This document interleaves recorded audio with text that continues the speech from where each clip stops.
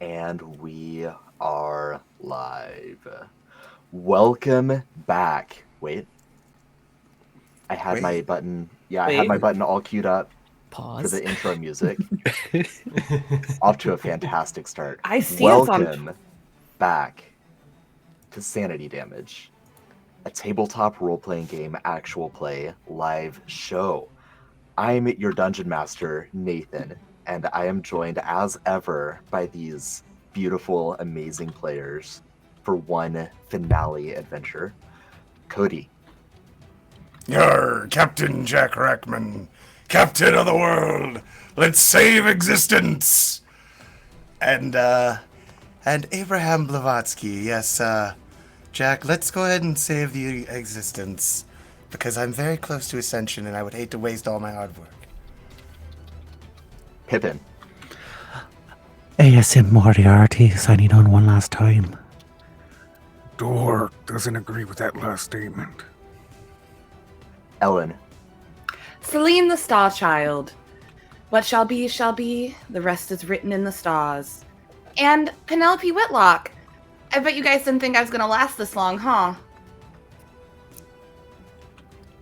Maggie, Nimmerly LeBeau, or Nim for short. To be honest, I'm just excited to be here out on the sea. I've wished I could be part of this world.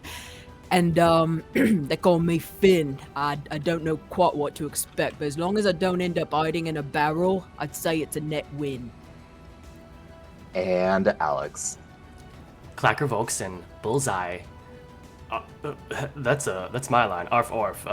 Hey there, how you doing? How's the weather, I guess? Join us for the finale of this campaign, To Whom the Sea Belongs. I will say at the top of this whole stream, this could go as long as 12 hours. It could go shorter. It could go very short if things go very badly. Wow. But it's going to be about a 12-hour stream. I just want to say one final time, this podcast, Sanity Damage, is dedicated to Brandon, who we hold in loving memory, a good friend of mine and Alex's, who passed far too early. So Sanity Damage is dedicated to Brandon.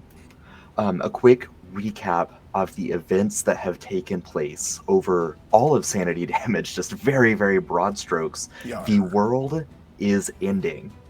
Everything is Says just... Everything is just a dream. Azathoth's dream. If Azathoth awakens, the dream immediately ceases to exist. The Mind Flayers, the collective, are trying to awaken Cthulhu, their champion.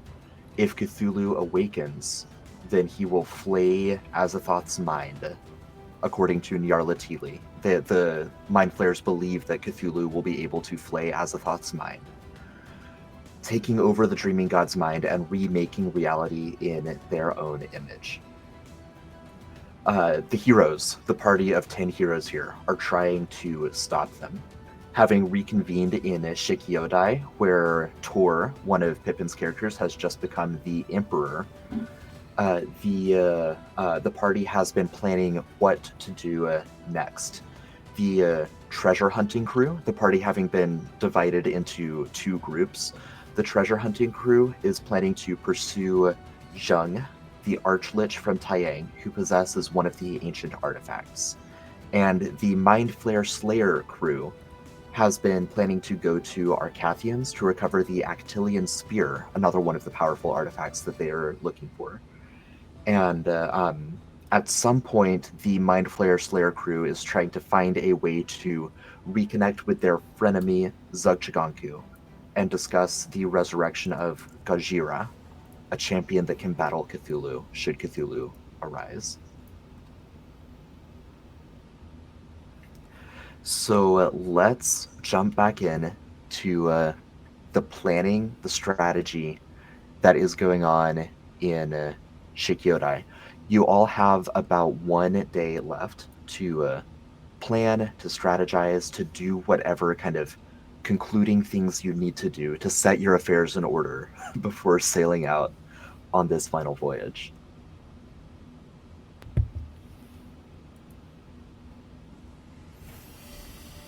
Yarr. It's good to be hitting the seas again. I'm ready to stretch me sea legs. Yar.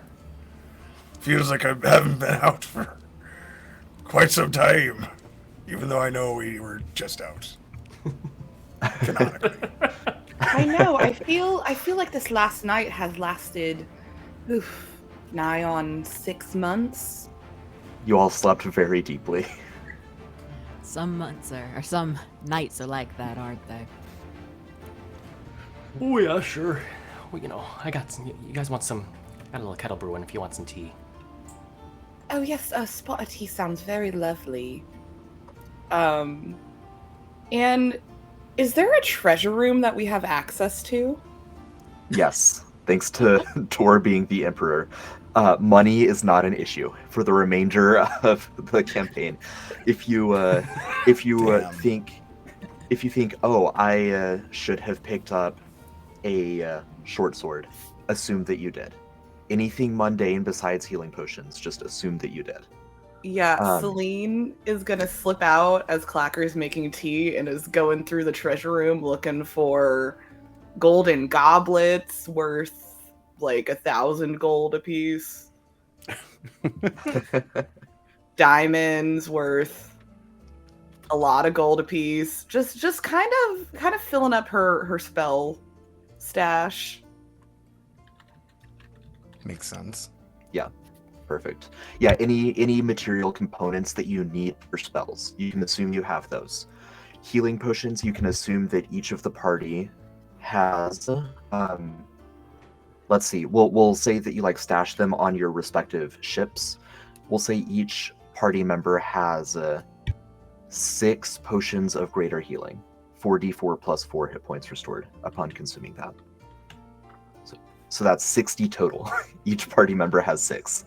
You can obviously hand them off if you need to, but just make note of that. So we know that Zheng has been setting sail. He's somewhere around where I'm pinging on the map, in an airship up in the sky.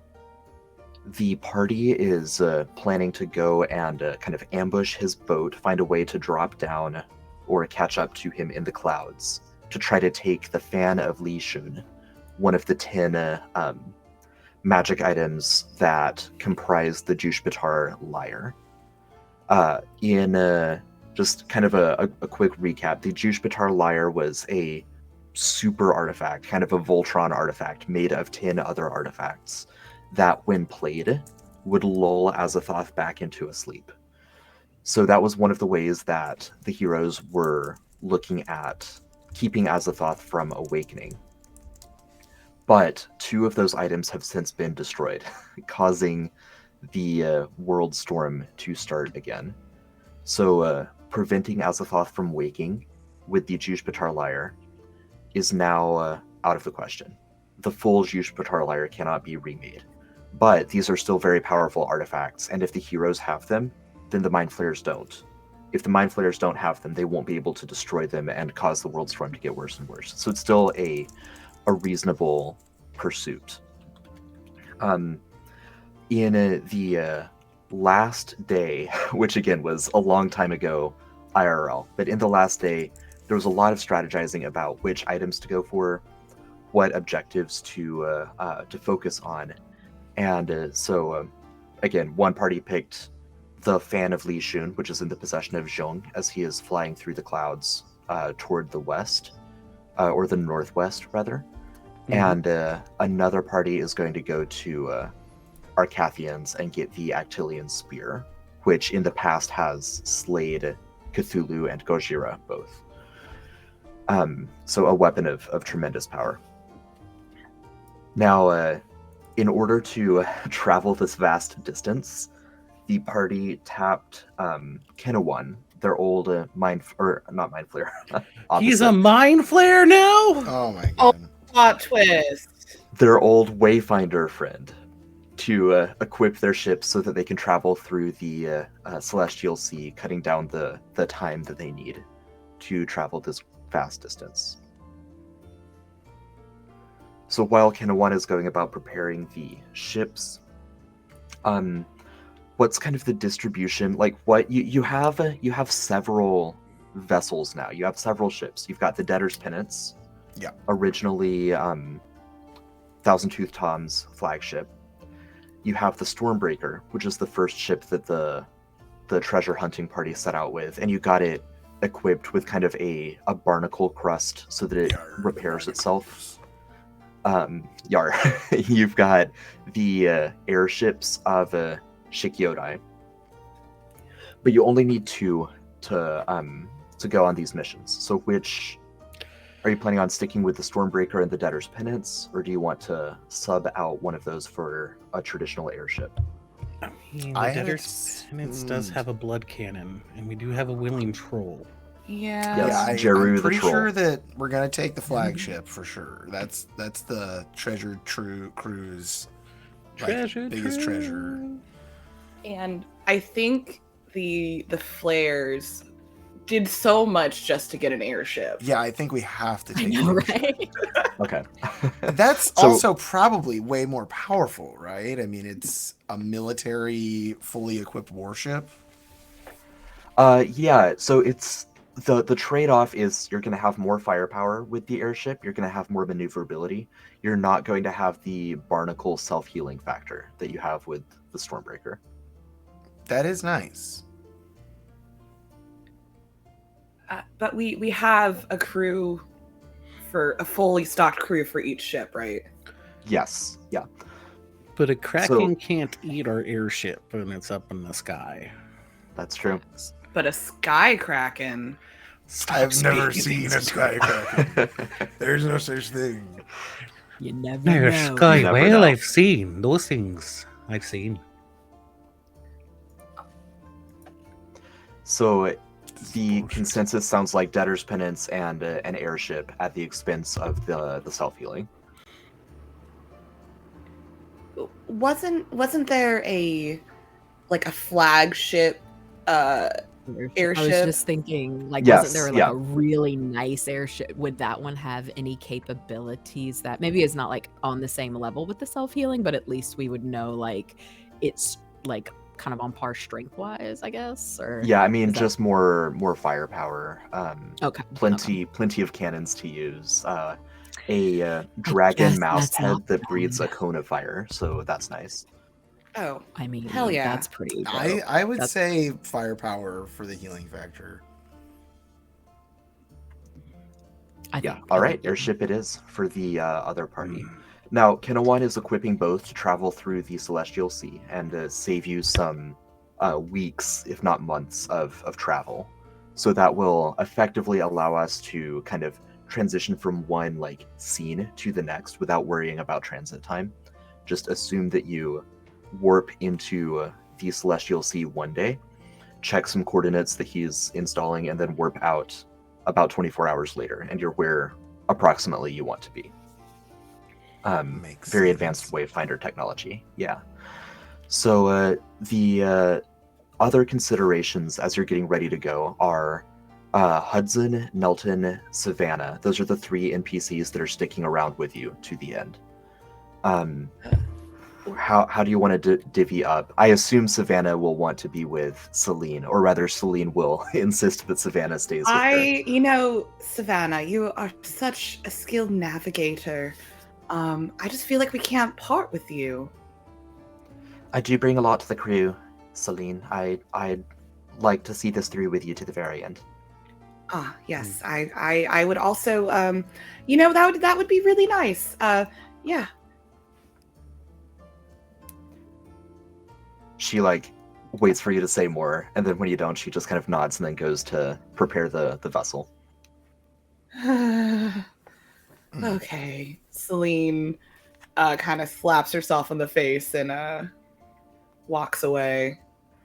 Better luck next time, Celine. Nelton waves at you. Do you want me to hang out with you too, or are you gonna try to cold shoulder me? Nelton, what would give you the impression that I would ever cold shoulder you? Well, experience would give me that impression. That is true. I'm not the best with the the people and the talking, and but you are a very brave lad, and you've done so much for us. I would hate to not see this through with you either. Well, Milton, you could always come with us if you don't want to come with them. Sounds like a plan. I mean, I'll go wherever I'm needed, but I do also intend to prove my heroism to the bitter end. So, I mean, sounds like the split up is treasure teams getting all the NPCs, though. What about Nagish?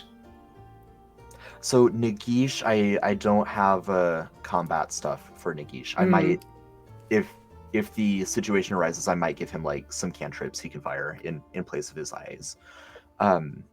But so the treasure crew, I mean, Celine is on the Mind Flayer crew, right? Not the treasure crew, or do I have Celine is with the treasure crew. Penny is with the other crew. Got it. Okay. So, and Hudson would stay with the treasure crew as well? I would imagine. It would be kind of weird if he swapped. Yeah, it would be a little Sorry, bit weird if he guys, just I'm suddenly. gonna go ahead and hang out with these guys. This little seal guy, he likes to drink quite a bit. Yar, I mean, I'll go where I'm needed, but it would be nice to see this through with the people who started this adventure with me. Yeah. Moriarty, Clacker, Jack. Penny's gonna lean over to like Arf and Tor and be like, who's that guy? Do we know him? I'm not really sure, but, you know, anyone that wants to drink with me, I'll always drink with them, but I think he should be with his friends. But Nelton, you know, we used to be friends and we fought side by side before. If you wanna, you know, go on an airship with us. I suppose that does only seem fair. Yeah, keep the party a little bit more balanced. I guess I can do that. Very well. Nelton will transition over to the Is this really about being fair? I mean, you guys have a fully stocked ship with guys from the military. I think we could use Nelton. Yeah, did I see a blood cannon? Did I see a troll blood cannon on that ship? Yar. Hello, guys. Jeru just in the back holds his hand up. It's okay. He agreed, right? I mean, I remember, didn't he? Yes, we gave him a tattoo, I believe. All right, tattoo for blood cannon. I mean, that's a my fair trade. regenerative properties healed the tattoo off of me, so that's not going to work. But you did say I was going to be the primary operator of the cannon, so I'm excited for that. Yar. Couldn't they just draw a tattoo on you with indelible ink? Well, I don't think that she had any special ink of that variety. Oh, it's a shame. It was such a nice artwork, but there'll be more tattoos to be had. Well, maybe. I don't know. My regeneration kind of does make that an issue, but I'll always try.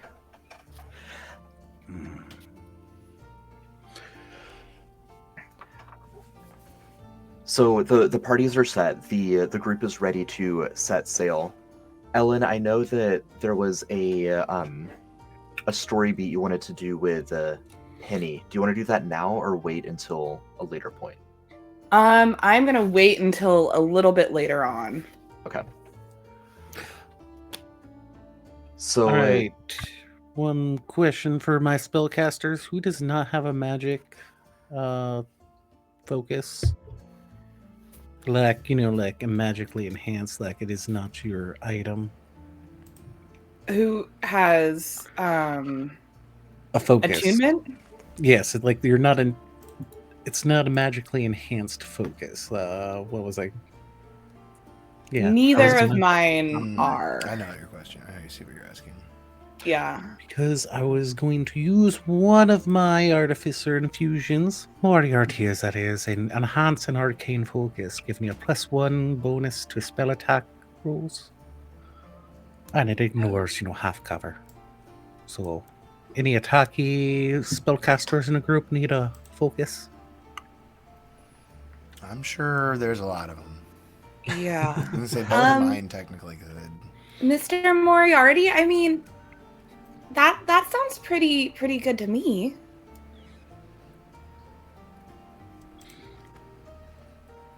Right, I'm gonna need to, take that your focus for Yeah. the evening.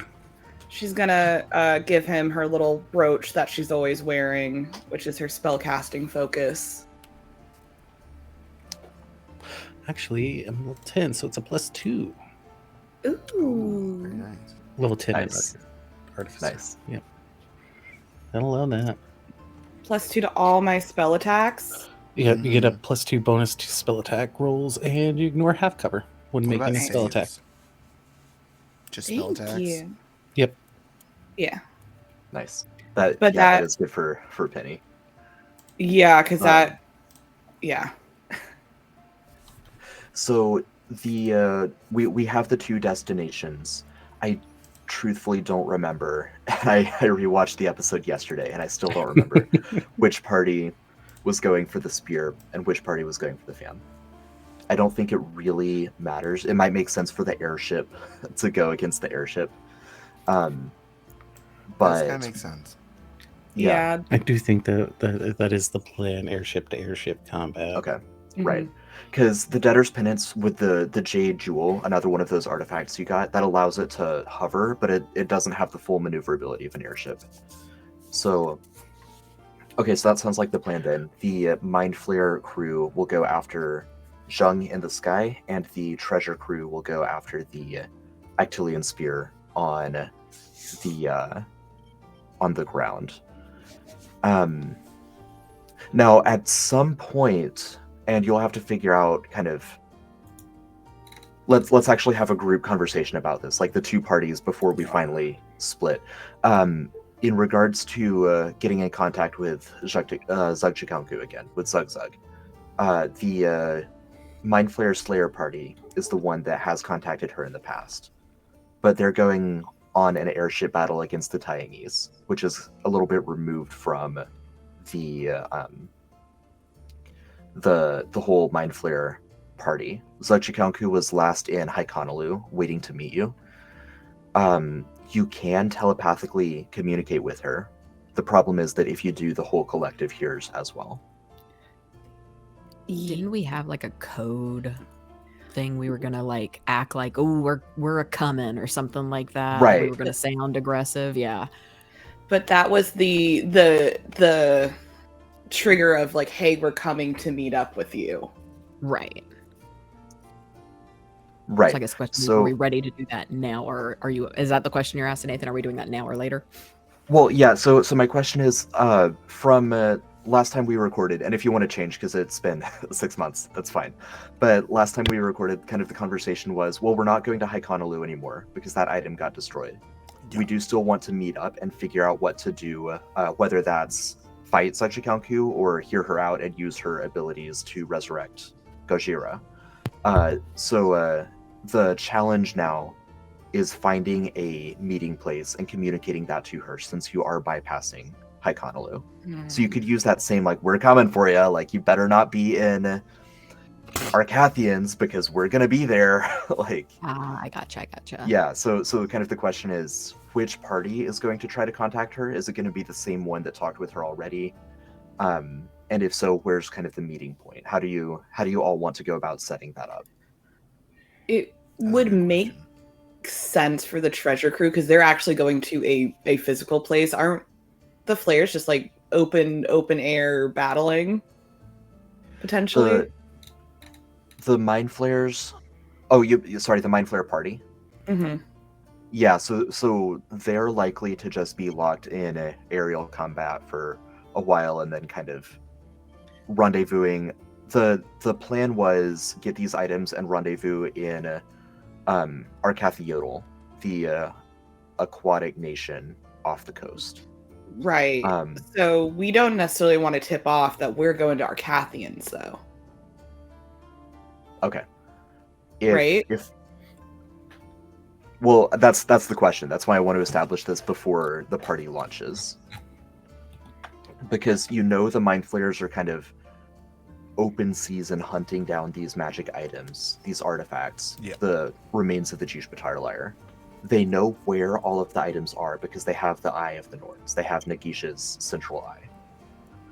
So they would be aware, as you are, that the Stone of Endless Sacrifice is somewhere in Blatzakiotl.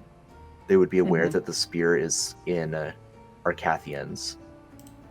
They would be aware that Thousand Tooth Tom possesses the apple from the gardens of Moksandai.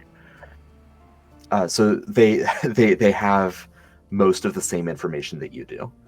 It's just a matter of like how and where you want to try to reconnect, or whether you want to try to reconnect with Zugzug. If we maybe I send Zugzagonku a message and say, hey, we're about to make landfall in where we're gonna meet up. Maybe that she'll understand that that's not where we're going. I don't know, guys. This is too complicated for me. It is a bit of a mind bender. Nelton is just like scratching his head. Yeah, I'm really not positive. It's a shame we couldn't set up some sort of false flag. Like, claim we were going one direction and really go the other.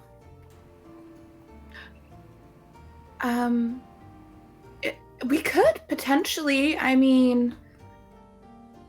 feed him the information that we're going after Thousand Tooth Tom. And then just not. And not.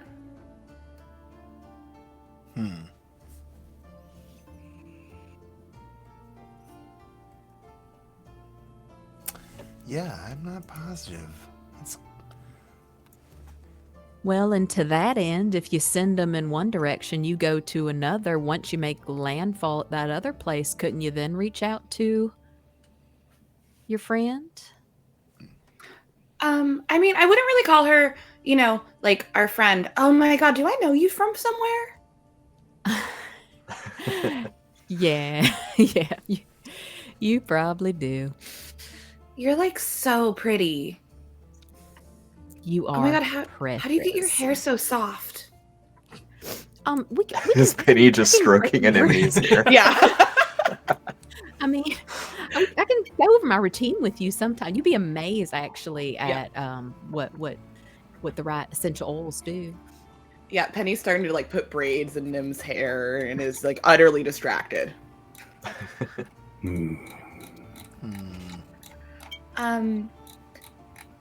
I think what the young lady was trying to say is that if we speak to Zugzagonku directly in open communication, then the entire collective knows our game plan. And they also know that she is potentially working alongside us.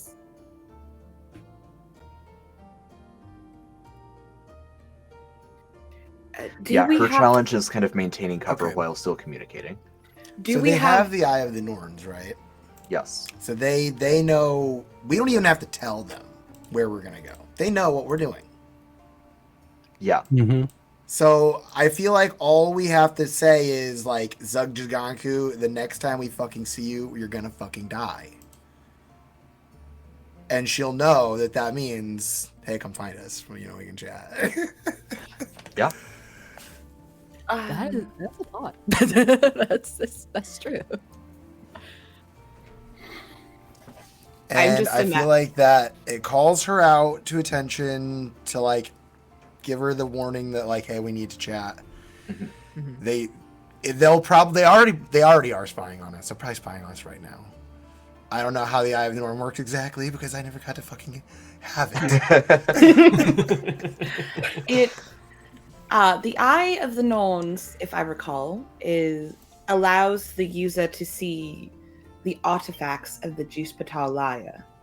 Not necessarily those who are hunting it. However, you are correct. I highly believe that we are being spied on. The question is, how do we not telegraph our moves? Kenawan, do you have any sort of ability that can aid us? I do actually. Yes, I've been working on installing this on your ships as well. There's Wayfinder rituals, ancient arts that I actually used in Pengerhow back in Cliffs Bay to make the Lion's Den inn and tavern kind of a safe zone where people couldn't scry on you. Now, as I've been preparing your ships, I know that you might need to communicate telepathically from time to time. So the challenge that you will all have is remembering when you can be heard, when your thoughts are broadcast to the mind flayers, and when your thoughts are not. So the aft castle, the cabin's quarters, or the captain's cabin rather, that space is unscryable. The Jushbatar Lyre artifacts are so powerful that the Eye of the Norns can still see them, but your thoughts will not be broadcast. So you can't hide your movements. Your movements through the galaxy, through the world, will still be traceable, just because of the power of the items that you have with you. That's but your how they're spying on us thoughts right now. We have like 3 of them in the Yes. room with us. Exactly. And right now, your thoughts are also being broadcast just because they are mind flayers. But while you're in the captain's cabin on either of your ships, the Debtor's Penance or the flagship of the airship fleet of Shikyodai, the Air Dragon, the SS Air Dragon, while you're in the captain's cabin, your thoughts will be your own. Your conversations will be your own.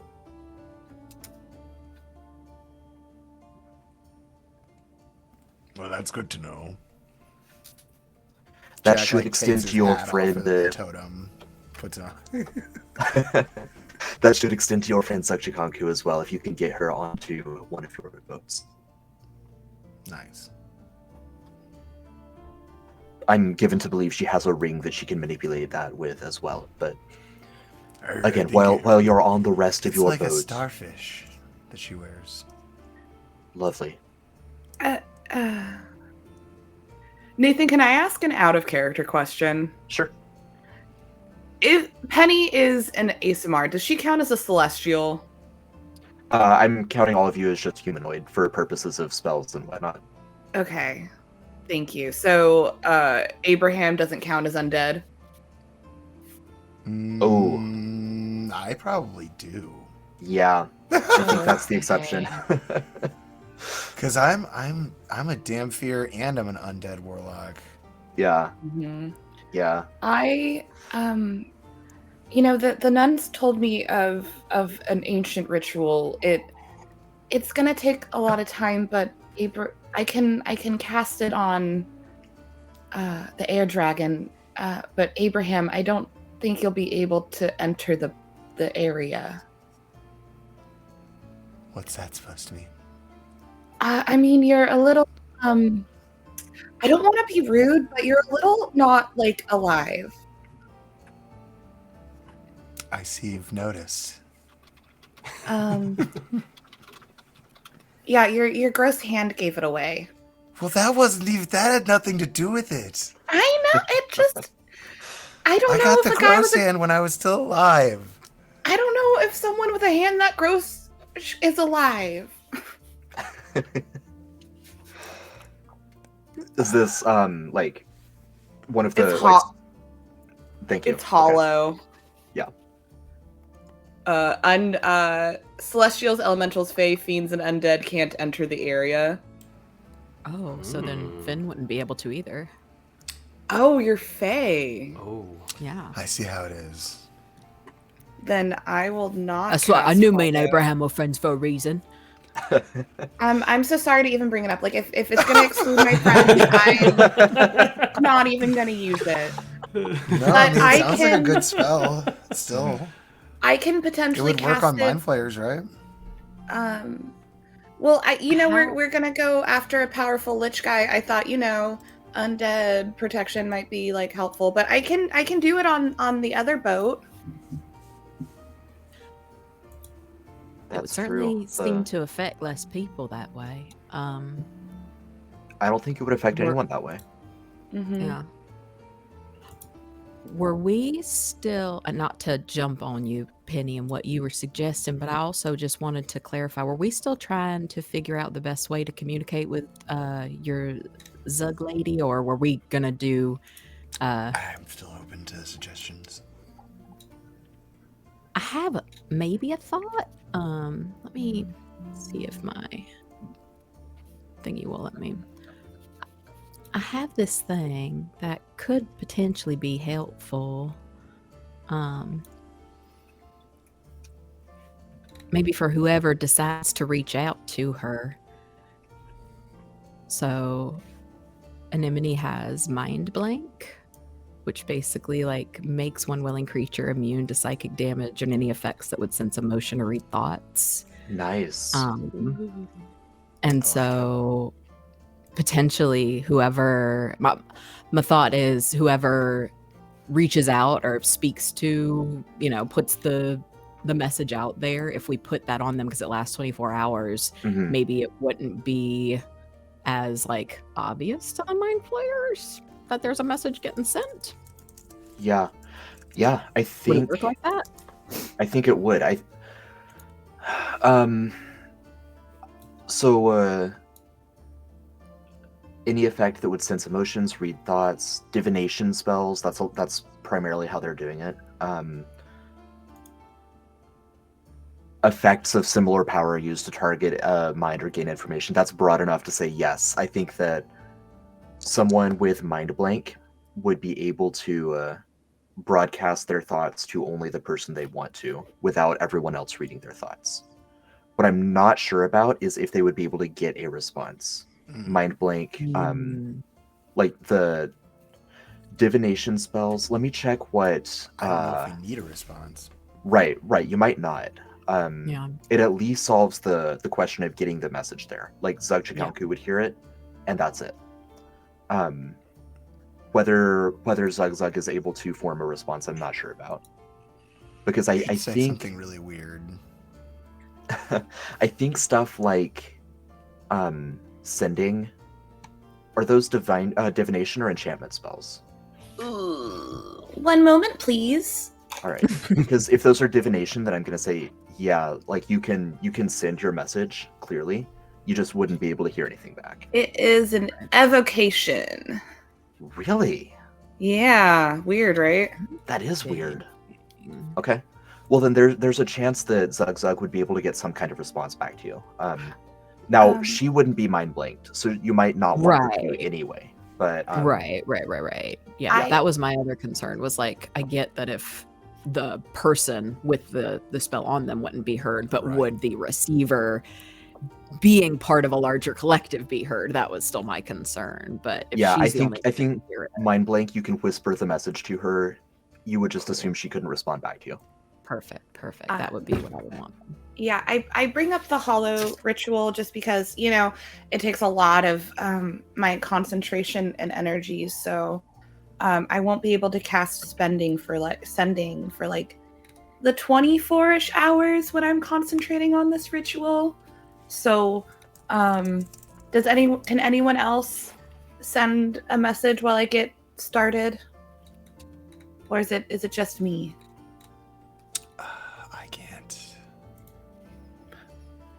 I can teleport via plants. 2 plants that wasn't the question. Plantsportation. I know. I mean, don't look at me. I can't do it either. Yeah, no, I think it might be just you. Yeah, I just punch. So Penny needs to be the one to reach out. Yeah. So I can't start hollow until we do this. Okay, yeah, I mean, it seems like over the course of the day of preparations, like Anemone casts Mind Blank on Penny. Penny sends the message. Penny then goes about casting Hollow, and then the next day everything is ready to go. Okay. So the debtor's penance is now hollowed ground. Yes. The debtor's penance is hollowed. Hold on, let me cast the spell. I mean, that's kind of badass. It is. Yeah. So we need to choose cleansing an all of the effect sins spell. that have taken place on the deck. What we need now is like a giant guillotine. so that we can sail up to ships and then chop them in half. You see what I'm saying? Uh-huh. Okay, Have you ever seen Waterworld? And it's like the pontoons. We get 2 Yes. ships with a pontoon and a giant guillotine in the middle. So And we're we gonna just make a fucking- giant catamaran. Okay, what do you guys think is going to be more beneficial? Energy protection, This is a good affected idea. creatures in the area have resistance to one type of damage of your choice, or energy vulnerability, affected creatures in the area have vulnerability to one damage type of your choice? Because, like, if Jack is using his lightning, I could say, like, oh, all, enemy types are extra vulnerable to lightning damage, for That example. is true, but what does Moriarty do? That's the real question. He does bludgeoning. I either do bludgeoning or slashing or piercing, whatever I really want to. It's Or- very What does mostly- Clacker do then? We could have Like a everyone has spread. resistance to, like, psychic damage. I would That allow would be sanity really as well, good. if you want to choose that. Oh. That would be should we do that? great. I would love that. Right? Okay, That's so pretty good. so for Man. a full 24 hours, Penny is just like on the center of the main deck of the Debtor's Penance, just like she has candles, she has incense, she's like chanting her to herself, she's like humming, she's like shaking back and forth. It's like a full 24 hours of her just casting this. Mhm. Damn. It's as intense as an exorcism, given all of the like evil that has gone on the Debtor's Penance. Mhm. It's a lot for Penny, but yeah, you make it through the day. Okay, so 2 effects. First, celestials, elementals, fae, fiends, and undead can't enter the area, nor can such creatures charm, frighten, possess creatures within it. Any creature charmed, frightened, or possessed by such a creature is no longer charmed, frightened, or possessed upon entering this area. You can exclude one or more types of these creatures from this effect. So I could have said Ooh. Hey, I feel like that's totally fair if you want to do that to your own ship. no. I want to do it to the other ship just because I think the sanity is going to be super, super helpful. Yeah, it's awesome narratively, and to clarify, real quick, because that may inform this decision too. Penny, when you send the message to Zugjigaku, you're because you're able to whisper whatever you want to her, are you effectively telling her to meet the other party in Arcathians? Or Yes. are you telling... Okay. I can So, actually do it really quickly. okay. Hey girl, long time no talk. Change of plans. Meet friends in Arcathians. Okay, thanks, love you, bye. Perfect. Yeah, and you get no response. She's canny enough not to cause any problems there. Mm-hmm.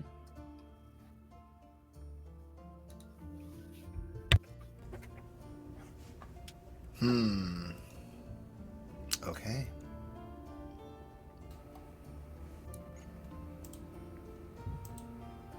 And yeah, so locking in the effects on the Debtor's Penance, resistance to sanity damage, Yes.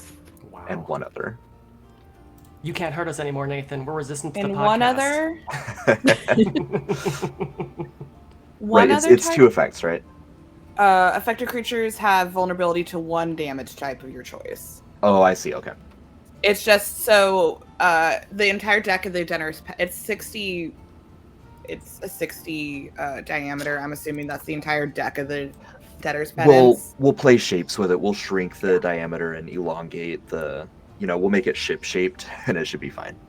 So celestials, elementals, fae, fiends, and undead can't enter, and they can't charm, frighten, possess creatures within that area. I love that. And any charm, yeah. So if someone is like charmed or frightened or possessed, So enters those the damn area. sirens can't get us again. Nice. I can finally take this cotton out of my ears. Mr. Moriarty, before we head out on our journeys, do we want to have a celebratory feast of sorts?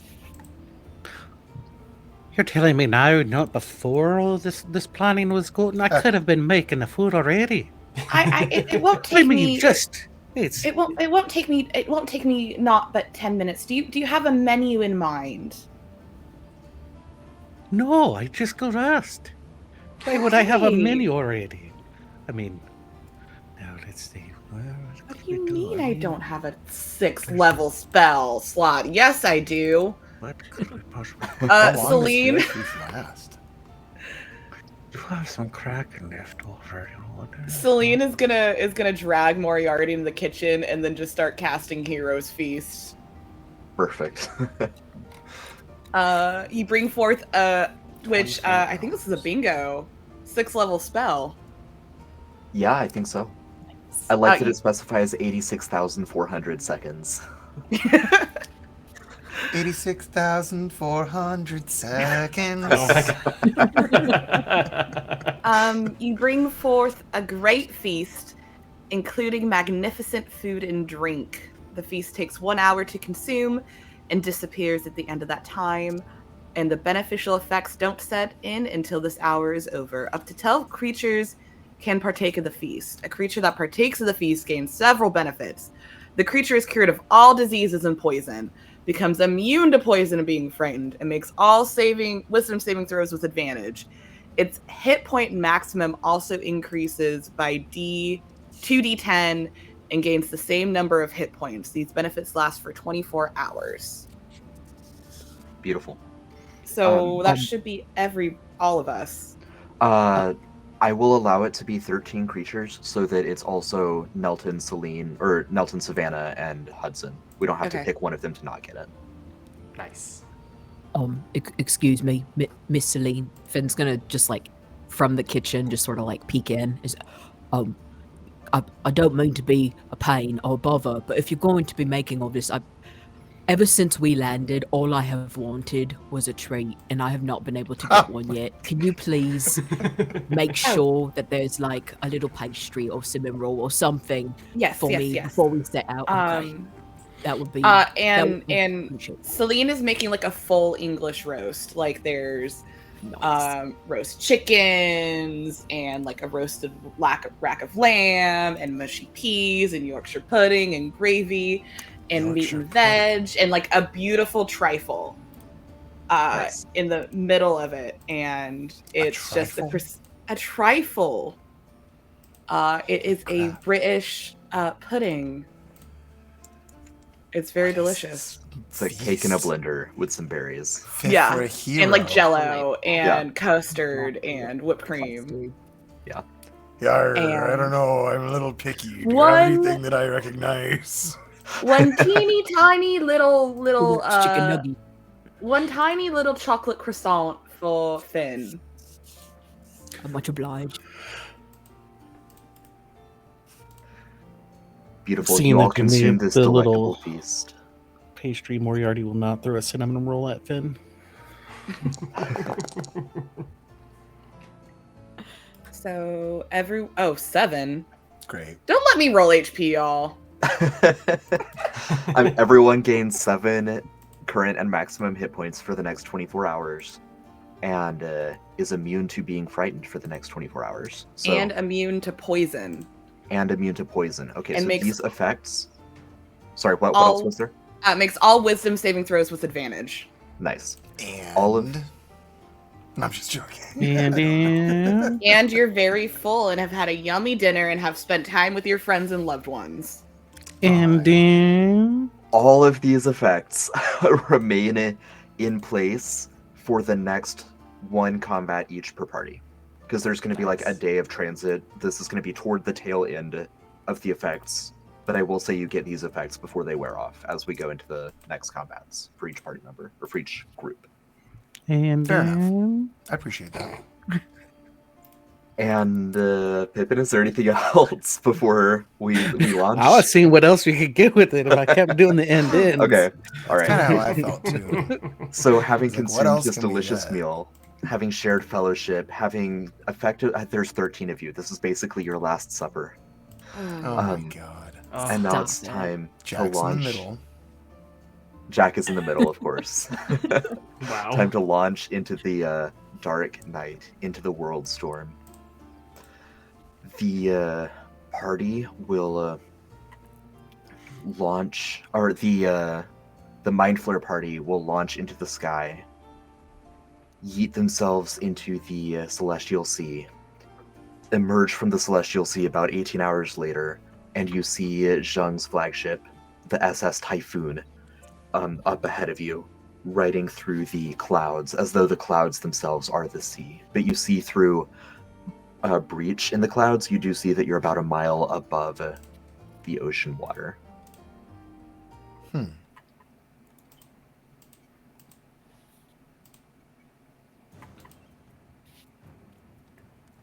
Give me just a moment to get your airship set up, and then we will jump in.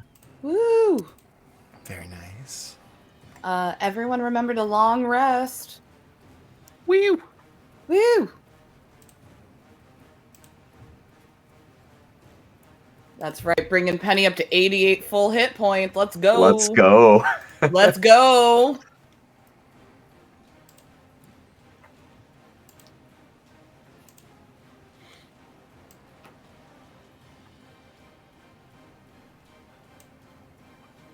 I have a question. Okay. I have this new ability called Arcane Eye. It says it has an unlimited range, but it only lasts for 1 hour. But because it's my Warlock thing, I can cast it at will. So does that mean that it can like travel for as far as it can go for 1 hour and then poof, it comes back to me? Or Yeah, that makes sense to me. okay. It says you have the ability to cast Arcane Eye at will. And then Arcane Eye says concentration up to 1 hour. Yeah. Yeah, so I would say like hour durations, as many times as you want. Fair enough. I mean, it's still pretty good. It's basically like the old thing I used to get from my imp, but now I don't have to use my pact ability on it. Gripnap, was that his name? Grip nip. Gripnip. And then grip I'll nip, show you a grab grip nip. nax.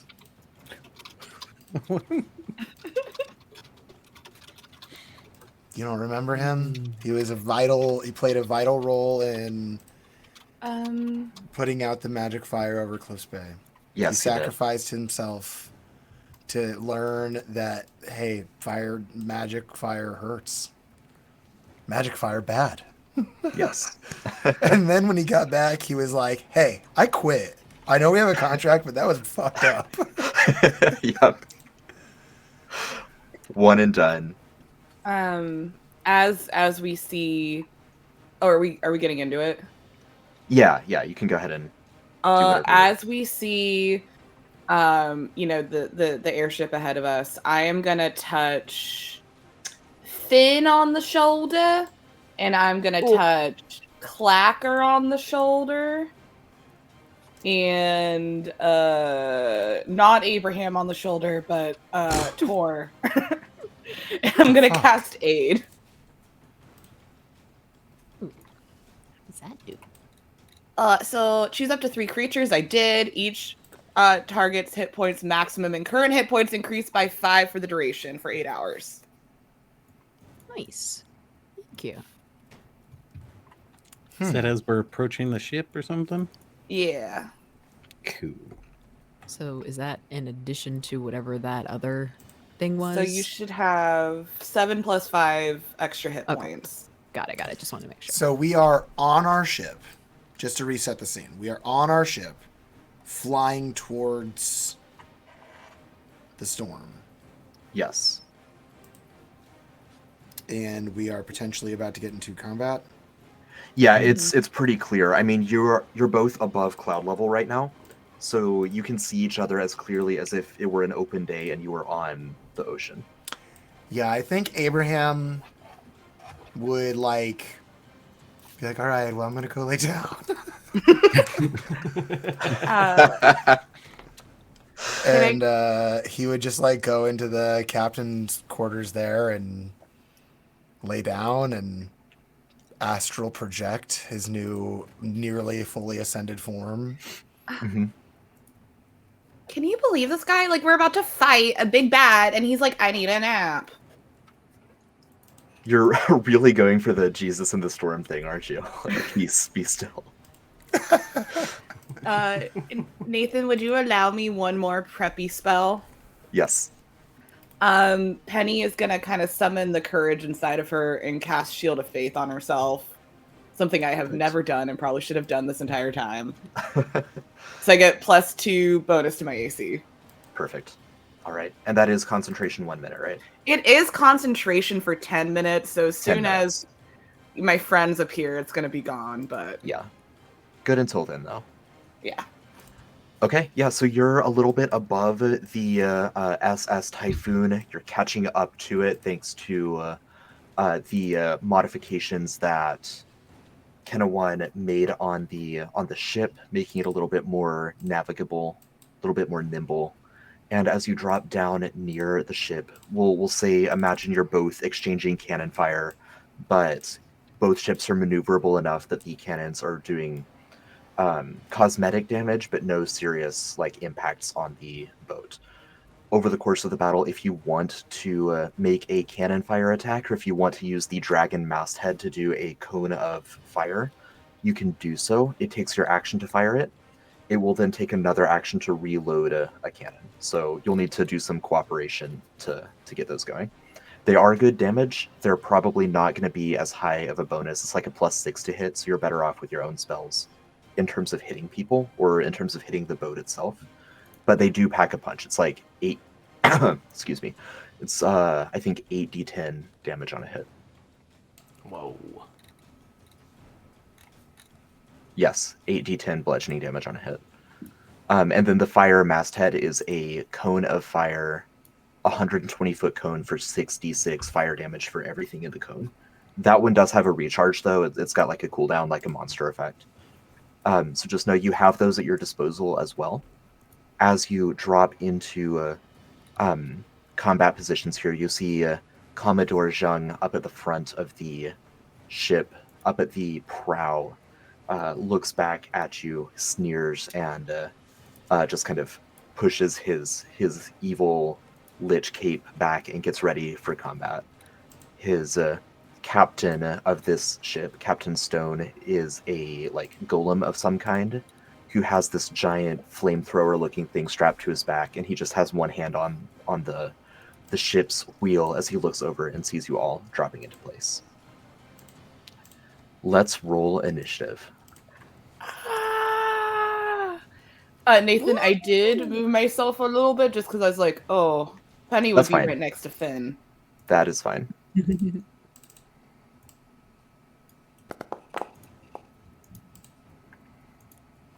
It has begun. Oh, and it's my Yes. favorite with No. advantage.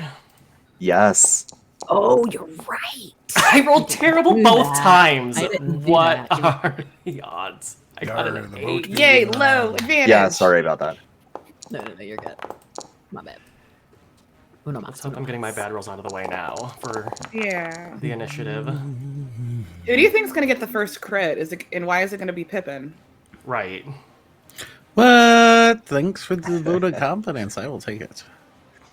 It's just Okay. statistically. It's not All letting me right. roll. Oh, he's Anyone ready to he jump has bad in? initiative too, at least. Let me click Oh, myself let's see and what we then do, I we do will it. roll it. Trying to frame this perfectly for the stream. There's a couple It's of okay. guys up in the front of that other ship that I can't quite get if we want to zoom in well enough. Oh, did it do it? No, that's dark. Hang on. We've got Clacker here instead of Arf. I thought Arf was a member Oh, of this crew. I rolled the Am wrong one. I forgot to Okay. do this. Get him out of here. I have it. Okay. I didn't know if that was you I or had both me, my Alex, sheets so up and I just hit the wrong one. Yeah. All right. Clacker is gone. Let's get Arf in here. There was a transporter malfunction and Clacker and Arf were Right. fused. Right. Did I roll it the same? Okay. Well, Arf, you will be leading us off. Right. No, no, I was not prepared for that. All right. Let's see. R for door. Oh boy. I don't know why I didn't give the other one. I have alert, so it's with I have so many new things I can do. Yeah. 7. I don't even know where I want to start. The strong ones keep. Oh. Arrows, bolts, and other armor. What about, you know what? But that could stop us.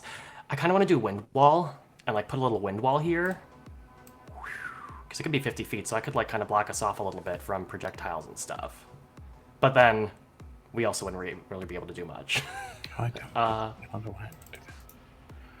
Crap. Nathan, this music.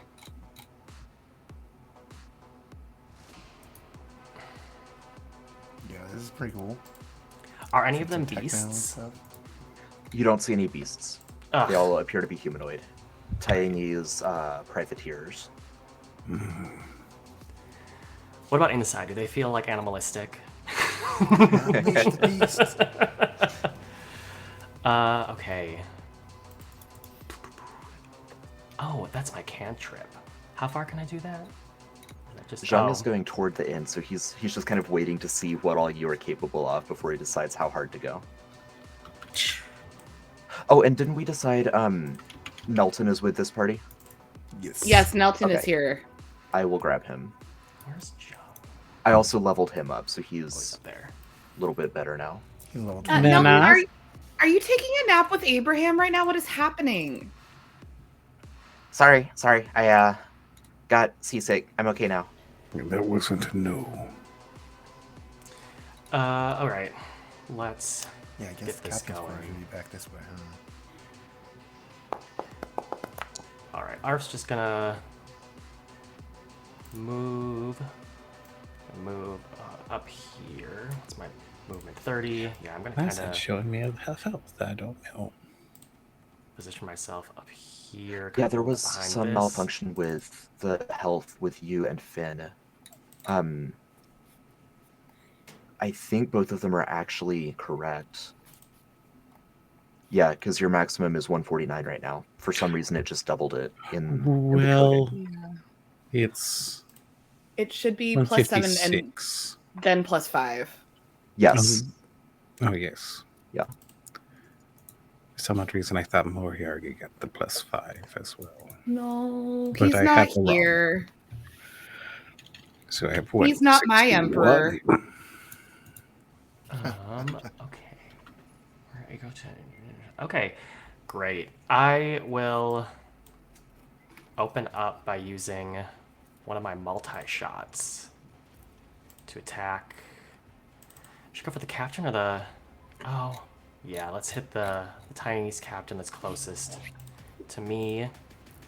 Okay. And I get to do this 5 times because it's equal to my proficiency bonus. Nice. I will make 5 attacks now.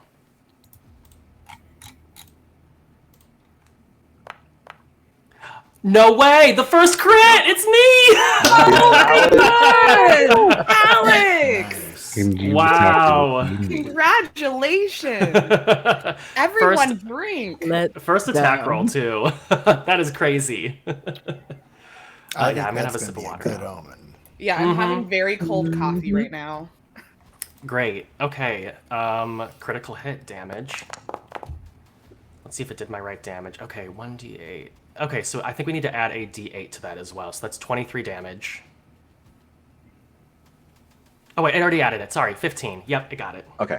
All right. 1d8 plus 3 15. plus 8. Yes. Yep. All right. Another attack. Oh, whoops. For a 20 to hit. Dirty 20. It sure does. Nice.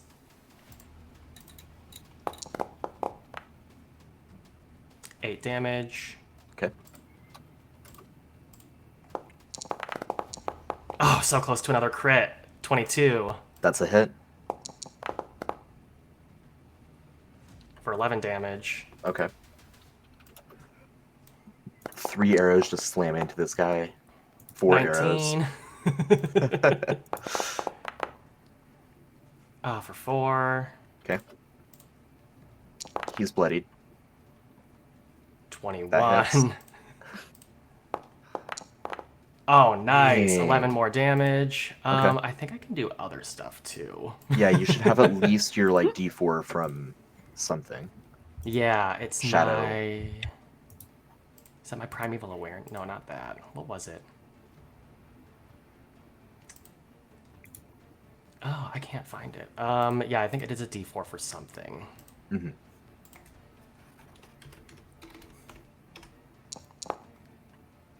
Three more damage. Oh, I should have Hunter's Marked. That's fine. Go ahead. Yeah, movement and bonus action if you've got anything. Because does that count as multi-shot? Somebody really mentioned as your attack action. I think I get 2 attacks. So that count as, because I get 2 attacks, that counts as one of my attack actions. If multi-shot just takes an action, then that's all you do. That's in place of your normal. Okay, cool. Yeah. Great. Bonus action. Yeah, I'll just kind of chill out for now, and I'll just like kind of whisper to myself, just like bullseye. Just 5 arrows just volley through the air. Yeah, volley through that captain. All right, that's gonna be Tor next, followed by one of the Tayangi's captains on ship.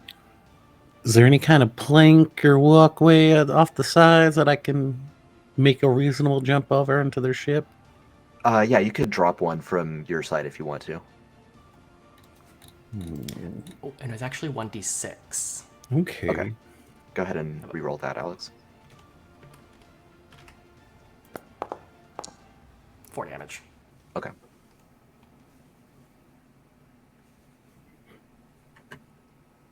Oh yeah, I'm gonna vanish because I can do that as a bonus action. So I'm gonna hide.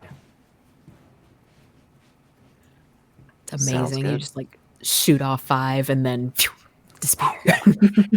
Yeah, I guess Yeah, like behind the pillar. I don't know what kind of action it would be. Either an action where like free item interaction, pull 11, it plops off to the side. Yeah, we'll call it an item interaction. All right, and then I move 5. That's 2. Damn. I forget how to do the clicky things. There we go. I can move there.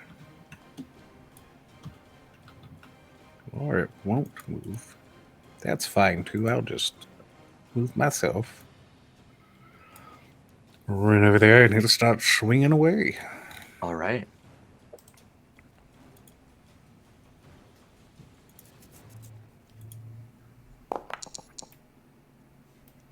$27 to hit. Yes. All right. Well, let's just roll that beautiful beaten footage. I love that saying. All right.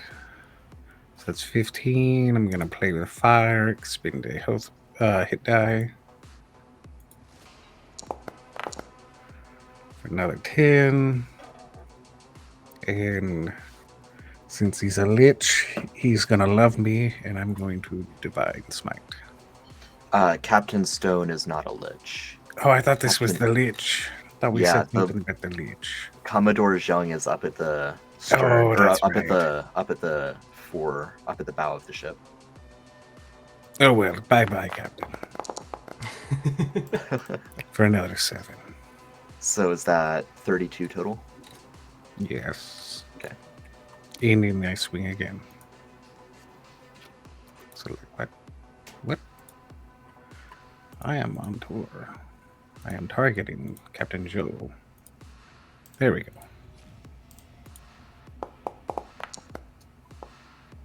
29.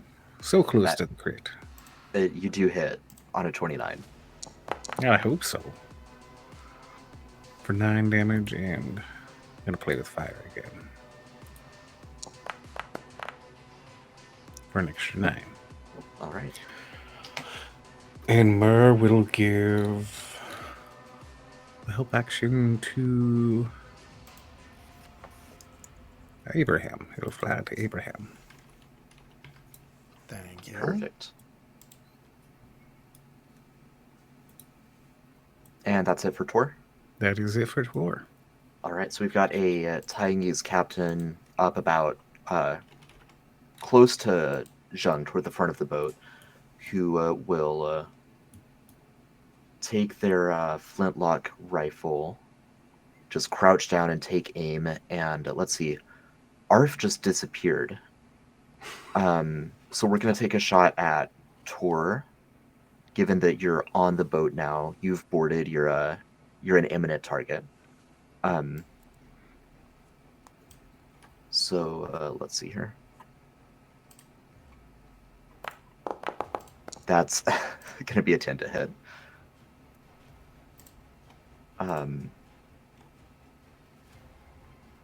That's not correct. And yeah, I guess it'll grab a dagger in hand, and it will just move a little bit closer up. Nelton is next, followed by Abraham. Nelton will rush after Tor to board and come around to try to help out with Captain Stone. He's going to throw a dagger.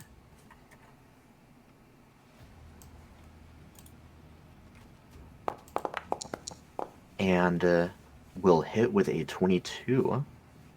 Good job, Nelton. He used to always miss, so I'm proud of him. He would. He's had the most growth this entire campaign. Oh, he doesn't have sneak attack right now, though, so just the 7 damage. Will. No, I thought the captain moved up to me.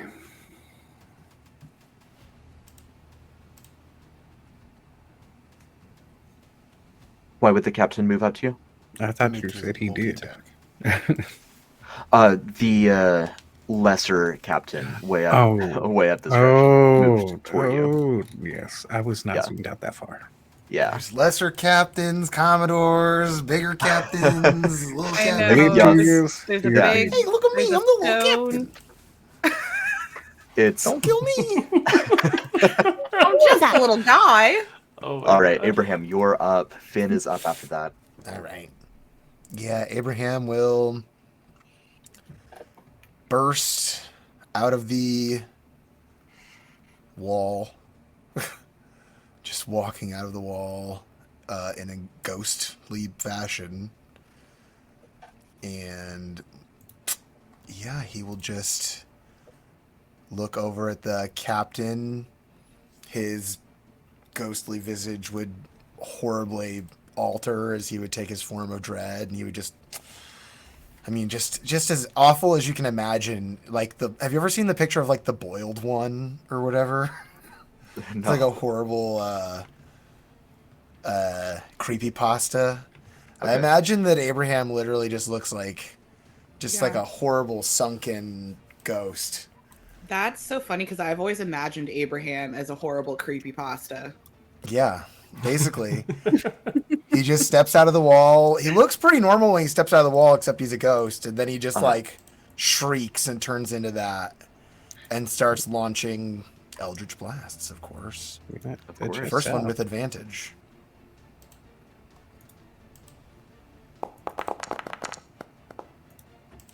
So 25. That'll hit him. For that, and then I'm gonna throw on my bonus damage. This is oops. This is necrotic. What in the hell?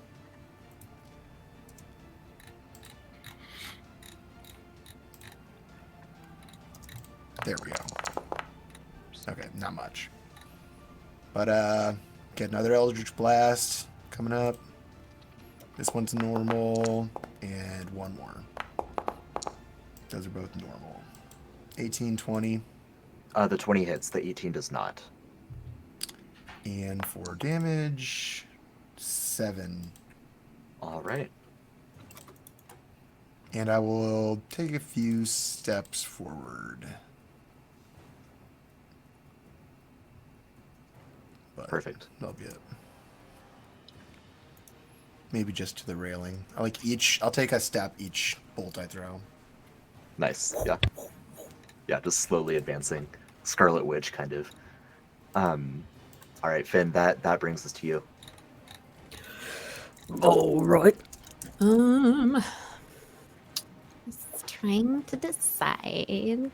So many things are happening so quickly. I think Finn would maybe like sneaky peek right around Tadea just to get a little bit closer, but not lose too much of her cover. And then remind me, Nathan, is this ship that the enemies are on, or is it also alive? Or is it just a ship? I mean, neither of the ships are alive. They Okay. both have But like they both have mechanical like benefits. Like the cannons can be fired and whatnot. okay. I just wanted to make sure. Yeah. All right, I think Finn is just going to start shooting at the captain from where she is. Mm-hmm. And then, yeah. So she gets 3 shots. Good. Precious. So, 15. Yeah, 15 is not going to do it. It just kind of pings off of him. Fine. What about 26? 26 will hit. Okay. Just, brushing off the cobwebs. 24 also hits. All right, sweet. So we're gonna get 2 damage rolls in there. Más. So 13 damage. All right. And then, that's what I think of that. I'm just gonna sort of continue to reload and prepare for the next potentiality. Perfect. The badly wounded Taengi's little captain, who has 5 arrows sprouting out from him like he's a porcupine, he is going to drop his musket, crawl over to the nearest cannon, and then start aiming it, and he's going to ready an action for when Arf appears in his vision. I'm gonna get you. Ruh-roh. I'm going to get you! Yeah.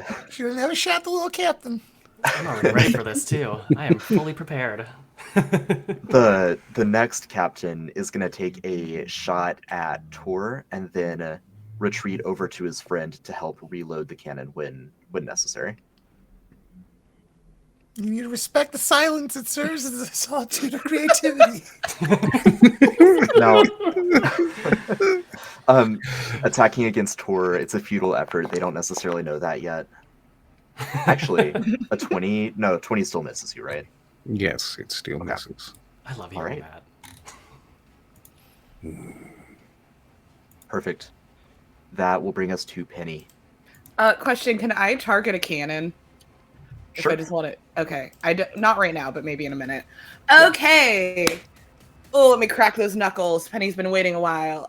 First things first, Penny is going to try defying gravity and is going to bamf her wings out.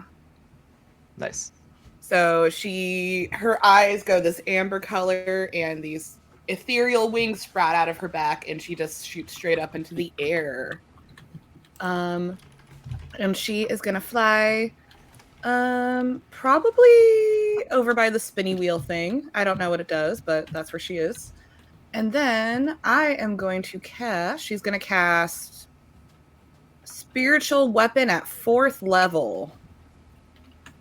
Perfect. Cast spell. Oop. Sorry, did not mean to open Raven. And it's going to go right. You see a giant golden flail hover right above that captain, and I am going to attack, but I also get +2 to this attack. I thought it was a ruler.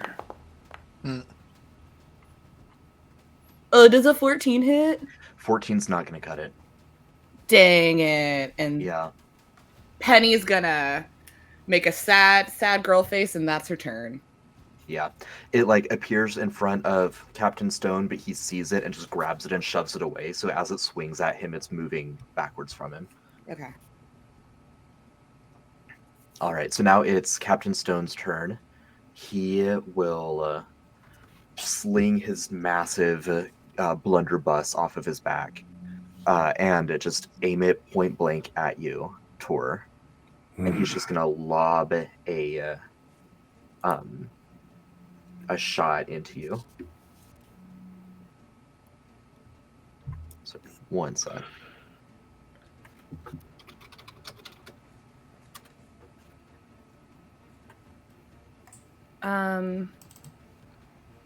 Hold on, you're not within 30 feet of. Dang it! I just had the same thought. I was just Yeah. measuring for the. You're like something 35 too. feet away from me. It's 45 from me. Yeah. Yeah. So how's a 27? 27 will hit. Okay. Then you're gonna take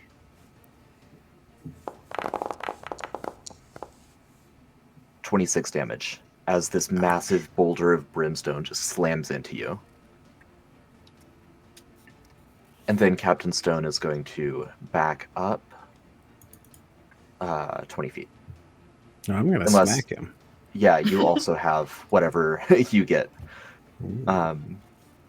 It's just opportunity attack, right? You don't also have the whole like polearm stuff that Moriarty does. No. Okay. Does spiritual weapon get an opportunity attack? I don't think so. Okay. I think it's just when creatures are when it's moving out of a creature's reach. But a 24 will hit. That will. Yeah, you get him on his way out. And I do get to play with a bunch of fun stuff. So let's roll that good damage.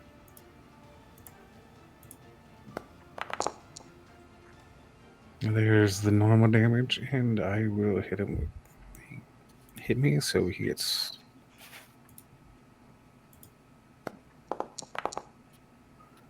an extra 7. So 20 damage. So 20 total? Okay. He is bloodied. I've realized what I did forget to do on my first turn.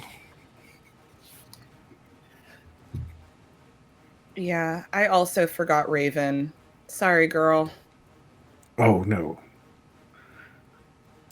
That's not it.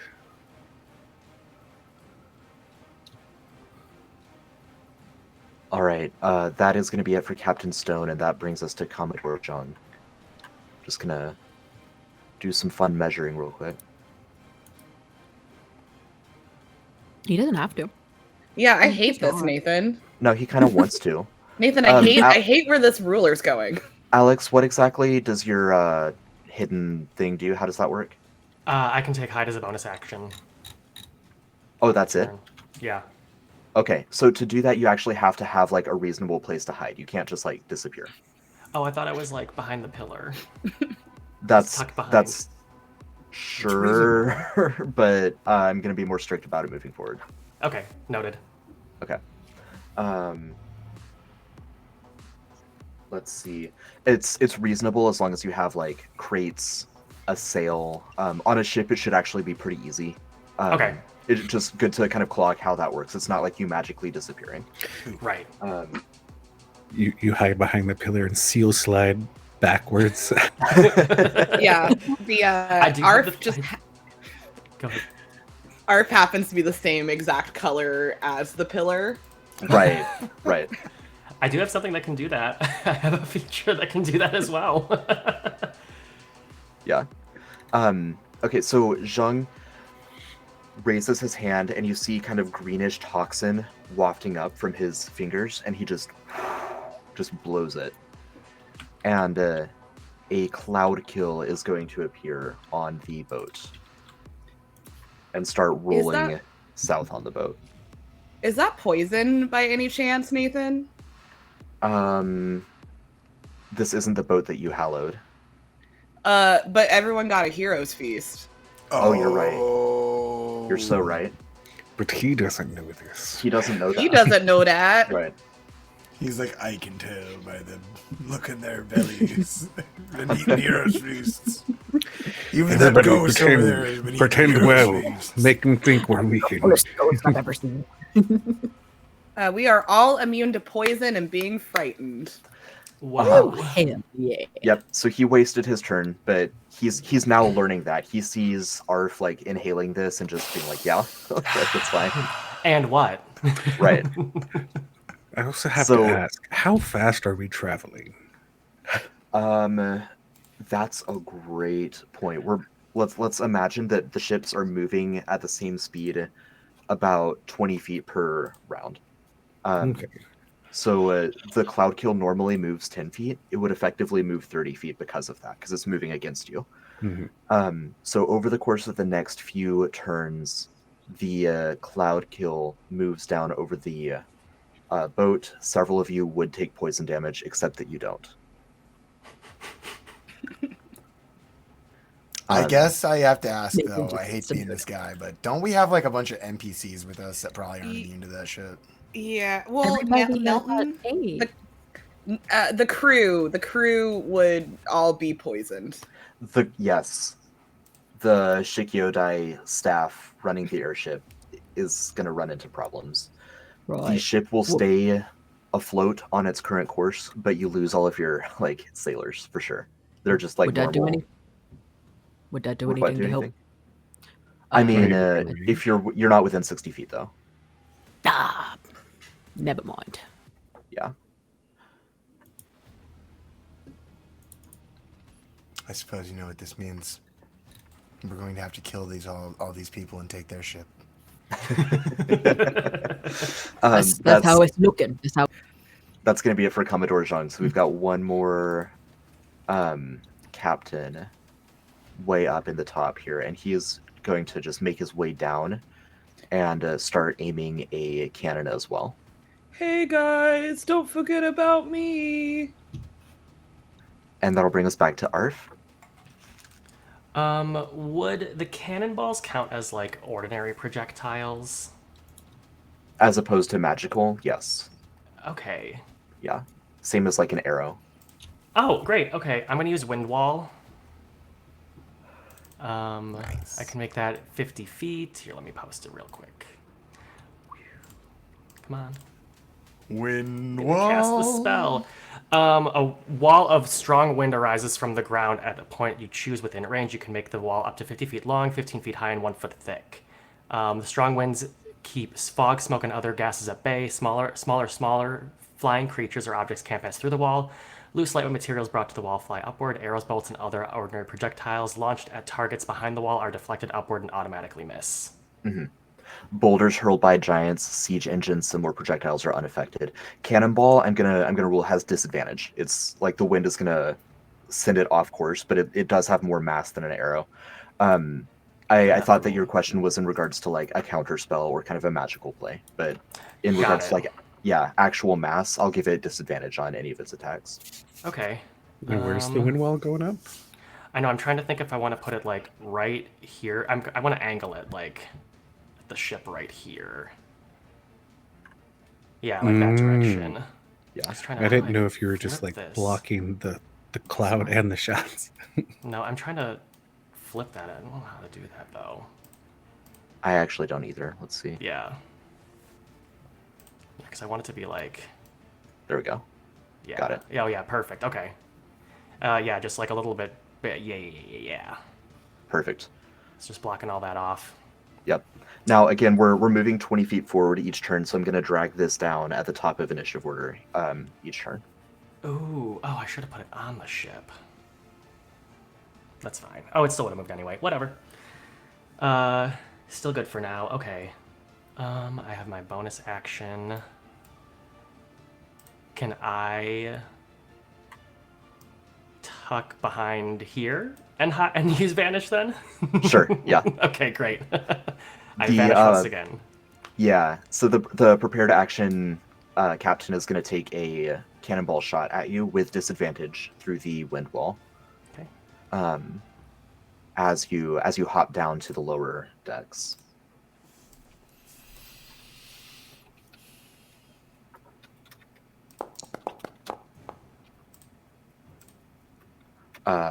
So with disadvantage, 17.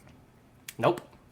All right, nice. Yeah, it floats just over you as you scurry down. Perfect, and that'll bring us back to Tor. All right. Well, get back here. Get over here. And Tor is just going to begin swinging away. Oh, wait. First, a move. And then he summons his tentacle as a bonus action, because that's what I forgot.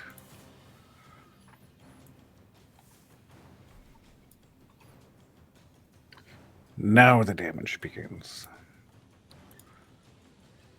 Oh, now I have to reselect Tor.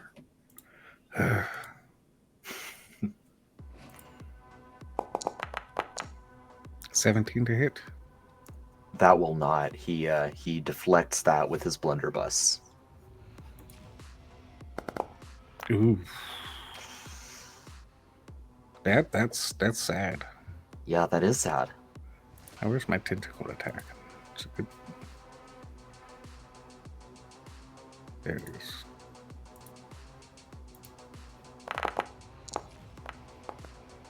All right. There you go. 23 to hit. 23, yes, that 23 connects. All right, for 2, and then Anchored Revenge for an extra 2 damage. So 4 damage. All right. Sad damage turn for Tor. Yeah.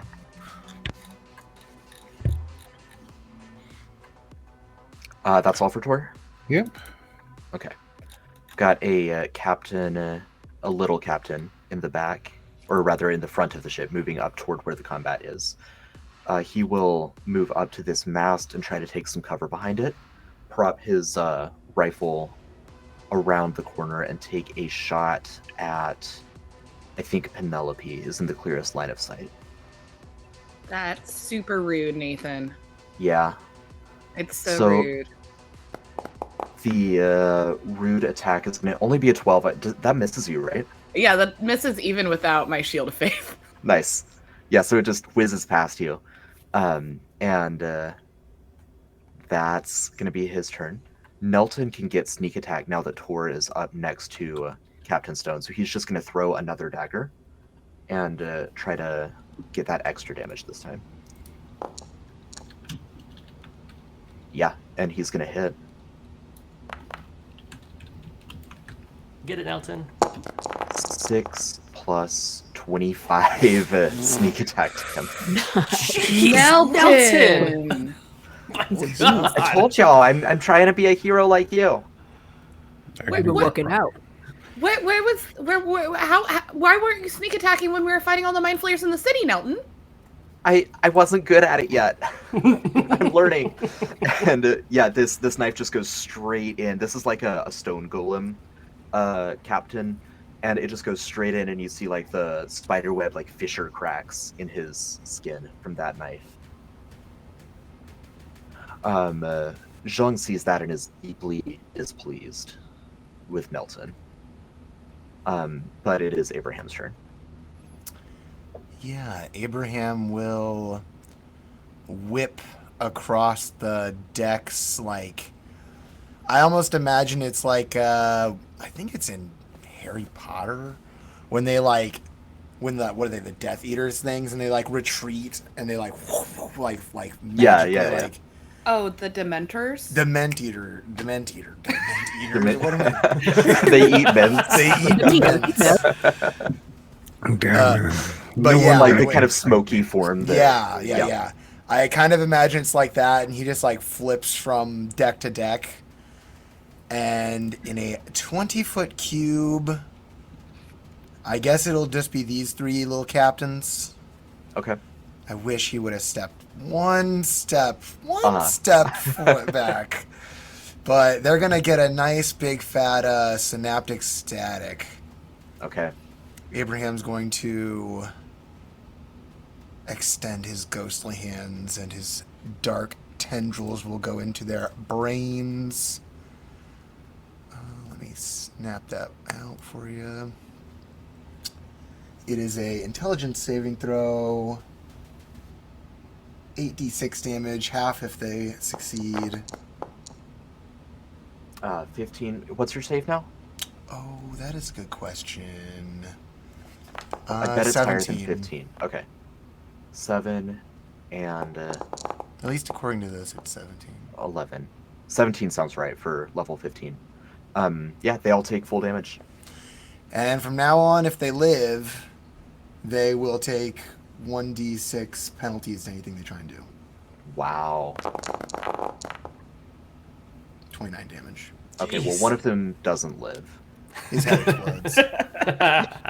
That's canon, right? It's like in the text, his head actually explodes. No, I don't think. I don't know if it says that. There's a 9th level psychic spell that does that. It's like if this kills someone, their head explodes. It does say you choose a point within range and cause psychic energy to explode there. That's what it says. We'll say his head explodes. The other two are alive. They're not quite bloodied. They hadn't taken any damage yet. Oh, they're very yeah, bloody. they're Their friend's head just exploded. Yes. They will continue their own attacks apace, but they'll take a 1d6 penalty. They can attempt to fix that by making an intelligence save at the end of each of their turns. Okay. Until then, they'll be dement-eated. Okay. Finn, you are up. All right. So Finn, seeing her dear buddy Tor getting hit and all sorts of stuff, is going to. Yeah, she's gonna fly. He can fly. Over toward their boat and just kind of hover, like right there. Okay. And then. Make sure of it. Yeah. And then. Hey, Tor. Won't get big. Massive grin just goes across his face. Yes. And she's gonna make Tor enlarged for the next minute. Ooh. Which I know gives him, he deals an extra d4 damage, and I can't remember if it like. Advantage on strength saves and throws. Yeah. The weapon's target also grows to match their new size, which I always think is fun. Yeah, so he gets to be a bit bigger, and she's just gonna like hover now on that side of the boat and continue to fly in that little spot. You'll just let me know what you need. Perfect. That's her whole turn, right?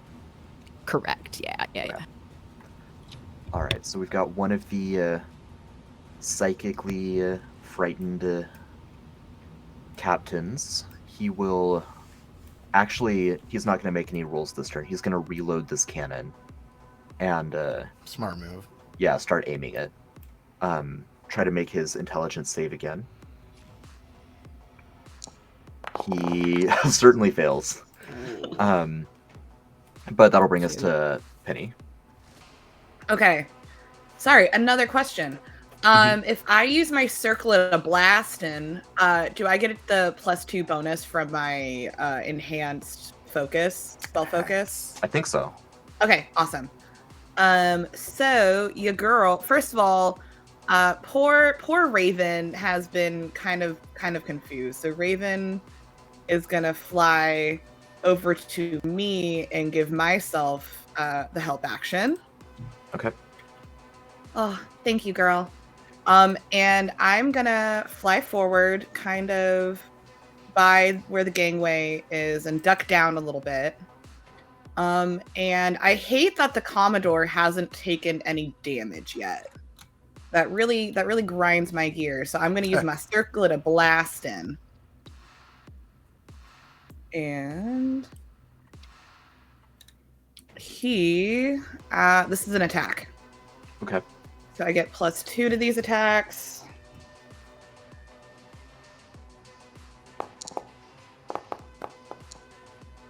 Nah. 19? Does a 19 hit? 19 hits. Awesome. Okay. He's gonna get plus 15 damage to this from my wings.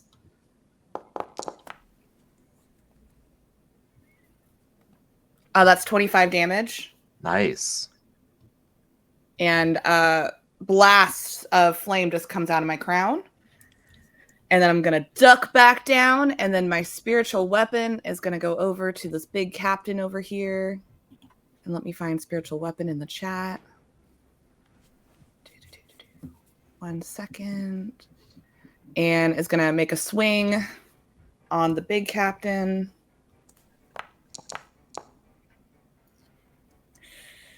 Does a 20 hit? It does. Okay, let me get my damage. I do not get the plus 15, unfortunately, but that's fine.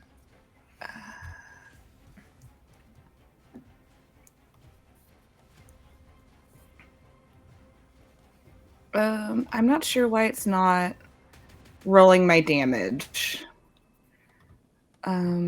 Should just be 1d8 plus 5, I think. Yeah. No, it's 2d8 plus I did upcast it. Oh, that's right. That's right. Okay. 2d8 plus 5.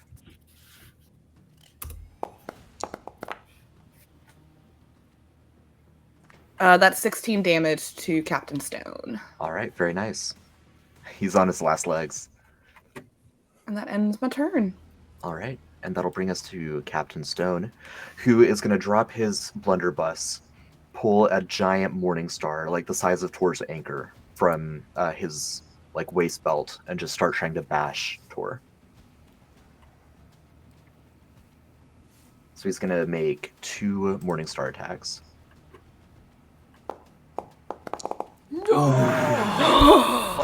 Fuck.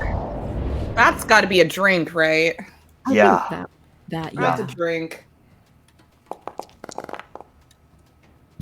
45 damage. You good, buddy? That'll be fine. Glad you're bigger. I see all of our hot things hovering over Tor. Just That was me being like, do I heal Tor or do I go after the big bad? Yeah, and remember, due to some kind of like glitch we're having, Tor's maximum health is at his halfway point. So if you look closely, there's like a purple bar that's on the right half. I'm not sure what that is, but it's not his health. That is not his health. That is Mine a is weird doing disease that he too. picked I up don't in know Shikyoda. why. It is the weird disease that he picked up in Shikyodai, right? So he's not bloodied yet. He's hurt, Okay. but yeah, Okay. he's not. It's not like he's down to a quarter of his health. It's like he's approaching half awesome. of his health. But I'm immune to diseases. Right. That's why Yeah, it's not I'm not doing sure. anything. Right, Real Finn big. has the same thing. So if you look at Finn's, she's at half right now. That's actually she's at whole, and there's something weird going on with the coding. Got it. Tor and I went drinking last night in a way we maybe Right. shouldn't have, but here we are. Second morning star attack, that's only going to be a 14, so that second one should miss. Yep. Okay. It should. Shouldn't. And Commodore Zheng will snap his fingers, and he will dimension door down into the Coward. fun. Coward. Oh, I He's thought he was bringing the going fight away. to you. I thought he was No. going away. Coward. He's No, ready not a to- coward. Take some names. That's his action. What can he do for a bonus? I don't think much. No, I think he'll just do that, but now he's in range for all of his legendary actions to start working, so that's good. He sure is. And this final captain, having aimed his cannon, will now fire it at Finn. Oh, okay. Mm-hmm. Yeah. Hold on, Finn, where are you, girl? I'm on the Make boat. that a disadvantage, Nathan. Okay. Is the wind wall still blocking too? Wind wall is still blocking. Okay, it's already going to be disadvantage, so you can save your. Okay, never mind. I won't use my Yeah. warding flare then. I see you, Yeah, warding Dogo. flare. I see you. So with disadvantage, it's a 16, Finn. Oh, 16 just hits. Okay. Finn's Ready for this? like on their ship. Yeah. I know. Yeah, he like Technically, swung I'm it, so he's hovering firing it above. down like on the ship. Yeah, He's I'm an like actual madman. flying just above. Yes, he is an actual madman. Whoa! Whoa, shit. 49 damage to Finn. Okay. Halved? Halved? Why would it be Why? halved? Because I asked the- nicely. Good try. Wait We're a back minute. to the top I of the feel initiative like order. there's something I'm missing. I think it doesn't come into play because you're not very close to this person. Yeah. Gotta be The within wind 30 wall feet, never mind. moves down. Finn, you said you were hovering, so do you want to be moved down a little bit, or do you want to like catch on to the cannon here and stay where you're at? She'll probably catch on to the cannon. What Okay. were you, what we're only 15 feet apart, Abraham. Is that too far? No, for what you gotta were be thinking? within 30 feet of old boy who shot you with a cannon, Ah, God. which is Yeah. about 80 feet from him. Right. I see. Oh, darker. Okay, so yeah, the ships move, the wind wall moves down. I'm gonna do a quick lair action for our boy Commodore Zhang.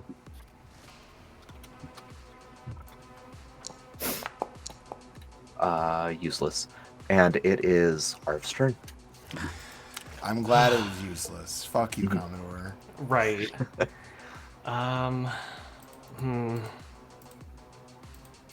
Should I try to give him disadvantage on a weapon attack, or try to make him unable to see further than 5 feet until the start of my next turn? The Commodore Zhang. I don't know. That's a good question. I know. It's oof. What are the options? Disadvantage. Trying to give him disadvantage on next weapon attack roll it makes before the end of its next turn, or unable to see anything further than 5 feet away until the start of my next turn. I mean, he is a caster. It is kind of rough for him. Ooh, probably do. Yeah, that's probably gonna be it. Or yeah, I'm gonna try to shoot him with one of my shadow arrows. Commodore Zhang. Darrow. Yes, Commodore Zhang. Got it. Where's my bow? All right. Ooh, and I'm gonna use a lucky if this doesn't work. Let's see. Dirty 20 to hit. Yeah. 20 hits. Okay, great. All right, shadow arrow. So 2d6 psychic damage. Oh, it also does my regular attack. And then 2d6 psychic. 10 psychic. And then we're going to do 1d6 for my other thing for more damage. Now it 22. needs to make a, yes, wisdom saving throw. And my DC, I increased it again, so it's actually 20. Okay. Now he's good at saves. I'm hopeful. Did you say DC Oh! 20? 20! He's going to use a legendary resistance and succeed. That's one though. That's It's one. okay. One. Burn them. Burn. Yep. Yep. Okay, that's fine. I'm gonna use my bonus action to then just boop, hide again. Okay. So the way this is going to work, Or- you're hiding. The topography of the boat means that the guys up toward the front end of the enemy ship can't see you now because you're like behind that wall. The people down at the bottom can. So Captain Stone can see you. Commodore Zhang can see you. What if I go 10 feet up here? Same thing, but I'll give you a little bit of No. cover for that banister. No, you don't want me to be next to you? I'm just. I just am trying not to be in a line with anyone, but it's impossible because like a line is 2 points.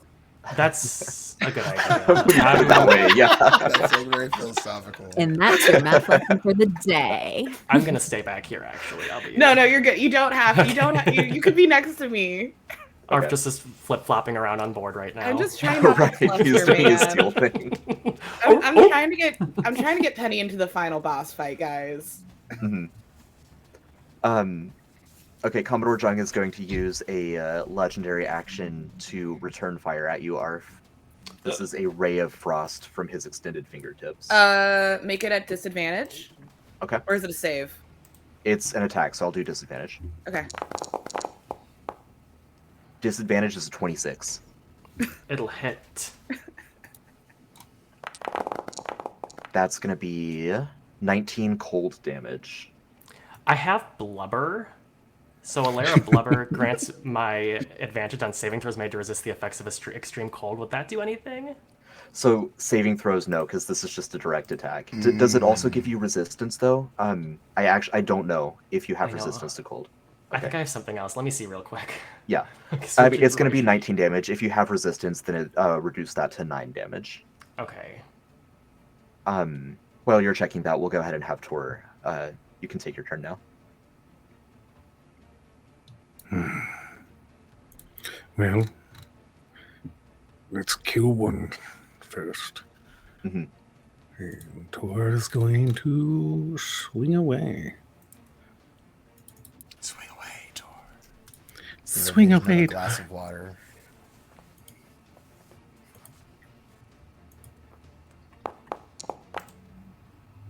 $20 to hit. It does. All right, let's roll that good damage this time. Starting off not so strong with that damage there, but he did hit me. So, make it a Don't forget to revenge. Throw that damage in there.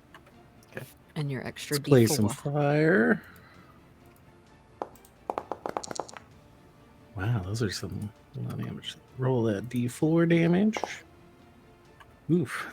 What are all the small numbers? You hit him, 14, and he's like, "Oh, that hurt. Oh, that hurt even more." And he just keeps like staggering back, but 23. he's still up at the end of that. And then let's tentacle smack him first.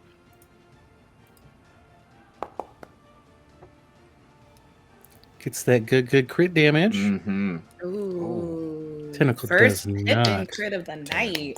Tentacle crit. Tentacle is not a weapon that's equipped, so he's not getting the big extra damage. And it rolled a 1. Yeah, but that's still 17. Damn. The tentacle just squeezes, and he just pops. The I need to rocks make a... crumble, drop to the surface of the ship, and Captain Stone is down. I'm Emperor Tor, and this is my vessel. Is the wind wall down? Windwall's gone. Okay. No. I still say what I said. Yes. And then Tor's gonna spin as he swings his anchor and smack it into Commodore Jung. Okay. And, oh, I can't do that this turn because I already did that, but it works out. 16 to hit. No, he sees it coming, and he like turns into a shadow for a second. It passes through him, and then he recorporates.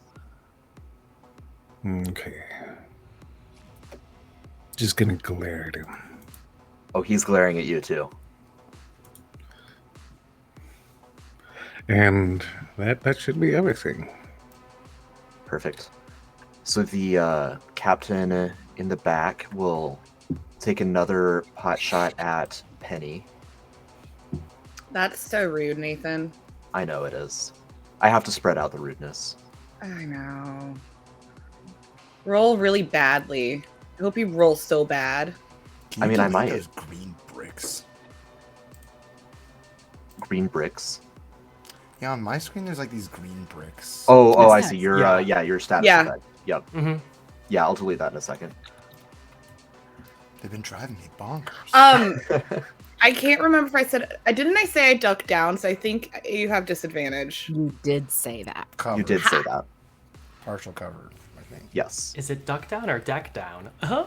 Oh, Partial Oh. coverage, just a bonus to your armor class, right? It's like +2, +3, +5. So yes, and I already have +2, so +2 bonus to AC and dexterity saving throws. okay, so now I have +4 to my But that's AC. half cover. Yeah, I'm only saying half cover, but I mean an 8 is gonna miss no matter what, Yeah. so it plinks off the side of the boat. That's his turn. Nelton will take a swipe at Commodore Zheng, picking up he's going to move over here and pick up the knife that he threw earlier so that he doesn't have to get too close. And make his attack. And he's going to hit him. He doesn't have Get him! he doesn't have the sneak attack on this one. But it's still a nice 9 damage. Hey, damage is damage. Damage is damage. Damage is Commodore damage. Zheng says, "Insolent swine," and he explodes with negative energy in response to that. Everyone who is within 20 feet of him. We're good, Penny. Oh, thank God. Yeah, everyone on his boat is going to need to make a Constitution saving throw.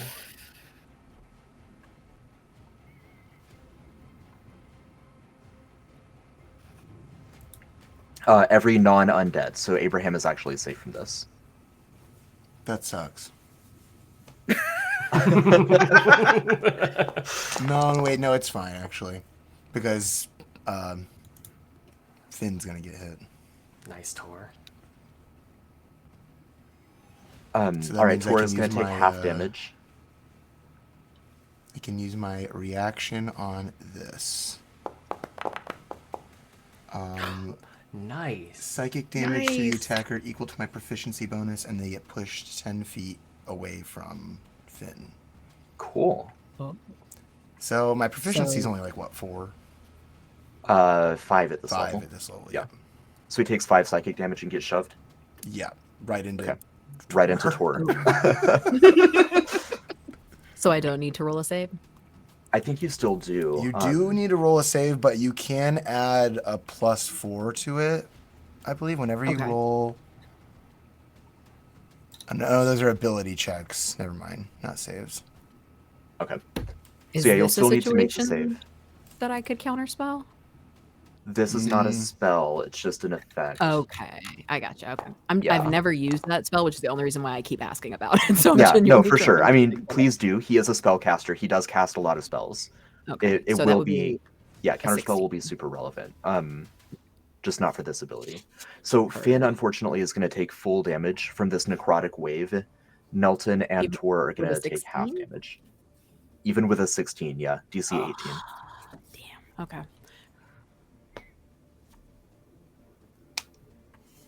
Sorry. So, never mind. So 23 damage to Finn and 11 damage to both Tor and Nelton. Necrotic damage, if that matters for Tor. Everyone, It's one of Remember those that- that he's a good with. everyone remember that we all have greater healing potions on our person. And remember, you have that +7 to your max HP if you didn't already factor that in. And the +5 from aid. Yeah, But I everyone. have a healer. Why would I drink They're a all potion? perfectly healthy right now. Finn's even not. Finn. Remember that Finn's maximum Oh, health Finn's is also half the got the bar. disease. Yeah, Finn Yeah. has that weird disease. So Finn What is happened fine. to you two? I It's mean- hard for me to tell. I would not say I'm perfectly healthy. On a I'm scale not of comfortable. 1 to It's 10, your how turn, healthy? Abraham. 5. Okay. Yeah, they're both at like a 5 or a 4. Yeah, they're around bloodied, but they're not at like a quarter. Again, I'm not sure Okay. why that happened with the tokens. I tried to fix it. I It was scared not me, able I'll to. tell you that much. I thought Yeah. Finn was gonna kaputski. Right. When we come up on our first break, I'll see if I can fix it. But given like a quick glance, I wasn't able to. It's your turn, Abraham. Oh, excellent. Man, I have ideas of things that I want to do, but they take setup, and I feel like in this moment, the thing that would be the most helpful would be to just dish out as much damage as possible. To old boy here, Captain Bing Bong. Bing bong. Commodore Bing Bong. So yeah, I think he's just gonna get blasted. Can he still not see? He succeeded that. He can see everything just Yeah. fine. Oh, you're right. He had legendary resistance to that. Yep. What a fucker. Mhm. I know, right? All right. He's lucky I don't doom him to an eternity. Instead, I'll just shoot him with Eldritch Blast 3 times. 1, 2, 3.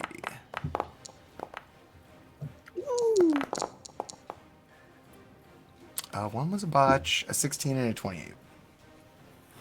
The 16 misses. I'm not sure why it's showing up as a hit. Okay, but yeah, that's all right, though. the 28 hits. I will do some normal damage and apply my extra necrotic damage. I don't know if that matters for him. Necrotic does. He does not care. Okay. But he takes the first part, the force part. Excellent. He probably can't be feared, can he? No. Okay. I figured not. Very well. All right. That'll bring us to Finn then. Right. So I'm not happy. I'm not. My body hurts. So I'm doing some measuring here, and I think she is going to. How's he? Yeah. She is going to Misty step over to this guy. So she's just like, bloop, there. Okay. And then, I don't know if it makes any kind of difference, but at that close range, she's just going to start shooting him. Just. Sure. Oh, sorry. I see that measuring tape, Nathan. Get out of here. Get out of here with that measuring tape. Mm-hmm. They're just normal, though, right? They don't have advantage or anything? Correct. Okay, just checking. Just checking. Yeah. Oh, gun jammed. Yeah, the gun jam's on the first one. Ooh. You just didn't Yeah. unjam. You forgot to reload. I did. God damn it. No. God damn it. Click, click, click, click, click, click, click, click. Yeah, that's unfortunate. And I don't know. that This is she why you has shouldn't anything. use your gun as a drinking horn.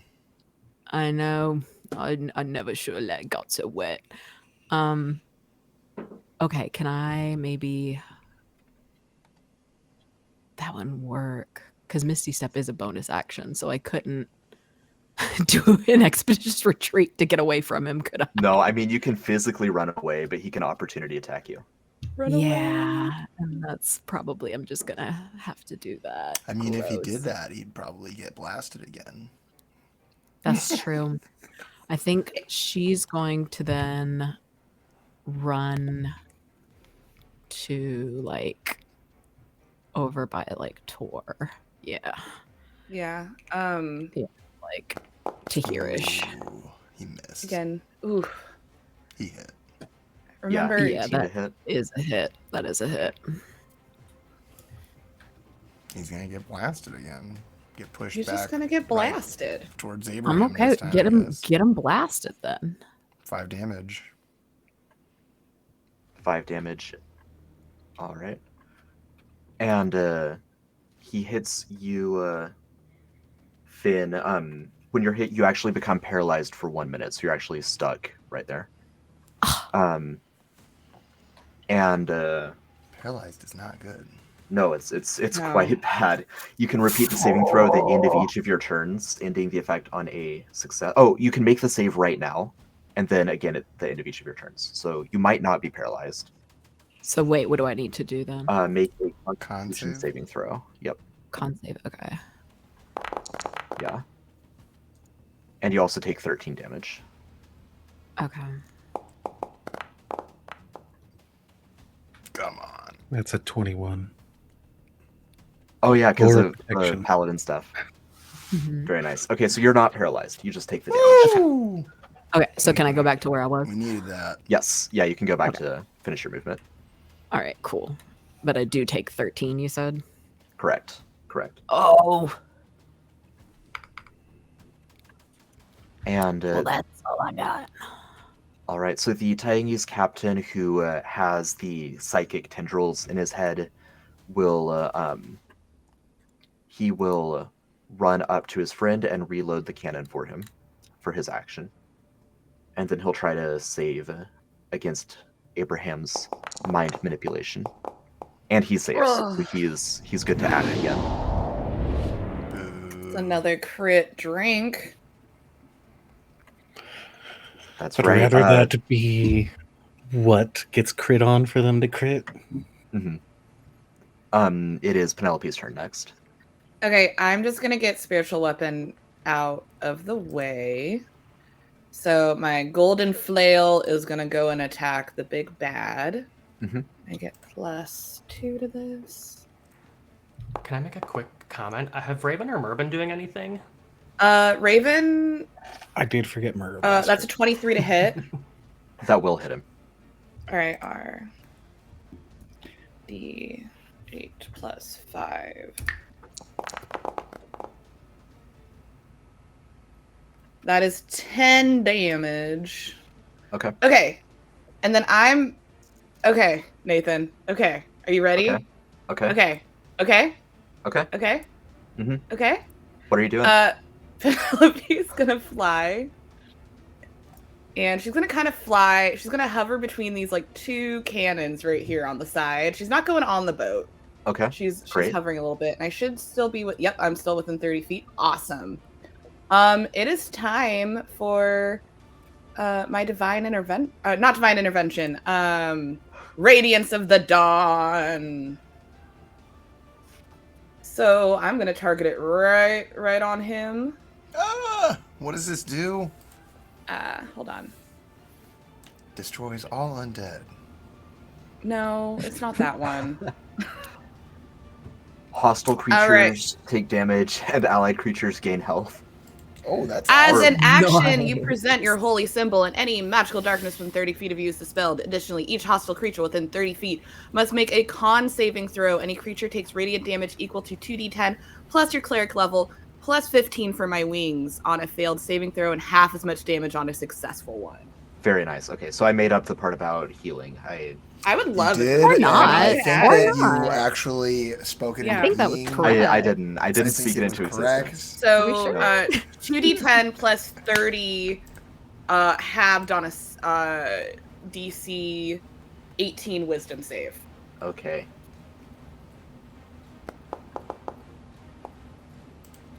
He's gonna use a legendary resistance, so he'll take Okay. half. What the fuck?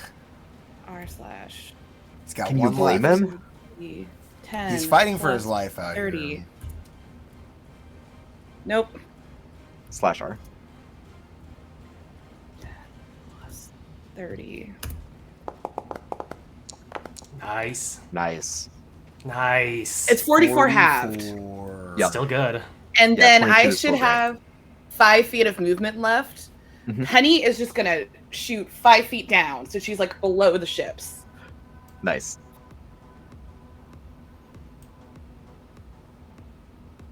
And that, Raven is gonna fly over to Arf and give the help action. Okay. So Penny can't see Commodore Zhang anymore. Nope, but Commodore Zhang can't see me. Right. Right. So Commodore Zhang, he is battered and bruised. He is fighting for his life. Nelton and Tor walloped Commodore, or Captain Stone. He is going to look at Tor and just say, "Die." Ooh, I'm gonna have to counter protection. Whatever it is. And he casts Power Word Kill. Whoa. Yeah, counterspell. Big Okay, time. you've got to make a roll for that. Yeah, unless I upcast it or whatever. What's the rules on that? You can, let's see, higher levels. When you cast the spell using a slot of 4th level or higher, the spell has no effect if it is less than or equal to the level. This is a 9th level spell. Okay. Well, I don't have 9th level spells, but as a warlock, I do just cast spells at a certain level. We would be casting it at a 7th level. So what do I need to roll for a 7th level? So it'd be just a ability check using your spellcasting ability, so including proficiency bonus.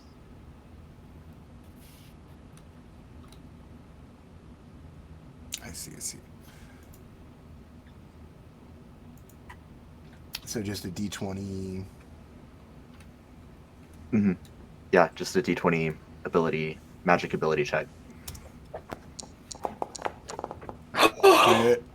Oh my god! Whoa. Oh my god, I was crying. Amazing.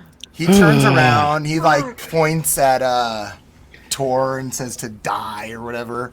And then my disgusting hand wraps around his mouth and I whisper in his ear, "Behold the hand of Iliath." You sense his eyes just go wide with like the disgusting hand over his mouth. He does not cast that spell. Oh my god. That was amazing. That's how you were gonna try to kill your first PC? You're gonna try to power kill me?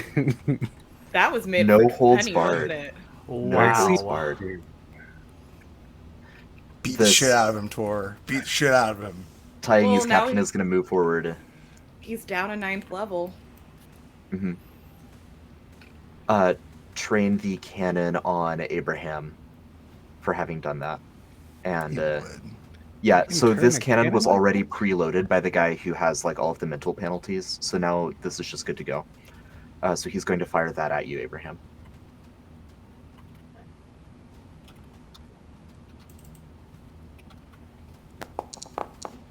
Uh, 14. Oh, let me double check, actually. Even believe it or not, Abraham almost never gets attacked. Where is it? Where is that information on my character sheet? Armor class? It is the shield right under your icon. It looks like it's a 12. Sounds about right. Let me double check that. Features.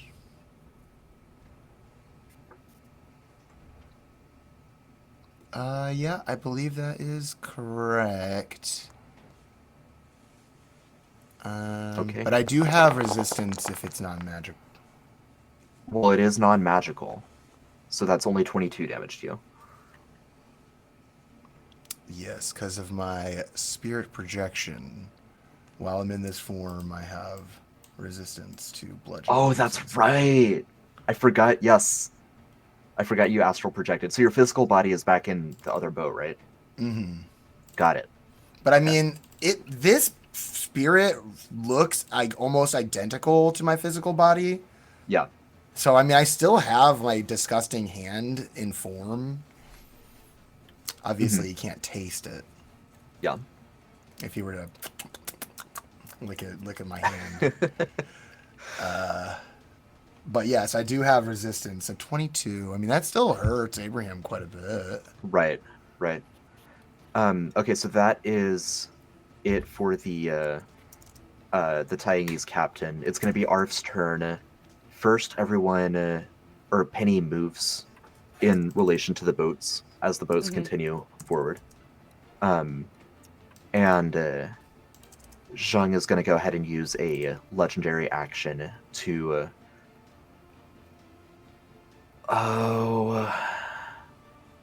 to shoot a chill touch at... Or a ray of frost, rather, at Finn. I hate you. Make it with disadvantage. Make it with disadvantage, Nathan. Why is that? My warding flare, I'm within 30 feet. You can't see him, though. That's right. Never mind. Okay. Damn. That's going to be 15 damage to you, Finn. And your speed is reduced by 10 feet until the... Guess what? start of your next turn. He's gonna What? get pushed back 10 What? feet and take 5 damage. Oh, sure. I can only do that like 2 more times, but I'm gonna keep doing it every time. I'm Uh-huh. pretty sure I can do it. Let me link it real quick. Proficiency times per day. There you go. Right? Nice. Or no, just whenever the talisman wearer is hit, I can do it forever. Nice. Nice. I know Well, it's it's your turn now, movement. Arf. I know it's forced movement, but is that still an op attack because of our rules? Sure. Yes. I just had to ask. Yeah, of course. And Alex, you do have the help action from Raven. Oh, I know.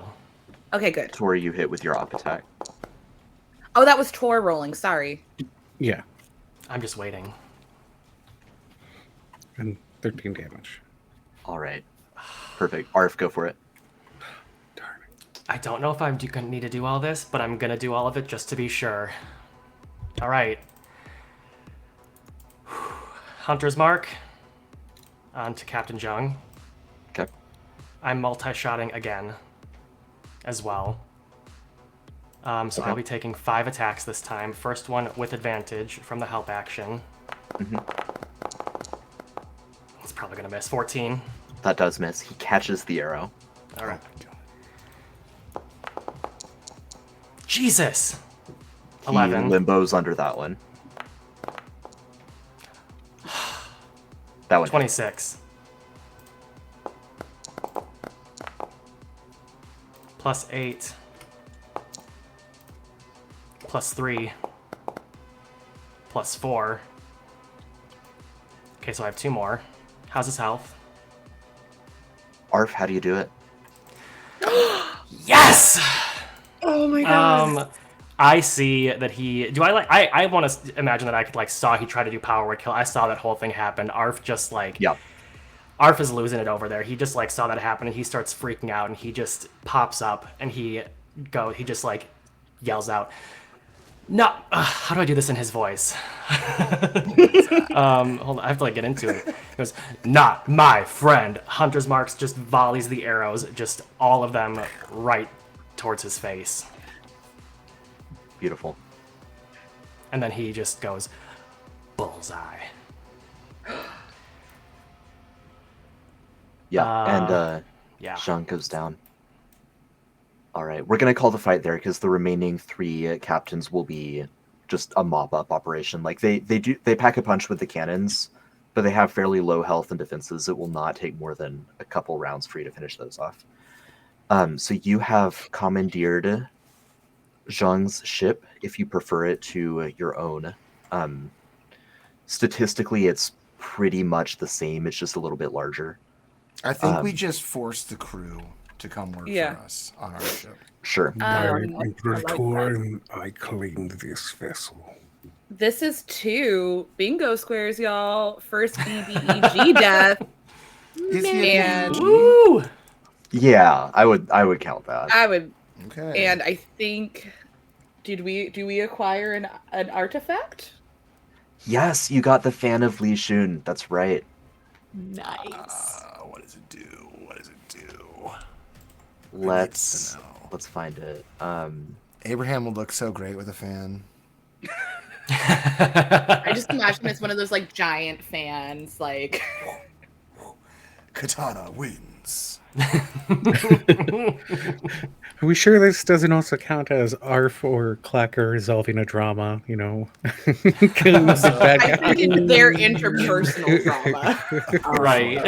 It's very vague on that bingo card. At one point you mentioned that the airship that we have, could breathe fire. Yes. That is true. I was gonna ask how to do that, but I think all of our sailors died. They did. They did. Very sadly. We got a bunch more. We got a whole nother crew though. So. Yeah. We can just have both. I mean, and the add... other crew is not happy to work for you, but they're afraid of you for sure. It's You'll get that or used to it. die. Right. When you put it like that, I suppose they have to. All right, And if you work with us, you'll be prisoners of war, and we'll treat you great. If you don't, I'm fucking kill you. unblacking the Fan of Li Shun abilities. So if you go to the Juice Batar Liar journal entry, you'll be able to see what all it can do.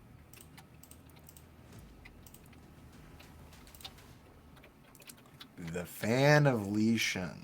Journal. This artifact, made of fine paper illuminated with expensive inks, depicts a female avatar of wind blowing sails, allowing ships to voyage across the clouds. Only one creature may attune to this item at a time. An attuned creature may attune to the fan to one seafaring vessel that the creature is on. While the ship is attuned to the fan, the ship gains the effects of flying. Okay, well. So, the attuned creature may cast control weather on the center. So you get your own jack. Yes, yes. Which is great, given that you're right above the world storm right now. Mm-hmm. That is good. Yeah. Attuned creature can control the weather. Do we have an item in this crew? No. I think the other crew has the Totem of Fucking Tagal. orders. Yeah, they have the totem, they have the Jade Jewel. Yeah. Jade Jewel. So, Well, we've got our own shit now. Yeah. Evening the playing field. Exactly. But if we were to combine it with the Totem of Tagal, we would get all these benefits. Right? Yeah, once you meet up with the other party again, you would get the +2 items thing for the Tagal totem and the Jade Jewel. If they also manage to procure the spear, then you would get all 3 bonuses. The attuned creature may use up to 2 other abilities, Featherfall and Gust Wind. I think Penny is gonna send a quick sending really quickly to Moriarty, and she's gonna say, "Fan acquired. Weed lived. Go get him, guys." Perfect. All right, let's take our first break here. Be back in 10-ish minutes, and we will transition to the other party. So this party is going to continue sailing towards our cathedral, where you plan on rendezvousing. But then we'll switch over and see what the other party gets up to.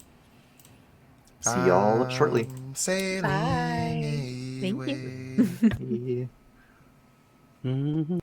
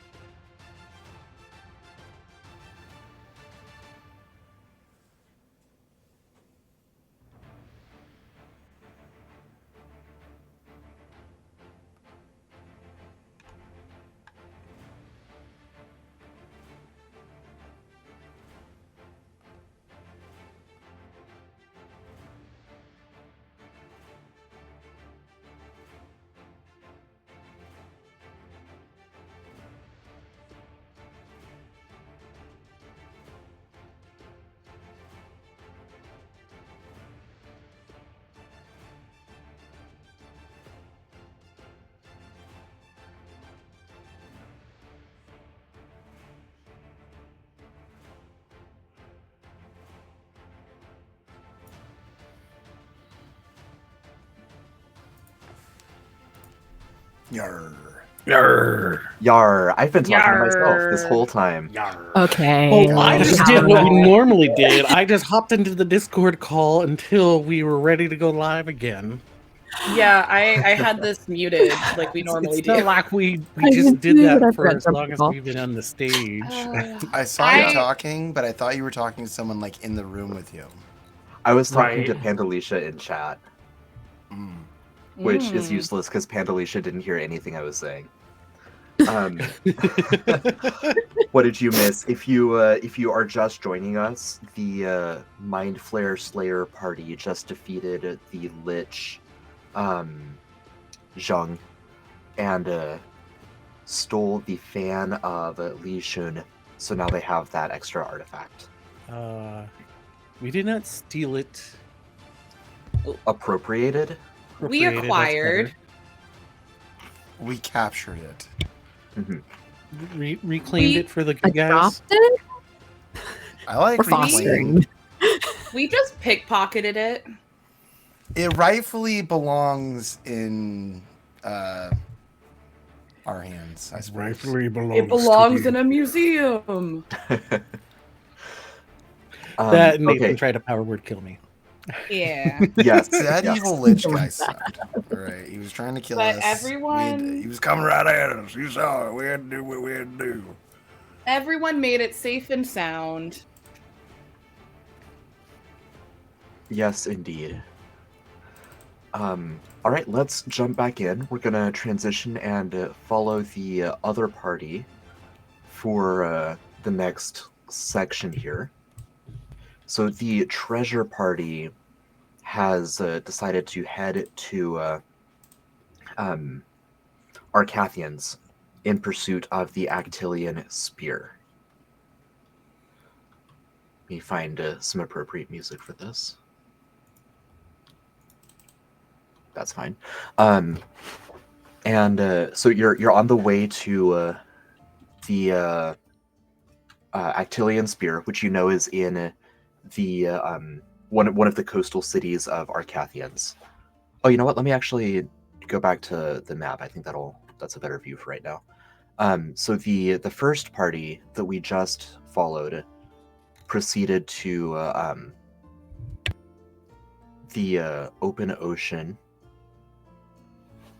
around here, if you can see me moving the little ship.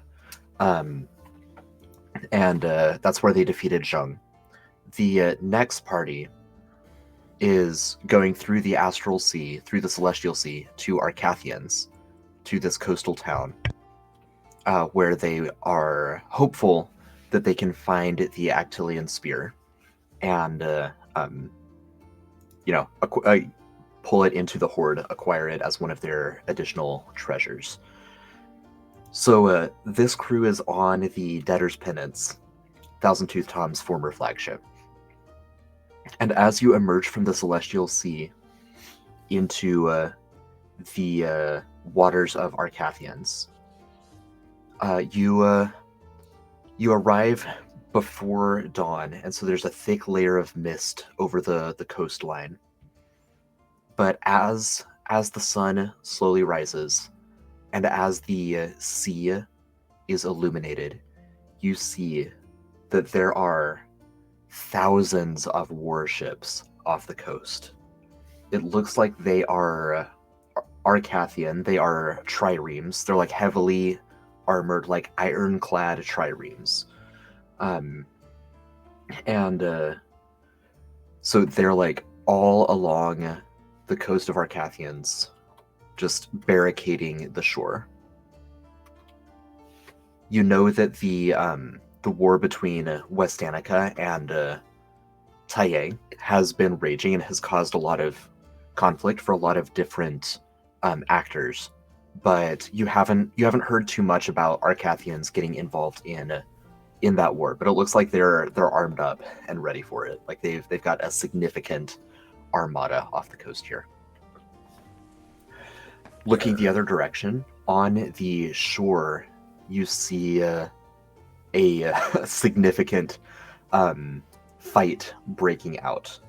As you look over to the shore, a nautiloid comes up from the the waters. And mind flares start pouring out of this nautiloid and attacking the village, or attacking the coastal city. So Arcathian fighters are fighting back. You recognize a couple wayfinders as well. You see the multicolored bladed weapons that they use, fighting against these mind flares. And it appears that the mind flares are focused on a statue in the middle of the town square. This statue depicts Actilion himself, an ancient hero who is, of Herculean proportions, of ancient mythological hero, and he's got this spear that he's holding in his hand. The statue does. It looks like the spear is made of the same stone that the rest of the statue is. But it looks like some of the mind flayers are rushing at this statue and trying to claw the stone. They're like chipping away with pickaxes, trying to peel back pieces of the stone and get at something underneath the statue.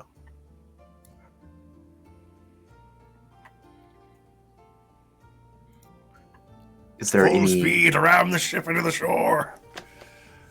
Looks like we know where the spear is after all. It would appear so. Ram the nautiloid.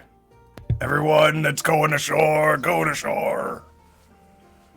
Really quickly, I'm gonna touch. Celine is gonna pat Clacker on the shoulder and cast freedom of movement on him. Nice. Ooh. So yeah, Jack would prepare everyone to rush the statue while the crew and the debtor's pennant stay back and join the major fight. Okay. So the crew and the debtor's penance will square off with the nautiloid. Here's a question. Do you utilize the blood cannon? Do you strap Jeru into the device? I mean, it's what you fucking agreed to, right? I mean, I agreed to captain the main cannon. You asked me to be a cannoneer. This isn't really what I was signing up for. Alright, you don't have to if you don't want to.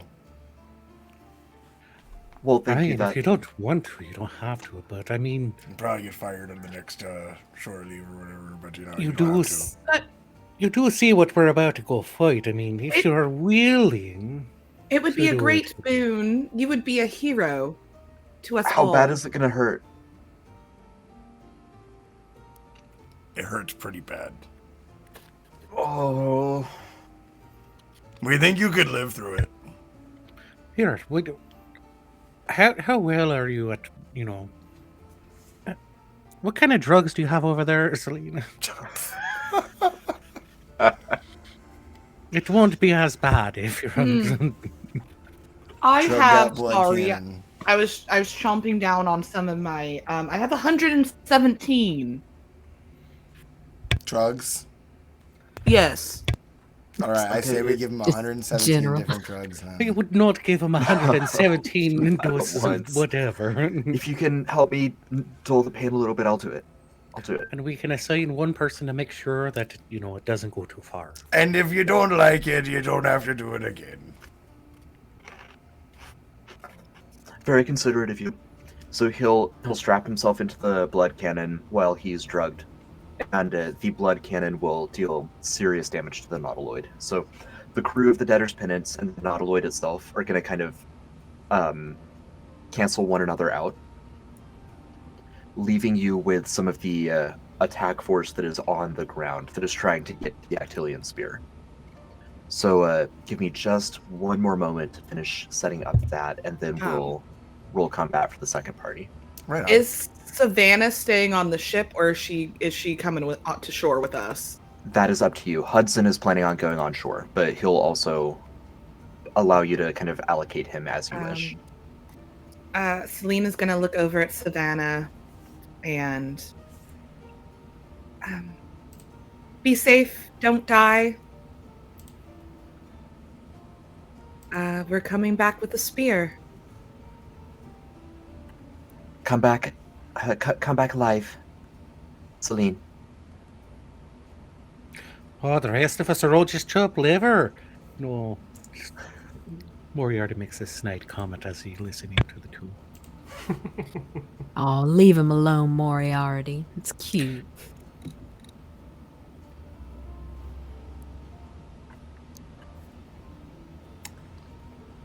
Yeah, Jack's not gonna say anything about it. He's just gonna let that go. No fraternizing, or He's no not gonna no enforce dismissal of fraternizing. Yeah. We're in the end I'm of not- days.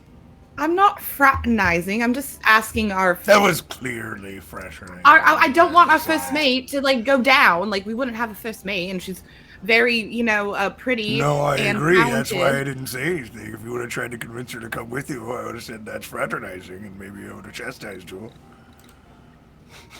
I don't even know the definition of fraternizing. Well, that's your problem, isn't it? You don't even know the definition of the word. Alright, let's go kill some mind flayers. Everybody got your spells prepared? You got your belts buckled? Yes, I You have got your all of sword my. scabbard? I have all of my drugs, and my smelling things. I feel like I'm on the very tail end of that hero's feast. I can feel it dropping right now into me. That's right. That's right. I do feel like a god somewhere told us we got to use it in one fight each. I think the others use theirs and we're on ours. Oh, did you? Can did I you save hear, mine for later, actually? Doesn't did work you- that way. Did you hear from from our friends? I don't know. Canonically, Canonically, I as don't they said, are we at a point in time where I would have heard from them good? Yes. Then yes, I heard the little one whisper in my ear. They got a fan. The fairy. No, the young one. Oh yes, her. Bit annoying, isn't she? Yes, when they're whispering in your ears from where, who knows. I think she's the only one capable of it, so it's not really her fault. I could have invested in such spells, but I decided to learn lightning and chain lightning and lightning ball and lightning sphere and Oh, do you have coal lightning? how dare you bring up the one fucking spell? Oh, How dare you so bring you- up the one fucking spell? So I have a lightning spell that you. I'm don't not have. that. You're technically more powerful than me in that department, yes, because I am a multi-class. What? A what? Most of my talent is natural. I just was inherited. Oh, the from old. your moose who's And dying. only a little bit of it was actually from me studying and learning how to do it like the proper way. All right, go ahead and roll initiative, everyone. Anyways, go ahead and roll initiative, everyone. When you put it like that. Now I roll it with advantage. Yes. Yay! Alright then, let's go. Where am I? 16. Click Well, myself. 17. Jeez, there's so many. Yeah. How come there's so many gunners when I'm on Clacker? Come on. there was cannoneers on ARF. You know what? I'm gonna defend against myself in this argument right now. Okay. Does that count as a bingo point? I don't think so. Okay, why did not go? There are so many gunners. People. There's a lot of gunners. Wow. And And I imagine that I- technically there's even more fighting going on all around. Yes, us, right? It's correct. Just being I- neutralized. Exactly. I see that sneaky Hydra, Nathan. What? There is a Mm, sneaky Hydra. Yeah. Seeing You know the mind things flayers totally love their different. hydras. The Hydras don't like us, though. That's Actually, no, that was the other group. That was the other team. That was the other party. all right. So Anemone is actually going to kick us off, and it looks to me like the infection. Yeah, the infection is somehow Pippin and Maggie.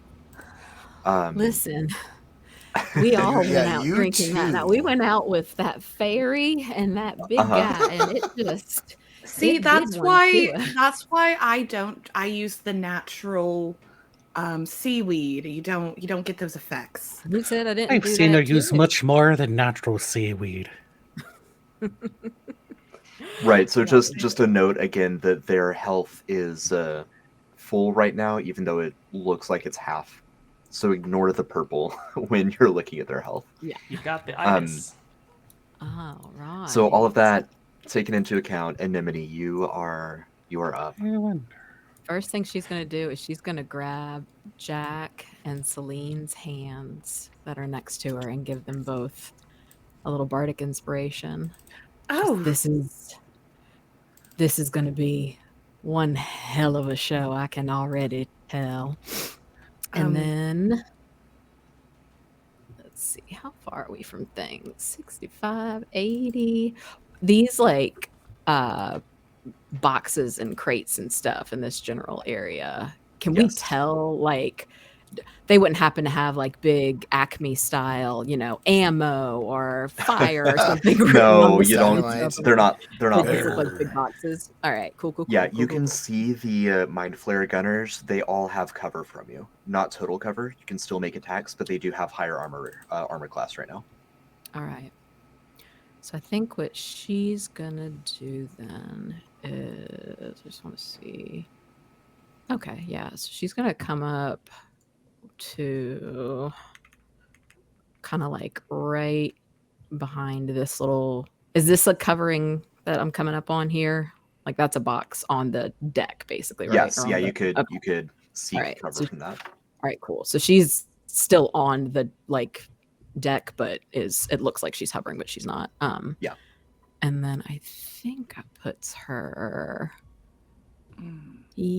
Yes. Oh yeah, that's good. 30. And then that one, I don't know if it'll get that one too.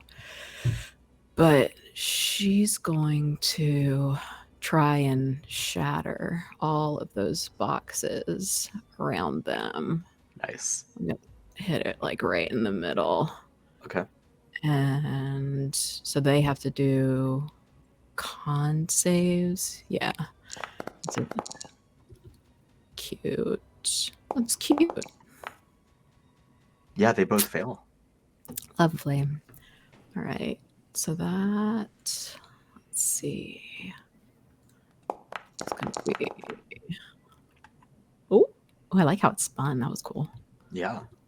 Sweet. So yeah, she's just gonna go over there. Y'all are gonna kind of hear her coughing a little bit as she walks over, and she's gonna hit a Mariah Carey high note, like you would not believe, that just like explodes these boxes. It's like, hey y'all, and just wave. That actually means something in Orca folk, and like Clacker's like, whoa, echolocation. Nice. And that All is right. gonna be her. Those boxes no longer provide any cover. They are now difficult terrain, and the Mind Flayers took that damage. I think I figured out the virus issue that's going on. I think you guys added your temporary HP instead of just doing like 7. You did what your max HP should be after that. Oh. So just add like I this whatever it is there instead of the full thing. Because your Okay. temporary max HP is an additional 148. Oh, I see what you're saying. Yeah. So let's see if that fixes it. Yep. Now you're good. Yeah, Yep. look at that. Nice. Thanks, Alex. Wow. Whew, it's like the hangover just Clacker. left me when I did that. That was amazing. And so she's gonna do all that, look over her shoulder, give Celine a wink, and that's her turn. Perfect. Celine is gonna be very oblivious. That's fine. That's fine. This Mind Flayer gunner will move up to behind this stall here and take a pot shot at Clacker in the back of the group. Of course.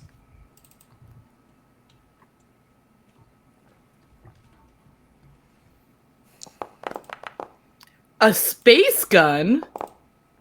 A space gun. How's a 14 clacker? As 2 Nope. lasers fire over at you. Okay. Clacker doesn't Then, matrix bend backwards. Yar, I can't wait to get a space gun after this fight. Add it to my inventory. Yeah, I guess that's only fair. The the next Mind Flare Gunner is going to do the same thing, targeting Anemone. And at this angle, I think he can ignore your cover. Rude. Yeah. I am a pirate. Of course, I'm gonna. The first thing I think about is stealing it. What the fuck? What, Nathan? Oh, I'm sorry. man. And crap. And I was gonna be like, Jeez. can't cutting words that, huh? No, because that just reduces. Doesn't Yeah, reroll. yeah. So 26 damage for the first one. Okay. And 26 damage for the second, for a total of 52 damage to Anemone. And then it's Okay. Moriarty's turn. Welcome to your first combat, Anemone. Take an insane amount of damage. Yes, this is Anemone's first combat. No. Yeah. Oh, Yeah, And last? Maybe. Well, Moriarty's turn. Wow, we really clustered the PCs there. It's going to be Moriarty, Jack, Clacker, Celine, and Yep. then everyone else. Yep. Yep. Sure is. Just the Totem of Tegal worked real You quick. were muted, Moriarty, so I didn't catch Oh. you until the very end. No, I didn't unmute. I don't know why I was muted. It's weird. I was wondering. I was looking at the Jishpatar layer, the Totem of Tegal is one. I was trying to remember how it works. Whether I could just at will cast one of the things on it, or We can assume it's fully charged, so you can spend charges to do stuff. Is it a bonus action, or what is it to do stuff? Is it? That's what I was trying to remember. Some an of it's action. reaction, a bonus action. It's a mix. Yeah, it looks like it says it for each ability.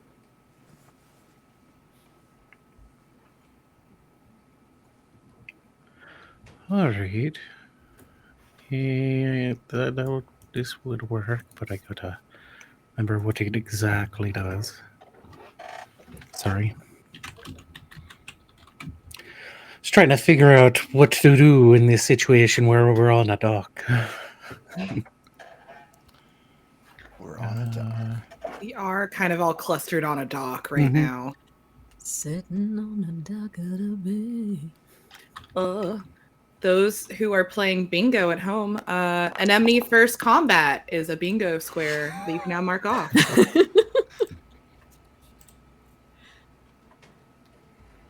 Oh, I love seeing Hudson roll. Yar. Aw, I've never played with Hudson. As soon as I saw the icon pop up, I was like, oh. Mm-hmm. If you zoom in, you can see he Oh. has his hook hand and eye patch now. Yes. Oh my god.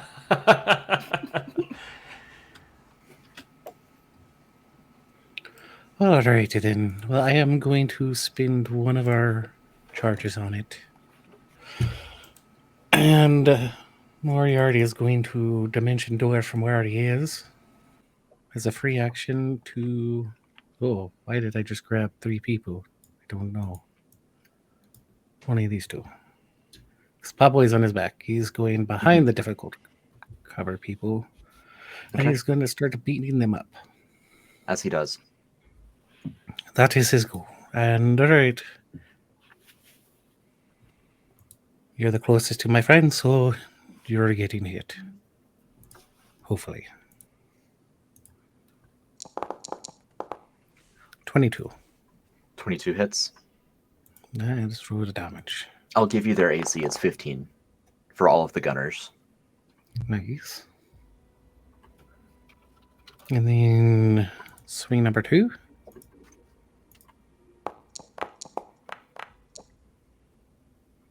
That hits. You said it was what?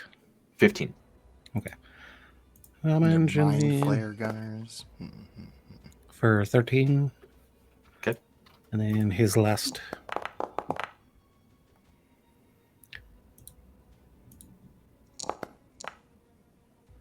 Another 8. And then Popeye will plop down and rend.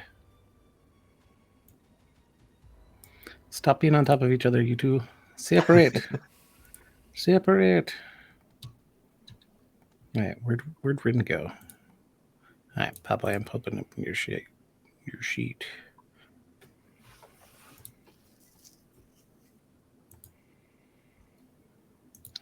Roll it. There we go.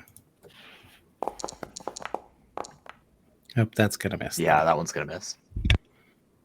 Alright, and that'll be Moriarty's turn. Perfect. That brings us to Jack. Yeah, I think. Man, I was really hoping I would have figured out what to do Oh, I know what I during should that have. time. Mm-hmm. The distances are really screwing me here in a few regards. It's a large town square. Yeah. And then the fact that they're mind flayers is screwing me in a few regards. Mm-hmm.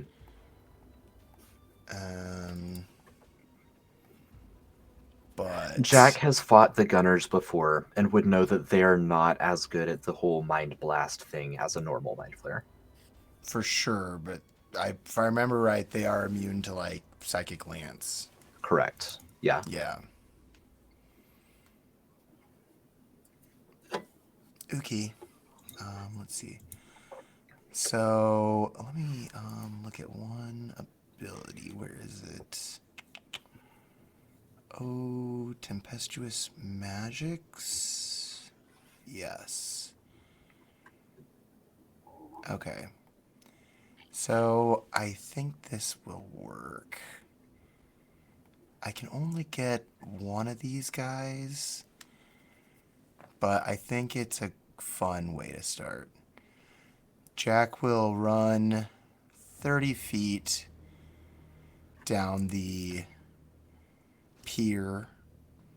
He will start casting a spell, which will trigger his improved tempestuous magics, propelling him an additional 20 feet forward, flying through the air like fucking Thor, and then crashing onto the ground, casting everybody's favorite spell, Spirit Guardians. Nice. What? You have that now? Yeah. What does your spirit guardians look like? Lightning. Okay. What did you think it would look like? Little nuns. Little moose. Little moose. A little Little moose. moose. Little They tiny are little. moose They running look like around. little lightning mooses. If you look very carefully, but Aw, to the they untrained sound eye, they look like just lightning fractals. Adorable. Every now and again, you can see a moose. If you're very careful, if you know what you're looking for. I think that will only affect this mind flayer. I will only be in range of him, and then the other guy's just out of range. But he'll have to roll damage. Perfect. Or That's saving a throw. wisdom save. Yeah. Yeah. DC 18 wisdom saving throw. Okay, coming right up. Is your lightning more blue or yellow? Probably more blue. Okay. 9 damage this turn. Yeah, he takes all of it. Is he still alive? Barely. I'm going to quicken a firebolt at him then. Nice. Lightning fat fire. Whoosh. Ooh, nice. For 14 damage. And yeah, that one takes him down.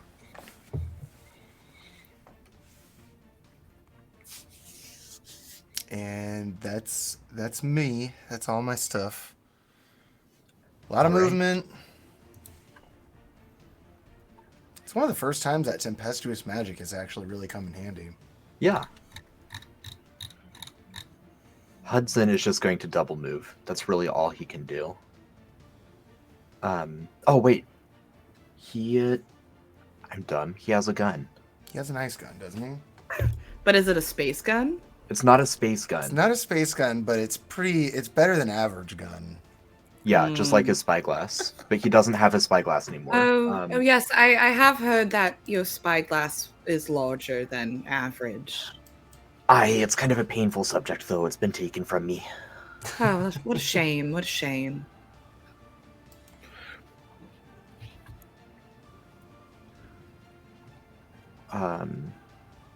Okay, 2 ranged attacks with his musket. He will target the other gunner that's right up here. His pistol, rather, not his musket. 1 hit and 2 hit.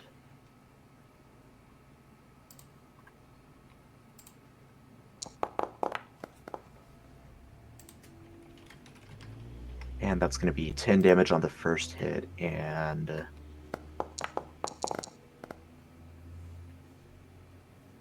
22 on the second hit. 32 damage there. Yeah. All right. And that's all for Hudson. So Clacker is next, and then Celine, and then all of the enemies. Yeah. Which ones are the ones that haven't shot? Have these 3 down here not shot yet? The furthest down one has shot. Okay. Yeah. I'll draw a line through the ones that have not. Those 3 have not shot yet. Have not. Okay. And then most of the ones higher up on the map haven't gone yet. Dang it. Higher up. Okay. Oh, but they're not the gunner. So these ones haven't. Yeah, there's a lot of enemies that are unscathed. Yeah. I know. I was going to branch out, but because of their distances and there's just a there's- lot of reasons why it wasn't widespread. working. Yeah, and we're very clustered and far away. Mm-hmm. But don't worry, we got some. Your girl has some things up her sleeve. 10. Okay. Let me see if I can. I'm just trying to figure out one thing really quickly. Oh. Yeah. So from here, 10 feet this way. Wait, right? 10 feet. Oh, no, wait. 10. Wait, how did I? Okay. And then. Yeah, okay. So it's from here, 10 feet. I'm casting Tidal Wave. Okay. Okay. I love it. Yeah, I posted it there. So I'm gonna cast Tidal Wave. Let me see how I do that. 1 action, 3rd. Okay, so they must make a Dex saving throw. What is my DC? I think it's. Hold on. Where is that? This is your seashells? Yeah, because I think it's higher than 11. I think it's 15. I think it's 13 is the DC. Okay. One of them would succeed. The middle one succeeds. Okay. The other ones are going to get swept away. Yes, they get. Let me roll the damage. 4d8 bludgeoning damage, halved if they succeeded, and the ones that did not are knocked prone. Damage. Okay. That's I took a lot of charges when I was leveling him up. Nice. So I can do a few more things. That was pretty slick. Yeah, water just courses up from the shore, smashes down. Actually, these Clacker guys. takes out his horn, and a burst of water comes out of his blowhole. Yep. Beautiful. Just nails them. And then for my movement, let's see how far I can move. Actually, I'm gonna rage first.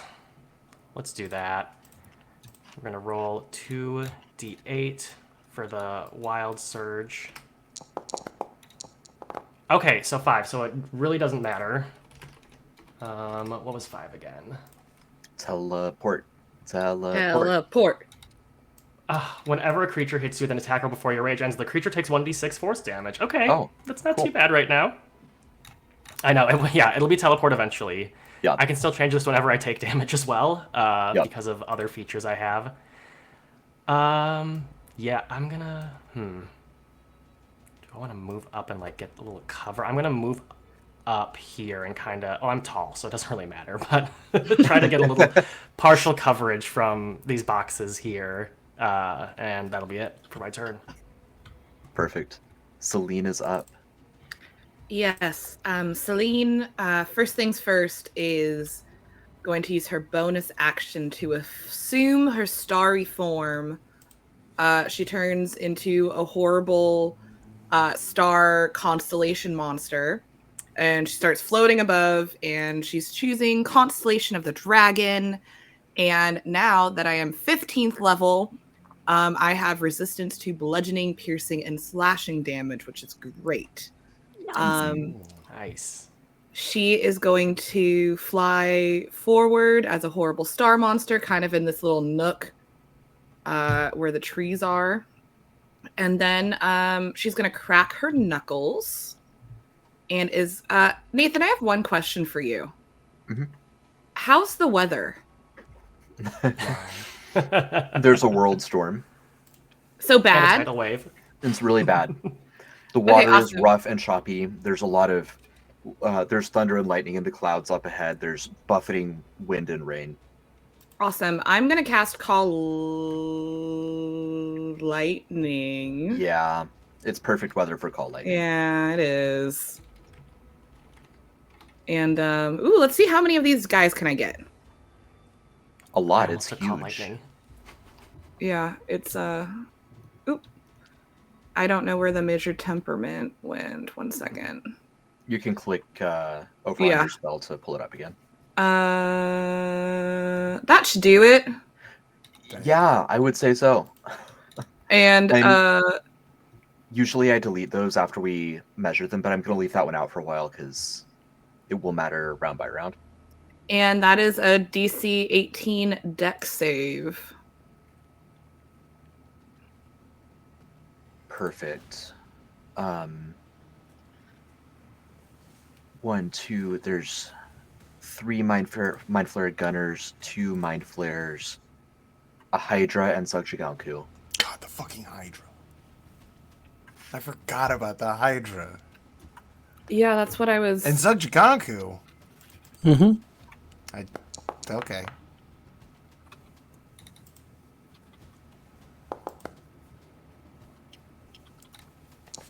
I guess you have to make it look real, right? I mean, she's in the glass. I wouldn't have known she was there. Yeah. All of the Jeez. Mind Flares fail. Mm-hmm. And the Hydra? The Hydra Nails. fails. Sure does fail. Yes. Zugjiganku Ooh, sad rolls. succeeds. Yeah, girl. Okay, so that is 17 damage and 17 damage halved for Zug. Okay.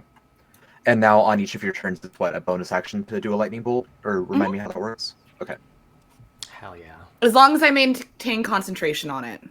perfect.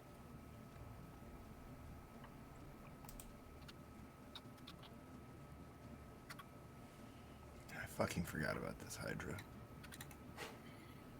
Oh no, it's not a bonus, it's my full action. I can choose to either keep the same point or change the point. As a bonus? No, as a full action. Oh. Where's the Hydra? I don't see the mark. He's right here. It's just the big Hydra. I literally can't see it. It's blending in for me. I can see it when I scroll over it, but otherwise it's nothing.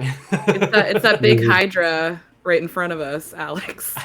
y'all are hovering over it. I see a red square that is taking damage. Weird. I'm gonna refresh. Maybe that'll Yeah, help. maybe. The Phantom Hydra Menace. Okay, we're not gonna redo that roll, Celine, but in the future it's 1 point within this whole area. It's not the whole area. Right. Okay. Each creature within 5 feet of a point within this giant circle. Got it. I was very confused. Yeah, no worries. Given all of the stormy weather, like you make it appear a bunch of lightning rains down, and now in the future, if you do your action, you can pinpoint more lightning. Okay. Now I see it. All right. All of the bad guys. Let's go. The first gunner out of a sequence of multiple just got hit by lightning, sees you, Celine, and is going to try and hit you, try to break your concentration. I don't think he will. Probably not. You have cover, so add a... I mean, that one's probably still going to hit, but add a +5 to your Hold class. on. +5 to my armor class. It's still going to hit. Wise Dragon, a wisdom check or con saving throw to maintain concentration as a spell. You treat a roll of 9 or lower on the d20 as a 10. Okay. So provided that he doesn't do a lot of damage, you will just maintain concentration. That's really cool. Okay. He didn't do enough damage to break it. You take 14 radiant damage. And then he's going to move. Okay. And next gunner, I think this one is down. Yeah, down on the other side of the field. This one will take a shot. I think at Moriarty. It saw Moriarty make a bunch of attacks. All of these guys know Moriarty. Moriarty has a reputation with them. So I mean, all of your heads. It only took beating one of your asses. Mm-hmm. The Mind Flayer is going to make a couple shots at you.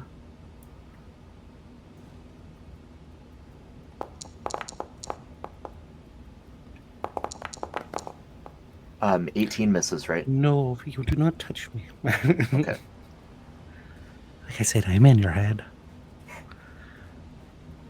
And he's going to seek cover.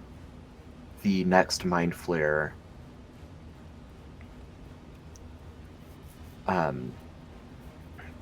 I think is going to move 30 feet up, try to take cover behind this stall. And, yeah, you know what he's going to do. He's going to try to Mind Blast those of you in this cone here. So I would like... It's not a spell or anything. I'd like for each of you to make an intelligence saving throw. Alright, then. Okay. Can I...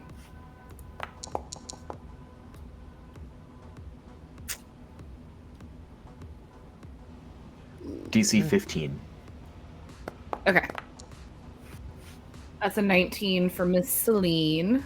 Okay. That's a 17 from Moriarty. Sorry, Yeah, I close. just realized I was on mute. I tried to cutting words. Would that apply at all to him? I think cutting words is only when you're when someone's making an attack roll. Oh, okay, gotcha. All right, so then it's, you said intelligence save? Yes. Okay.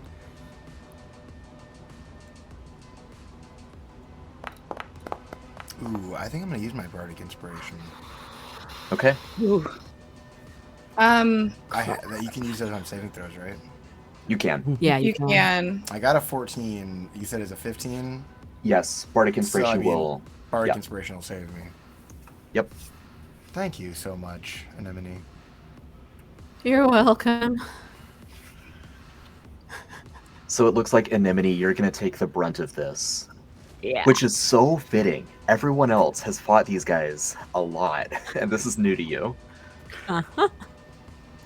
So you will take 10 psychic damage, Okay. 7 sanity damage, Ooh, okay. and you are stunned until the end of your next turn, and then dazed for 1 minute, or until you succeed on that save. Okay. And the rest of us take off. I think this one is just you take it if Save you. or suck. Yeah. Yeah, it's save or suck. Ooh, an enemy. Uh-huh. I don't think there's anything I can do to stop it. I would have helped, but you rolled a 2. Right. Only so much you can do. Yeah, I See, couldn't have the done it one with my way that I sword. thought I could save you, I think it only works when you succeed a saving throw, not fail. Right? Silvery barbs is when it's when they succeed. Silvery barbs. Silvery barbs only goes from higher to lower. Yeah, right. So this won't help. Hmm. I think that's the only thing in my Rolodex that I have that can help in that department. Yeah. Yeah, even my cosmic omen wouldn't have helped. No, I mean, she just. Look, yeah, I'm not that smart. Okay, I'm cute, but I'm not that smart. This Mind Flare gunner right here is just going to slowly back away from Moriarty, firing all the while. Oh, he's And- not. Yeah, I know. Well, he could. He can. Just depends Fishing on what, rod. happens right here. 16? That hits. Oh, that what I'm guessing he does not move an inch. For 16 damage. Okay. Yeah, you just whack him, he goes down. The important thing is you tried. I suppose. So this next Mind Flare gunner sees that and is still continuing to just fire at Moriarty. They all have a special hatred for you. 22? Does that actually hit? Hold on, let me check. It does hit. Okay, and the second one will not, but the first one is going to hit you for 15 radiant, Moriarty. All right. See you. The second Mind Flare, I think, is just going to move and dodge.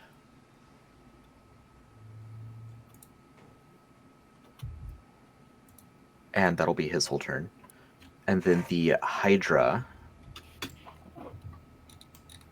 Let's see. I think its multi-attack is 1 per head, right? Yes. So it's going to march up to Moriarty. Oh, I see what you did there. Right. Hydra, do your orders. And it is going to start trying to devour you with all of its many heads.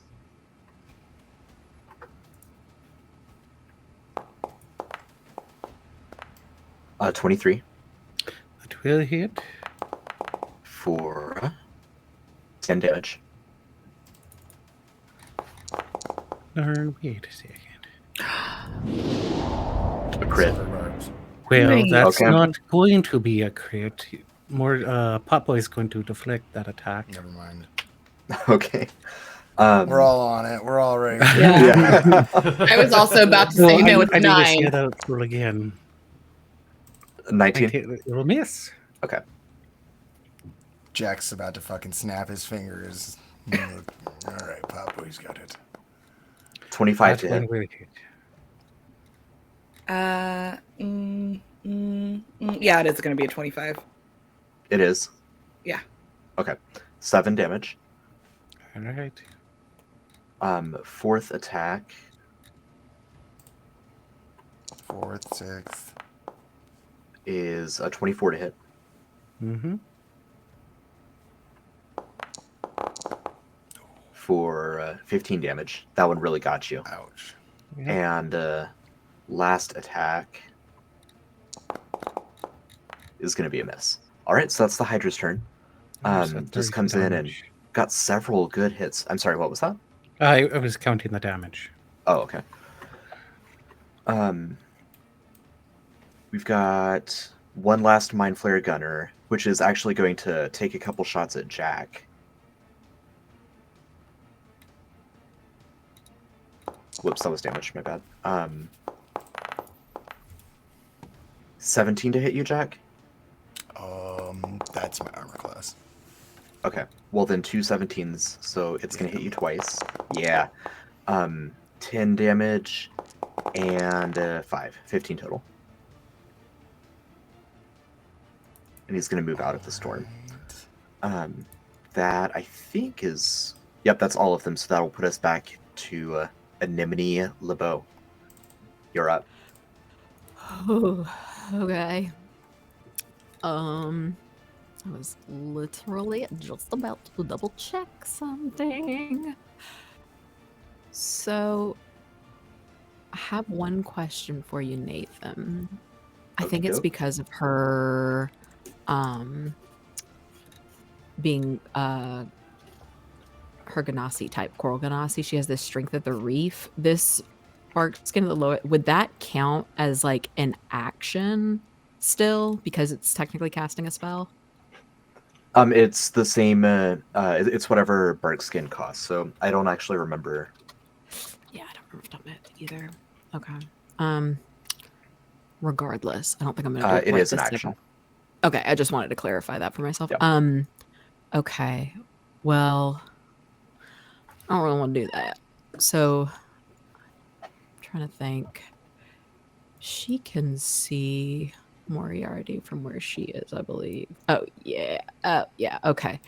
So, what she's going to do, technically as a bonus action, but we're going to do it at 4th level. She's going to cast Mass Healing Word on herself and Moriarty. Nice. And, so that would be Take it. 6. And then since I did it at 4th level, increases by 1d4. So she gets one more d4 to do. So 9 extra. Nice. A little something. A little something. And then she is going to, let me see. Yeah, she's going to look over her shoulder at this little pylon over here where she's been seeing some of those guys huddle up. Mm-hmm. And she is going to cast a little fireball. Nice. Yeah, let's do it right on it. Yeah. Good placement. So they have to do DC 16 Dex save.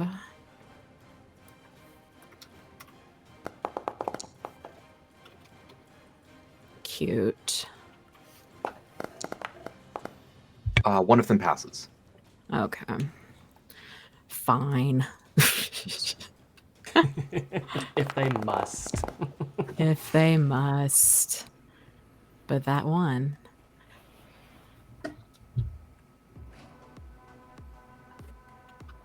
And that, I think, is going to be all for our girl for right now. All right. What's the concentration save for those things? I just realized I think I gotta roll some saves. It's 10 or it's half the damage if the damage would be higher than 10. Or if the DC would be higher than 10. Oh no! Make that. Wait, what was your concentration spell, Cody? Spirit Guardians? I'm not gonna waste it. Sorry. I just wanted to Again, be honest. if you rolled better, I could have helped you, but But it was nothing I only can do there. it was only a second level or whatever spirit guardian, so I'm not gonna waste it. Yeah, it's not super. Sorry.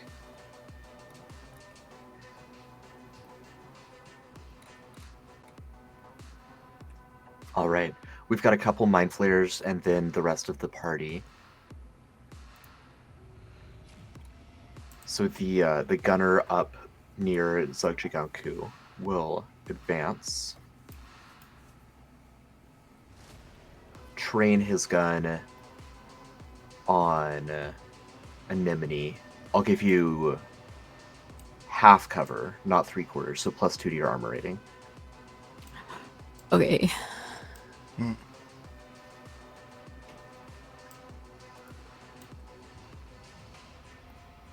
And he's going to take a couple shots at you. 25. Yeah, that hits. Make that a crit fail. 9. Then it would not. 9 Then turns nine into a would. 16. Okay. With Nine plus on- two, nine on the die? 16. Yeah, 9 on the die. Yeah, so that's a 16. Okay, so the 16 does hit. That second one does not. Okay. Then it's only going to be 6 total damage. Only Yeah, when she's okay. just a little damage. The Just a little next bit. mind flayer, this is one that you just fireballed. We're going to say this crate, or this cart, I mean, is also gone now from the fireball. Cool. So it will just slowly and deliberately advance and take a couple shots at you, Anemone. Damn. Wait. Damn. Oh my god. Make that an 11. Make that an 11. Okay, that turns it into No, I an can't. That was my 18. reaction. Shit. Okay, that's right. So that one's gonna hurt. Silvery barbs? Okay, Because I never used it on Moriarty. that's right. Sorry, ignore that. Wrong button. Okay. What? So 17. Yeah, that still hits. Still not hit. It's not a crit though. Yeah, true. So 12 damage from that. Okay. And then its second shot is another hit Yeah. for 9 damage. Okay. And that brings us to Moriarty and all the rest of the party. Well then, it looks like I'm gonna have to do something then. I can't really run or gotta stay by this Hydra to go kill Anemone. Because that's just the way this battle's flowing. Alright, so attack away. Oh, I didn't actually do it yet. Never mind. We're just alright. We're just attacking.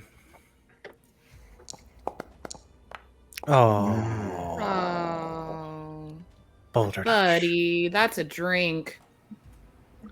Yeah, I'm drinking and drink. Let's go for round 2. 17 to hit. It against the Hydra, yes, that hits. Alrighty then. And with that, let's roll the Cut his damage. freaking head off. Normal. Oof. Oh. Well, I gotta do some damage, so it's also doing my Blood Fury tattoo. Oh my god, I forgot about this fucking tattoo. Uh-huh. Right. There we go. I'm at 20 damage. That's Nice. better. And I heal 20. How's that feel? And then last attack.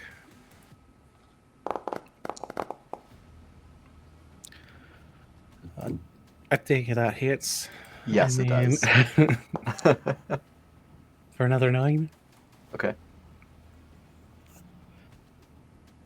You know what? Do I risk it? Do I do that?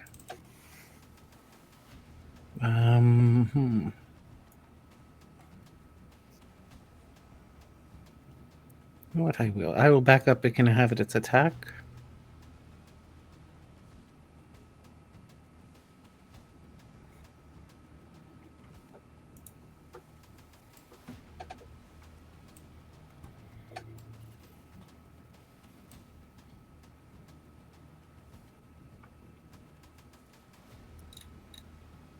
No.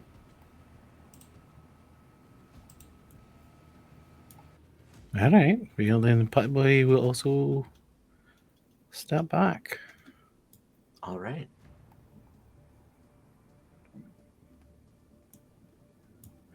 All righty then. Perfect. That'll be Jack, followed by Hudson. All right. Jack will run 30 feet down here, jumping off the pier, running past these bushels of fish, it looks like. How ironic. My life started in a bucket of fish. My life started in a bucket of fish. Anyways, I will cast Chain Lightning at Ye Old Hydra, and it will chain off to Mind Flayer 1 and Mind Flayer 2.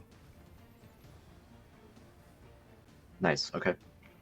I would That's get a third guy, but this guy's 35. I've tried to map it out a million different ways, and everybody's just out of my range. It do be like that sometimes. It do. The Hydra fails. All right. The Mind Flayers. What's your DC is 17? I believe so. Man, the Mind Flayers both succeed. They got lucky.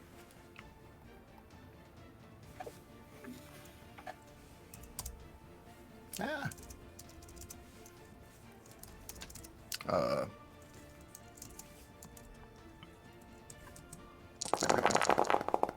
Dang. Well, they still take half as much. Yep. Jeez.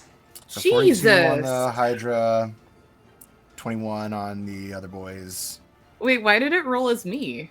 Right. That's what I'm wondering. I honestly couldn't tell you that. I honestly couldn't begin to even. I think explain. it's a throwback from when you had us We sit would- out for an episode and we both got control of Celine. Oh. Yeah. And then I'm gonna quicken a firebolt at this dude right behind me. Okay. I should mention, as the Hydra Not took a a beating from fireball. Moriarty. I wish. As the Hydra took a beating from Moriarty, and as lightning sears into it, it loses 2 of its heads. Nice. Let's Alright, fucking alright. go. Moriarty cuts him off, and I cauterize it. Jesus. And that's what we do. Quick firebolt coming at Ye Old Mind Flayer down here for 20. This one Moriarty- right behind me. Moriarty, you don't have a recipe That in one will mind for hit. this Hydra, do you? I was gonna just treat it like any other lizard, you know, a big lizard like a gator of some sort, you know, make some steaks, 13 various damage. recipes. Yeah, that's exactly Obliterating enough. him. You take him down. Yep. Exactly. Good. All That right. was my only 6th level spell slot, I believe. Let me double check.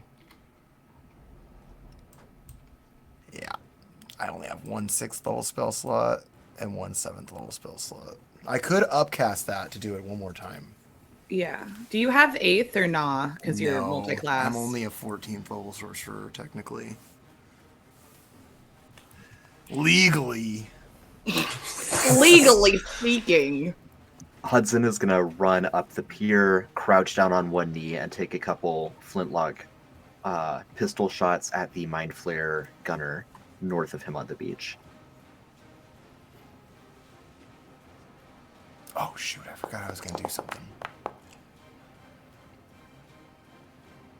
Will it hold until next turn? Do you need to... You can retcon real quick if it's important. Well, I was just going to use my tempestuous magics to get a little bit closer to the team here. Go for it. Just on the Yeah, other you side can of this go ahead and do that movement.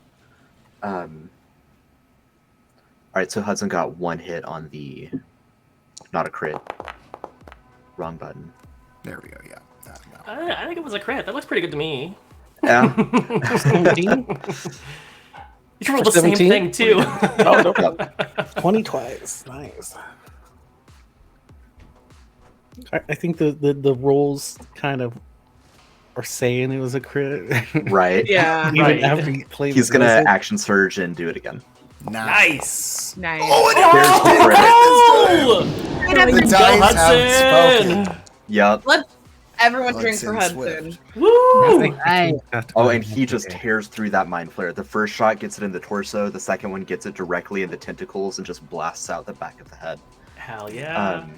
And then he will swivel around. He's still on one knee. He swivels around, props the flintlock musket in his, or flintlock pistol in his hook to like steady it, and then takes a shot at the mind flare down here past Jack. Yeah.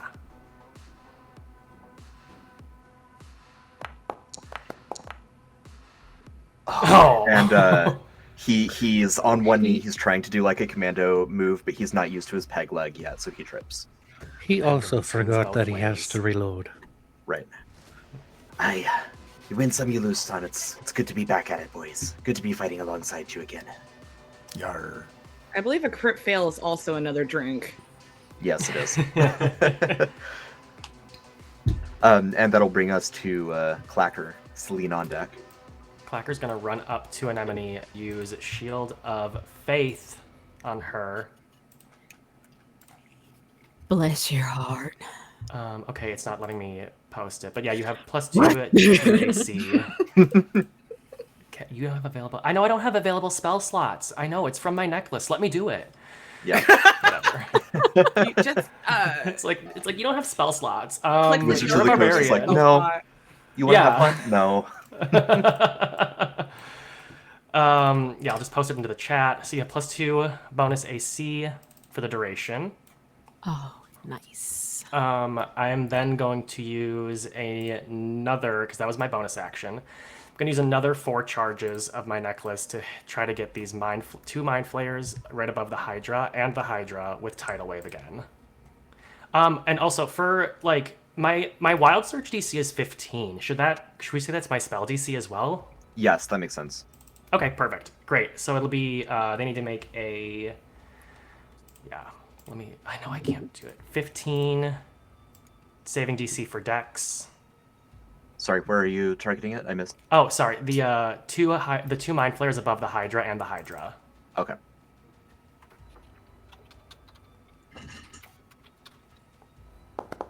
Hydra succeeds.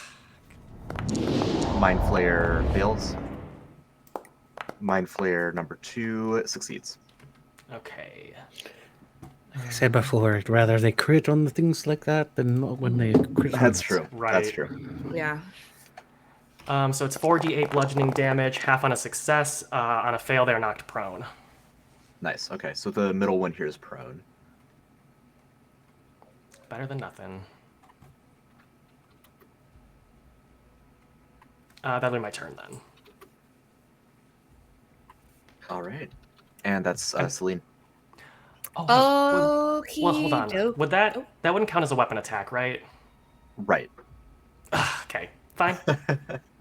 No blood fury yet. Not yet. But soon. I just need to get closer. Yeah. Okay, time for Celine to get to work.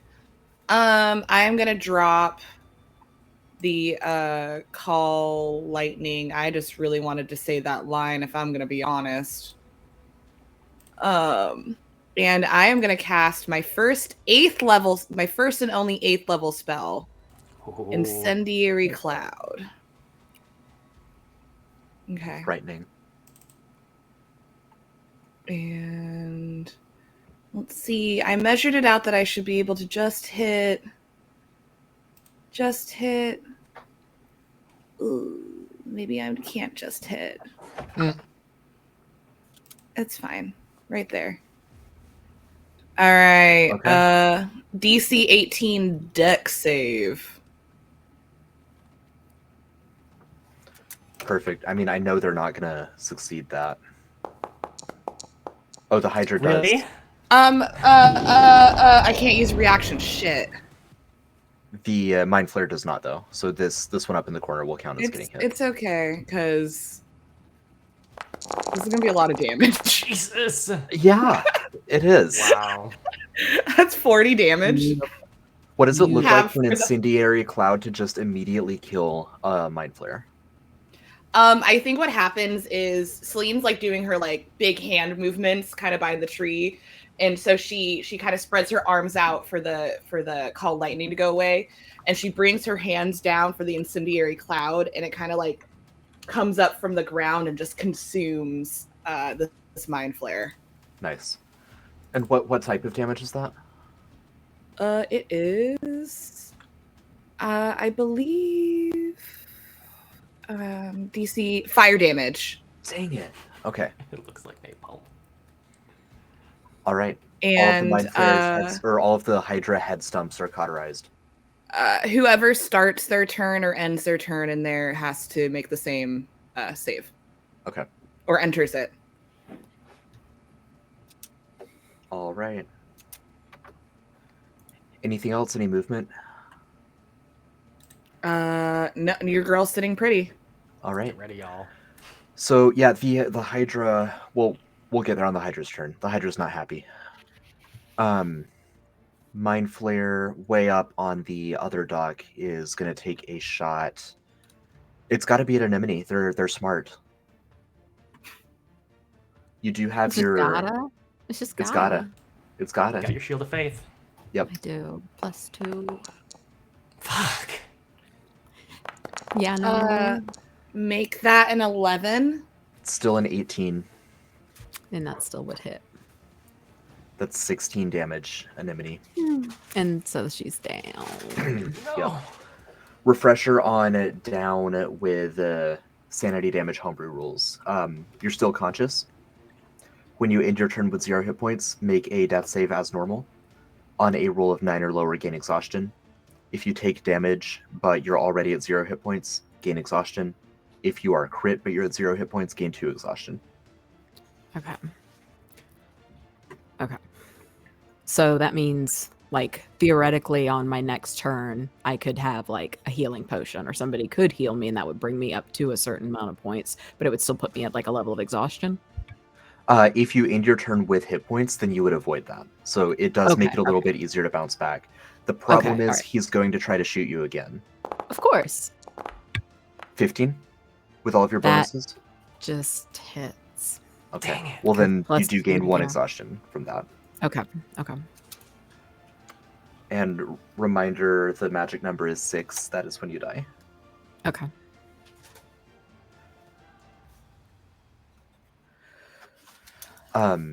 All right, Hudson sees that, and he's like, fall back, Anemone. Live to fight another day. I think we can handle this.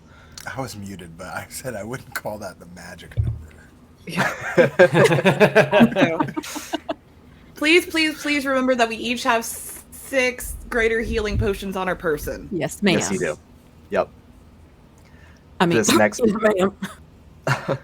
The next Mind Flare Gunner is going to run over behind this palm tree, and I'm sorry, but he's going to do the same thing. What a piece of shit. Yep. 15 just hits, so that's 1 more exhaustion. And 19 should also hit, so that's a total of 3 exhaustion for Anemone. Oh my god. It's not funny, but it is funny. I'm so sorry, Maggie. Hey, maybe I'll move somewhere. Maybe I'll just deliriously singing Dolly. Whatever you gotta do to survive, get the fuck out Right. of here. I tried to help. No, you did, technically. I technically tried to. It's just technically not working. Listen, this is she's just catching up is how I look at it. Y'all have been through enough. Everything Everywhere All at Once. It was a That's great right. movie. This Mind Flare is going to try to walk up to Moriarty. Moriarty, I think you have your reaction if you want to intercept. No, Moriarty, whack him in the PP. Wasn't no, it prone? he's not gonna let the Hydra just walk up to him again. You're right, he is prone. That sucks. Womp womp. Okay, he's going to see if his Mind Blast recharges then. What a douche. He stands from prone. It doesn't. It doesn't. Eat that. He's gonna duck into the shelter here and dodge. Coward. And Zug Zug is going to advance. Zug Zug. She extends her hand at Anemone and goes, "Ah!" And there's no actual attack there. Anemone, you're totally fine. Oh my And, God! Nathan. She's going to just blow Zug a kiss. Whoa.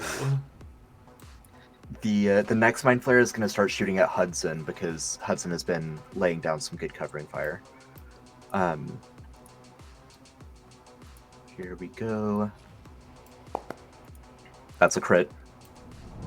Everyone drink. And a hit.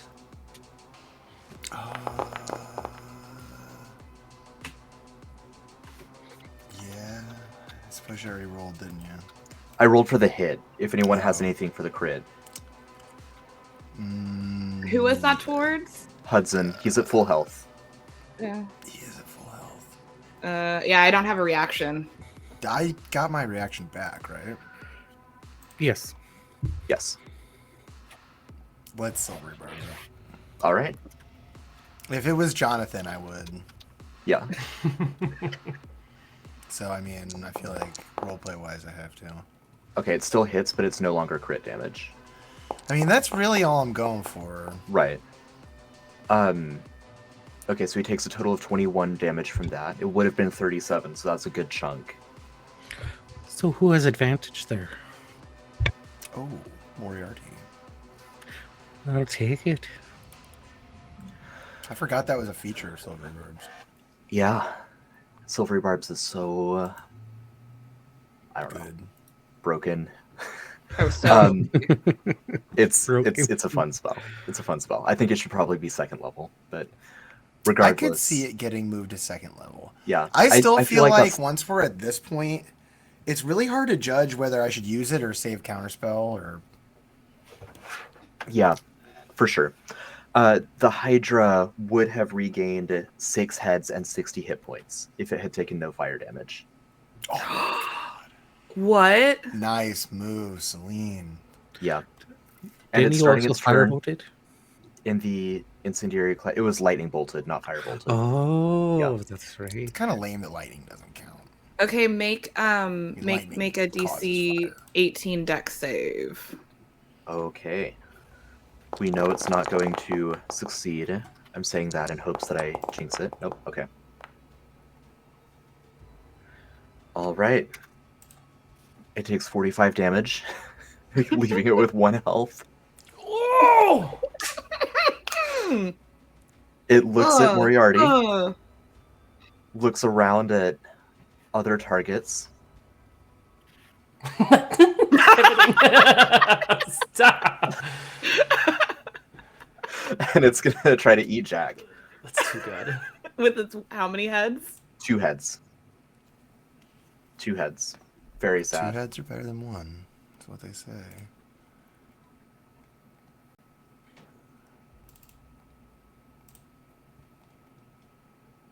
Let's see here. 27 to hit. I mean, that will hit. I'm going to use Storm's Fury. I guess that means the second one doesn't hit because you kill it. Deal lightning damage. It has 1 health. Yeah, you pop it. Yeah. It does bite you for 7 damage, and as it goes to strike you a second time, lightning I just... can't. It's my reaction. Oh, that's right, and you've already used it. Okay. Nice. So the second attack would be 19 to hit. That would also hit. Okay. That's what I get for saving Hudson. Should have let me take it, mate. I'm doing all right. So 18 total from the Hydra. Okay. And we've got one more gunner, then we're going to be back to the top of the order. It will shoot... it's going to move so that it's more kind of in line of sight, Does seeing it wanna around the move- giant Hydra. Does it want to move into the giant fire cloud? It doesn't, but it's going to shoot at Oh. Hudson a couple times. Miss. And a crit fail. It's gun jams. All right. We are back to Anemone with 3 levels of exhaustion. Yeah. So disadvantage on skill checks, your speed is halved, and you have disadvantage on attack rolls and saving throws. Oh my god. Okay. That's okay. Because I just need a little bit of time. So first, she is going to cast a mass healing word on herself. I think Moriarty has some bring time. Wow. herself back up, even if Nice. it's just that. Even just that. Mhm. Perfect. All I'm right. always carrying some time there, Clacker. And she did that because she needed whatever healing she gave herself to not be an action. Because the action she wanted to take was that. Nice. And while she is invisible, she is just going to crawl over here and flop off of the dock. Could you have Down- crawled under the dock? I can. I think I. I'm just wondering if it'd be better coverage. Your Yeah, speed I is still- halved, so I think that's as far as you can go. Okay, but she But you definitely are wants- invisible. Yeah, down in the palm fronds also, and so yeah, even if something goes that way, hopefully nobody can tell she's down there. And yeah, she's so okay. So she's got some back on the board, but still would have the 3 levels of exhaustion, or does that bring her up to 2? You still have the 3. You only remove them on on a long rest. Okay. Okay. Long rest, you remove 2 levels of exhaustion instead of 1 because of the way we're doing this. Gotcha. Now, mass healing word can target up to 6 creatures, so I think everyone is within range to gain that health. Get it, everybody, help yourself. 4 That's all you elbow- hear before she just zaps. I'll take that 4. Thank you. Mhm. Yeah, definitely. I mean, I'll take Help it. yourself. Thank you, Anemone. Healing is healing, as they say. Listen, y'all, she's so delirious right now. She's. I'm pretty sure I saw a little moose just run past me. Was that a thing?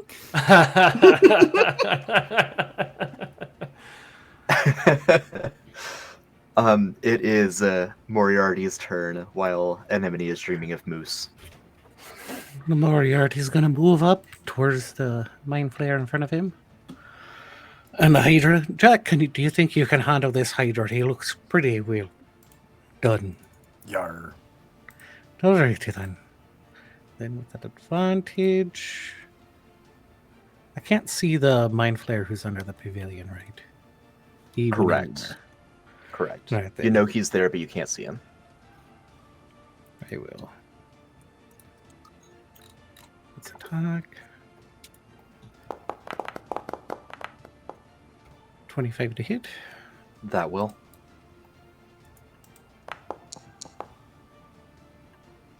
For 10 damage, and then... That's more than 1. He goes down. How do you do it, Moriarty?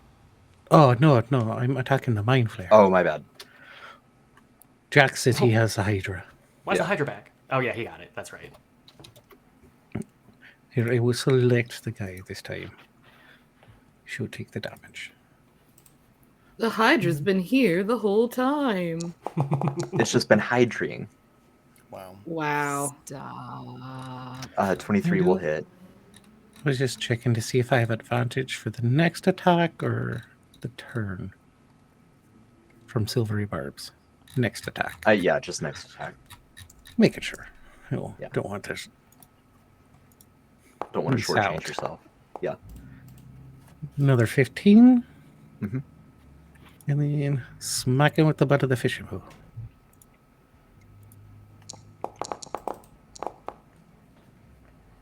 $23 to hit and for 9 damage. All right. And see the last little bit, little jolt is going to come out of the butt of his fishing pole, and I will arcane jolt. What is Arcane Jolt? It's a artificer thing. Cool. It's an artificer thing. You wouldn't understand. Extra 2d6 force damage. Nice. Okay. For 6.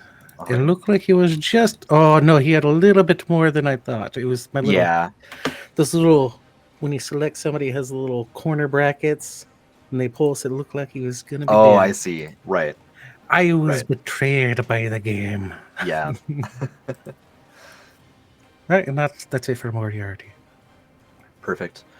Jack will be up next. Hudson after that. Yeah.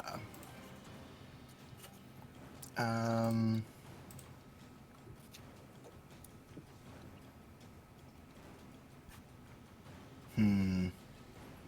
was trying to figure out if there was a cool way that I could kill everything in one hit. but you know, the way you have everything spaced out, Yeah. They're professionals. Unfortunately, very hard. Hmm.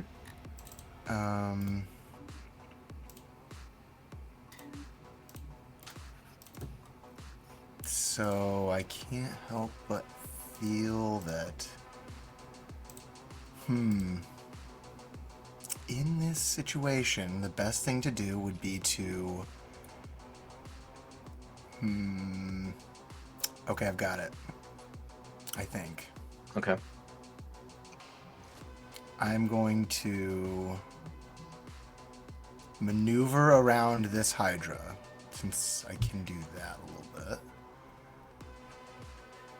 Without him attacking of opportunitying me. Yeah, as long as you stay within 5 feet of him. I will move around him. So that's 15, 30. Okay. I will cast Spirit Guardians. Okay. How do you kill the Hydra? Spirit Guardians erupts and just obliterates him into dust. Where is my spell? Spirit Guardians. So damage for this turn is 11. I love it. And, It's a remind me the save type. It looks like it's a Wisdom saving throw. Okay. Mm-hmm. And then also, I have this ability called Heart of the Storm. Okay. And that is whenever I cast a... Oh, I don't know if that actually counts in this scenario, because Spirit Guardians is technically Radiant, but I usually make it Thunder, but never mind. I don't think that actually... Yeah, really yeah, it's got to counts in this be... scenario. Right, okay. But he will still get affected by the range of the thing there. Yes, I made the save at 18, so he took half damage. Oh. Well, I'll quicken a Firebolt then. Okay.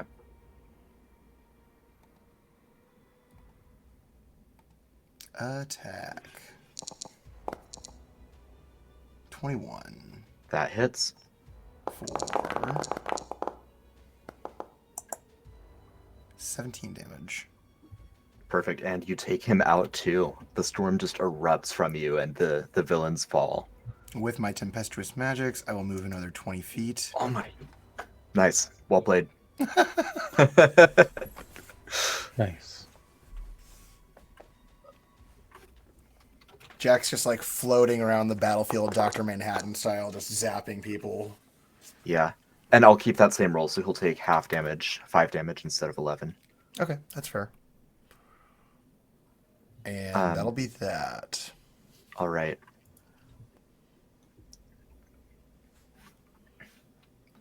Hudson makes his way onto up to the end of the dock, and then we'll take a couple shots at the Mind Flare down here behind the tree. So Mind Flare is going to have cover against this, but hopefully Hudson can still hit. Nope. Not with that roll. Nope. Or that one. No, he's fiddling with reloading his gun, takes a pot shot, and it just kind of chips the tree, but doesn't hit the Mind Flare. Hudson, take a breath, reload, and then fire. Just gotta take him out. I think Clacker is before me in initiative. Yeah, Clacker fell out of initiative somewhere along the way. Oh, must have been when I Yes. refreshed. I think That must I'm be right it. after Hudson. Yep. Yeah, go ahead and take your turn. I'll get you back in initiative order. Okay. All right. I've been thinking about this.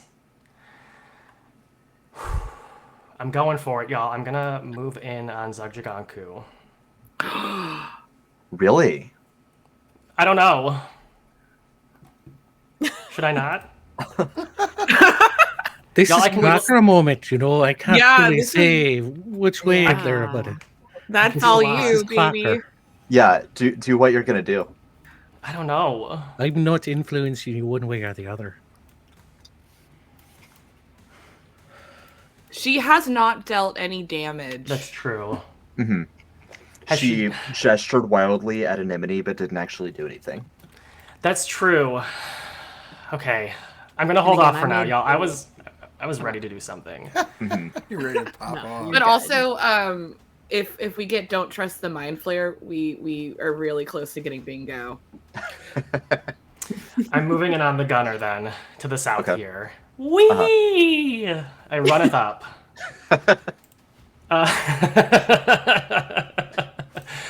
I will start to attack recklessly. Okay.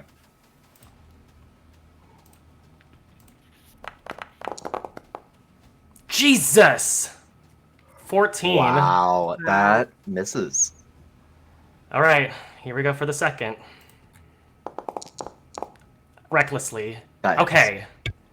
22 to hit. It's the first one, or really the only hit. Let's do 17 damage. Okay. I'm going to expend one charge of my Blood Fury's tattoo. Nice.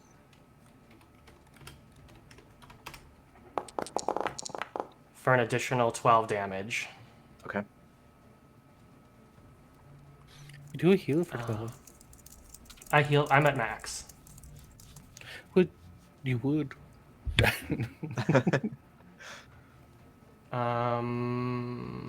And then I'm gonna bite recklessly as well.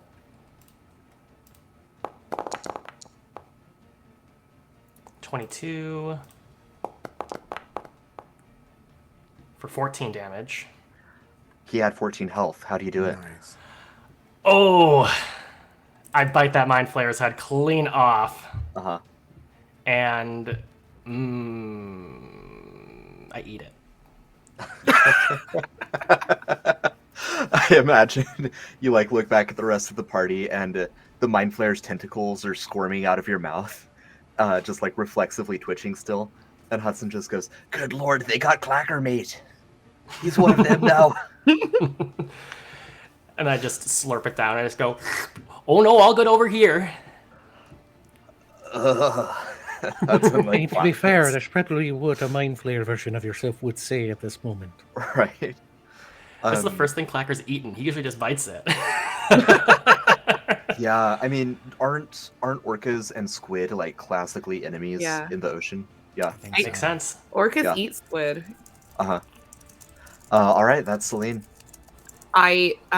Celine, I'm gonna drop that AoE because there's literally no one over here, and no, I'm missing Abraham being able to push people around into things, so I'm gonna drop Yeah, that. I never thought I'd say I miss Abraham.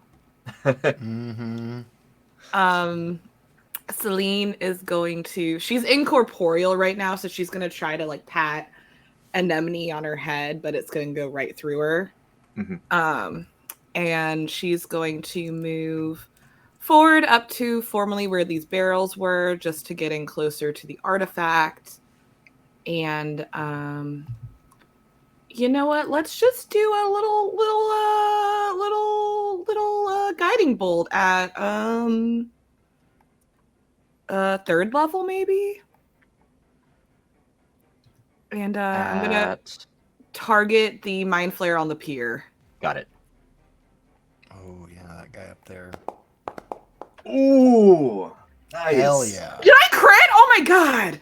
Yeah. Holy moly! Okay. 3rd level crit with that. 55 damage. It had Hell 54 yeah. health.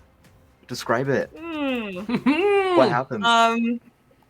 So again, Celine is like floating and doing her like wild hand magic gestures, and she just kind of finger points. She does like a little Sailor Moon hand action thing, and then points to the mind flare, and just like the guiding bolt shoots out of her fingertips and just nails him right in the middle of the forehead. In the name of the moon, I will punish you.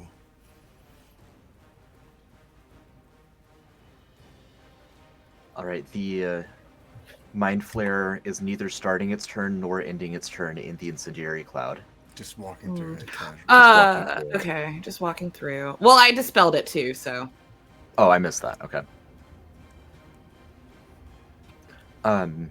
And let's see about his mind blast recharging before anything else. Whoops! I don't know why I did so many.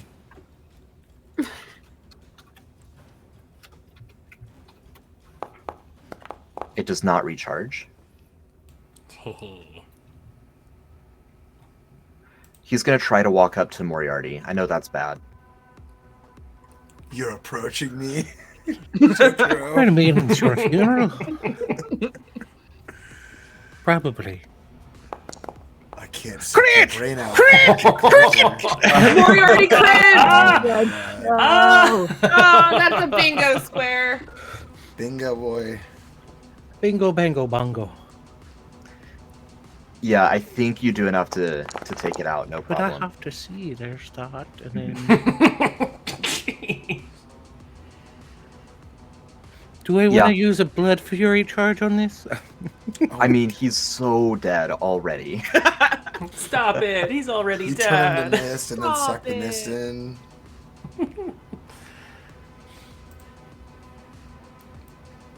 Yeah. So- This next he's guy just is going to get obliterated. vaporized too then. As soon as it's his turn, right, he's going to take damage. I guess he right. could live. He could live. Sukshikanku walks up to Celine and makes like creepy mind flare gestures, but again doesn't do anything. And Celine, I think, is getting it, so she goes, ah. Right. Yeah. You're incorporeal, so her tentacles lock in on your incorporeal body, but not actually because of your in tangential state. The mind flare gunner is it's gonna take full damage. What is it, 3d8? Yes. 13. I guess I could live through that. It does live through that, in fact. And it's just gonna try to shoot you a couple times in the face. How dare you? Do I have my reaction? Can't recall. I think I do. You should at this point, yeah. 18 and 15. Yeah, an 18 would hit. Okay. I guess I'll take it. And that's gonna be 10 radiant.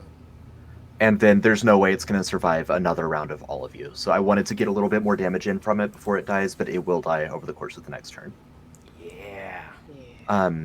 All right, and Zugjiganku drops the ruse once the last mind flare dies. We will take another break real quick. I have some tech stuff I have to sort out, and we'll come back in about 10 minutes. We'll call that 4:25, 4:25 Eastern. So 13 minutes from now, and we'll jump right back in where we left off. Y'all, 2 fights down. All the PCs and NPCs are still up. Yeah, we're all Barely. doing pretty Barely. good. Yeah. Tor's pretty fucked up on Insane. the other side, and Emily's pretty fucked on this side. Yeah, Nothing but happened to Clacker. nothing happened to Penny to or Clacker. I think for the first time ever, nothing happened to Clacker.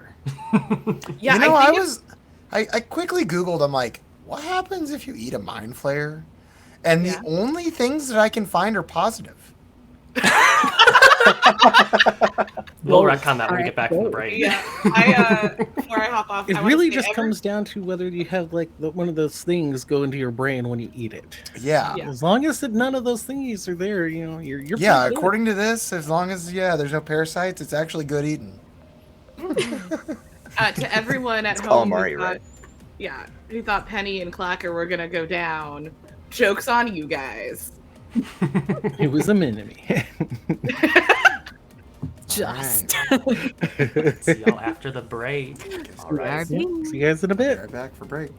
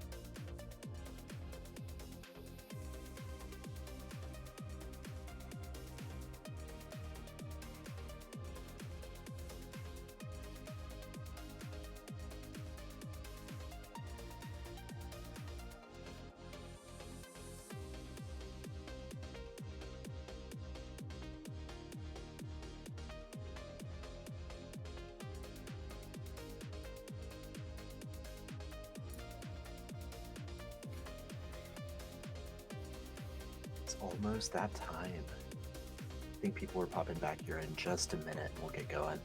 Just tending to some tech stuff. We're hopping. We're all snacking. Nice.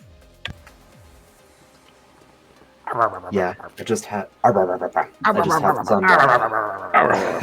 some artichoke dip, and now I'm eating Cheez-Its. Hey, What is everyone else's? I'm eating Cheez-Its too. What kind are you having? Classic and white cheddar. I did half and half. Sadly, we are Better. not sponsored or affiliated with Cheez-Its in any way, but if Cheez-Its would like to become the official snack Yeah. of Homebrew, we would not say no. They are I would welcome to accept that. sponsor us. They are welcome to sponsor us. Love your What is- sponsor Cheez-Its. Along I with don't know. the Cheese it happening. I don't know if we're live, but chat, feel free to share what you're snacking on. Oh, Yeah. We are here. live. Yeah. Oh. It looks like Cheez-Its for the snack today. It looks He like just he is chimed in. also, yeah, also eating Cheez-Its.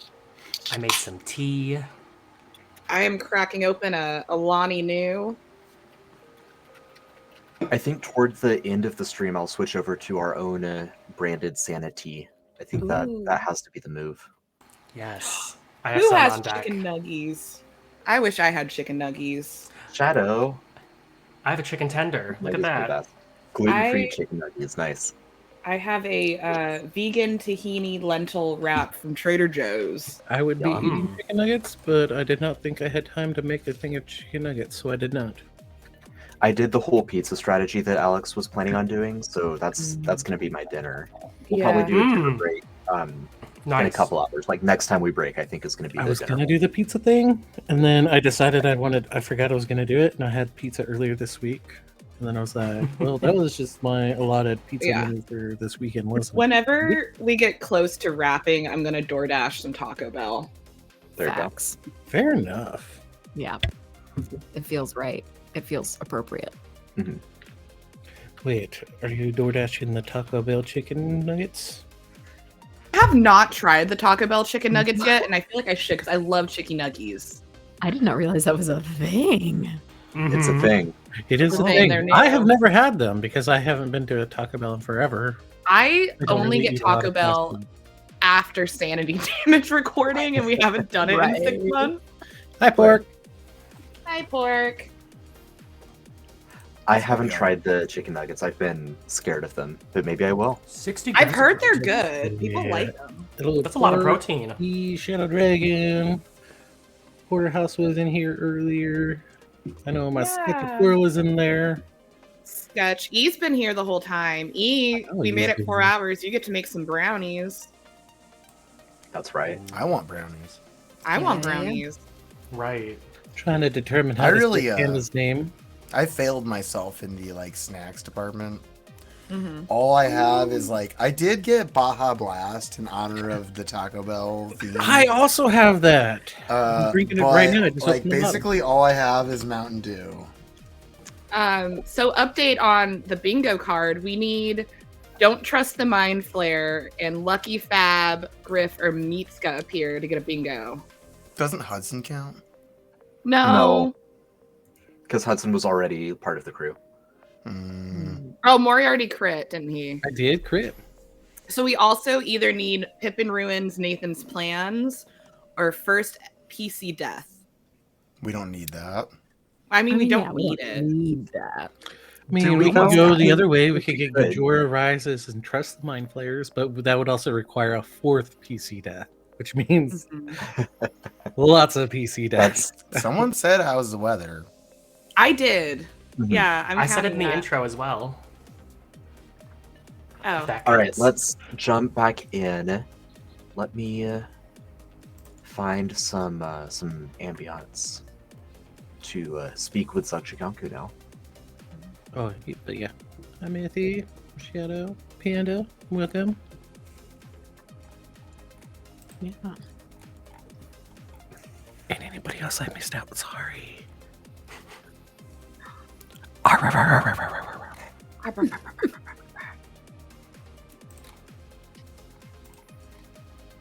Bunch of All dogs. You salty sea dogs. Oh, Oh. the Brew. We don't need all of these characters. TPK. So Let me get some more appropriate music now that we're back from break.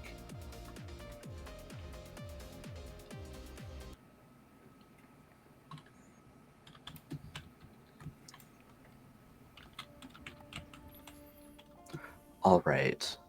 Actually, now that I went to all of the trouble of setting that up, I am just going to put us back on the dock for a little bit longer.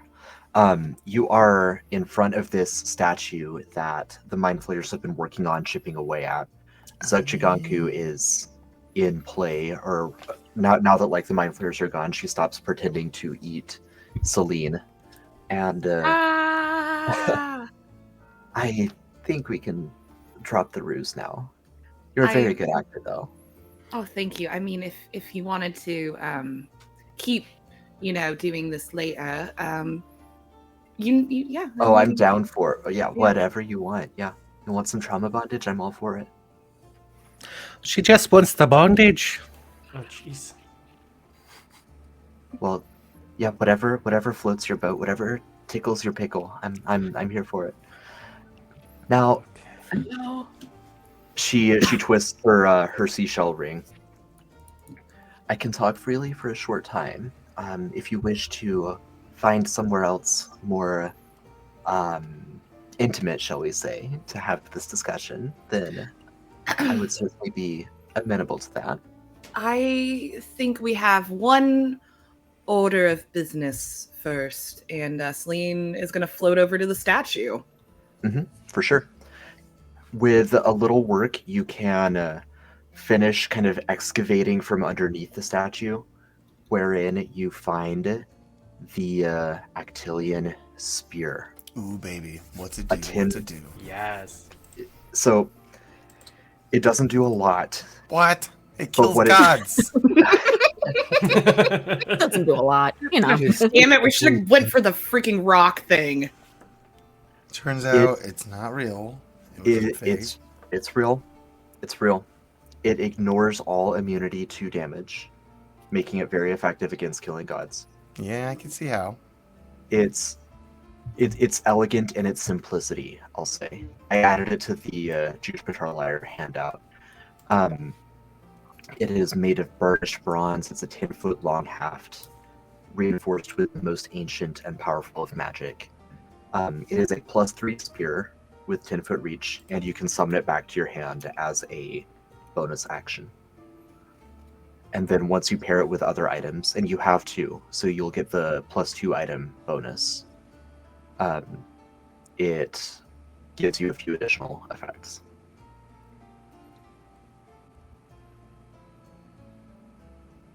Interesting. Whoa.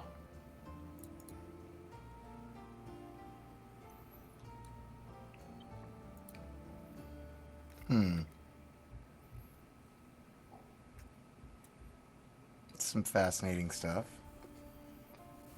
I definitely understand why it's used for what it's used for. Mm-hmm. I don't think it's particularly a great weapon to use like all the time, is it? Not for Moriarty, maybe for Clacker. Yeah, it'd be pretty good for me. Because my greatsword's just 2d6. Yeah. There you go, Clacker. Sounds like that's on you. Oh. And Celine is also going to turn back into her high elf form, and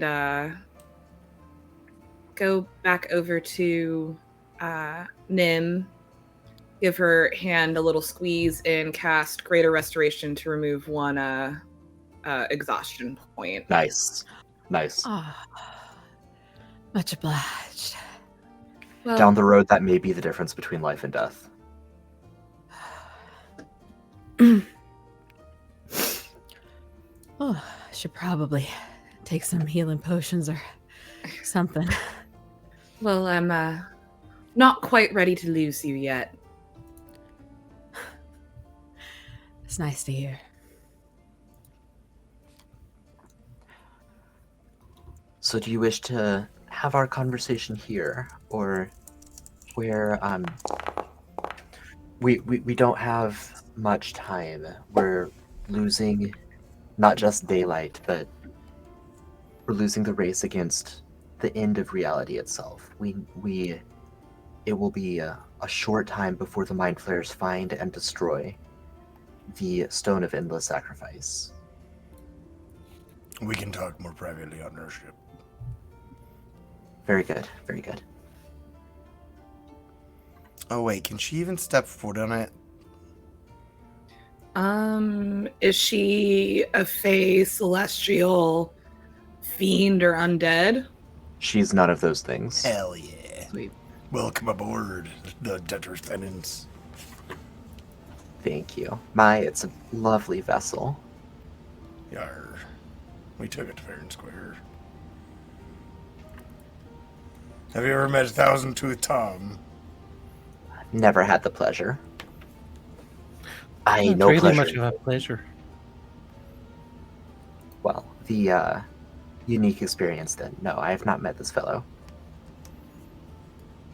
Well, pray you never do. Well,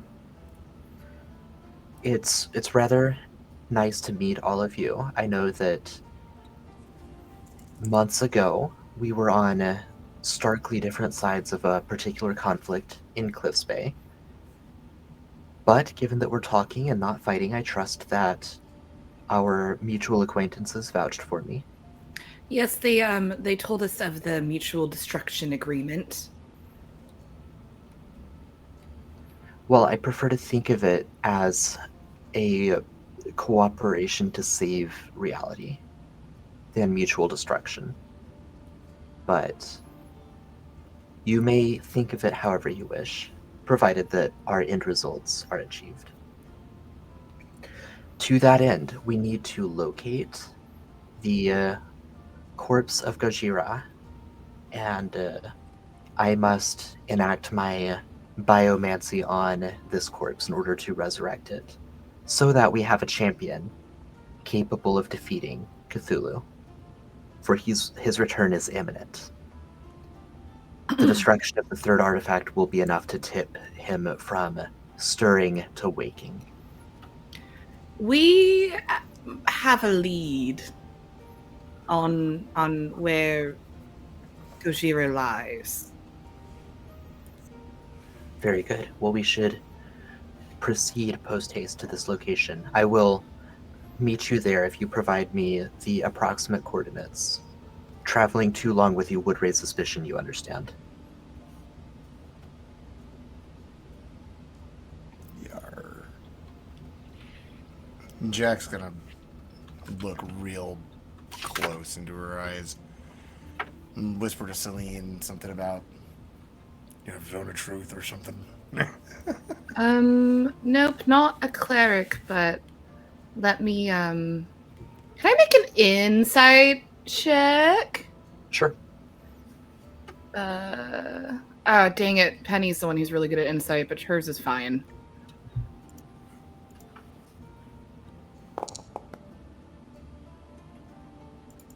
I'd be an 11.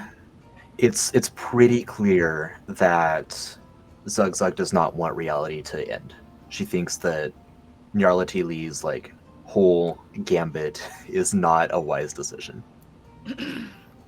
Celine is going to whisper in Jack's ear. She's going to say, well, my gut is saying we can trust her to aid us in stopping the end of the world. After that, I'm not so certain. Yeah. Okay. That's pretty much what Jack was thinking too. Do we want to be more certain about the I have a thought. Is it a good one? Oh, you you do do have have some. Well, I'm sorry. Sorry. I had to double check, but yeah. I just want to make damn sure, since I've come this far and I was under the impression I was just going to be someone's assistant the whole time. And that's not what's happened. So, what's going to happen after the fact? Yeah, so everyone needs to make a, charisma saving throw? Yep, charisma saving throw. That's a 2 - 2 for Celine, 0. Listen, Dawn, I'm not worried about you. I'm not worried about you. I pass. Look, when I first Moriarty, when I first met you and you said I was a hag, I really wasn't a hag, but it made me feel like I wasn't welcome, and I was probably very standoffish at first. I'm used to being abandoned. I'm so sorry. Celine, shh. This. Not the zone of forced truths. And Savannah is so pretty and beautiful. I can't get her out of my brain sometimes, and it makes me really nervous. And is Savannah in the room? No, is she was she in the room? She's on the boat at least. Oh, yeah. Okay. She was just on the other side of the door about to come in with some drinks when she heard it. Right.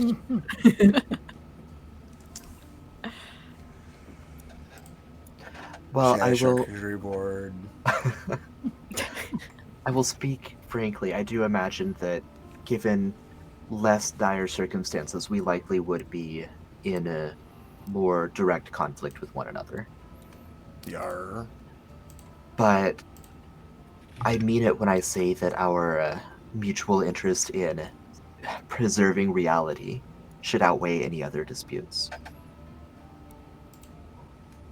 Fair enough.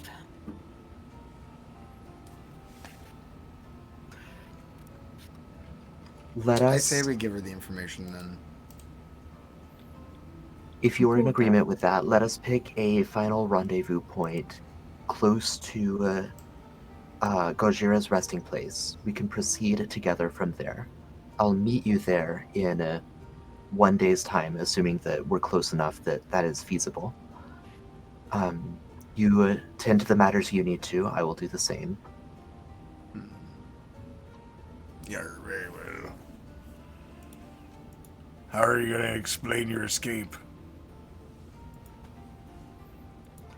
Well, you see, I do have traveling companions. They're not here in this room, but it would be easy to justify them breaking me out from my capture. You're very well.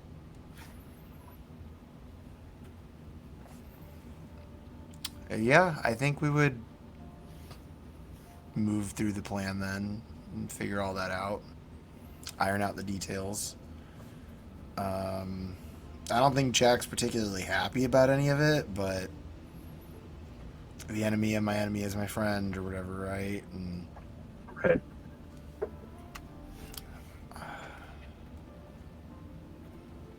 I can't think of anything else that I could do I besides shoot her with lightning. We are indoors. yeah. So you would relay essentially, like, let's meet in the wilderness of Arcathiodal, such and such distance outside of the main city, and then we'll go to the resting place of Gojira. Makes sense to me. All right. She will take her leave, provided that you don't actually try to, like, keep her hostage. Then she'll sneak out. And that will leave the rest of you to make your own way towards Gojira's tomb, or towards the realm of Arcathiodal. Besides knowing that, well, let me put it this way: in the most recent vision that Jack had with Yold mentioned that Arcathiodal was important. For reasons beyond just being Gojira's resting place. I don't think he went into more detail than that. But Not much, no. Okay, so would there be any other course of action that this party would want to tend to, or would you just want to proceed to Arcathiodal as quickly as you're able to at this point? How far is it from where we are right now? Not It's- terribly far. I am also condensing that travel a little bit because of Kenna One's like light Yeah, speed, astral basically that plane he thing. right the Mhm. astral Mhm. plane Mhm. portals that he installed. Gotcha. Yeah, so it wouldn't be difficult for you to navigate to Arcathiodal. Would we have some downtime though? About a day, Okay. a little bit less than a day, enough for my a God. full rest and then some like conversation. Cool. Nice. Yeah. Yeah, big nice. Yeah, no time for detours, sadly. Yeah.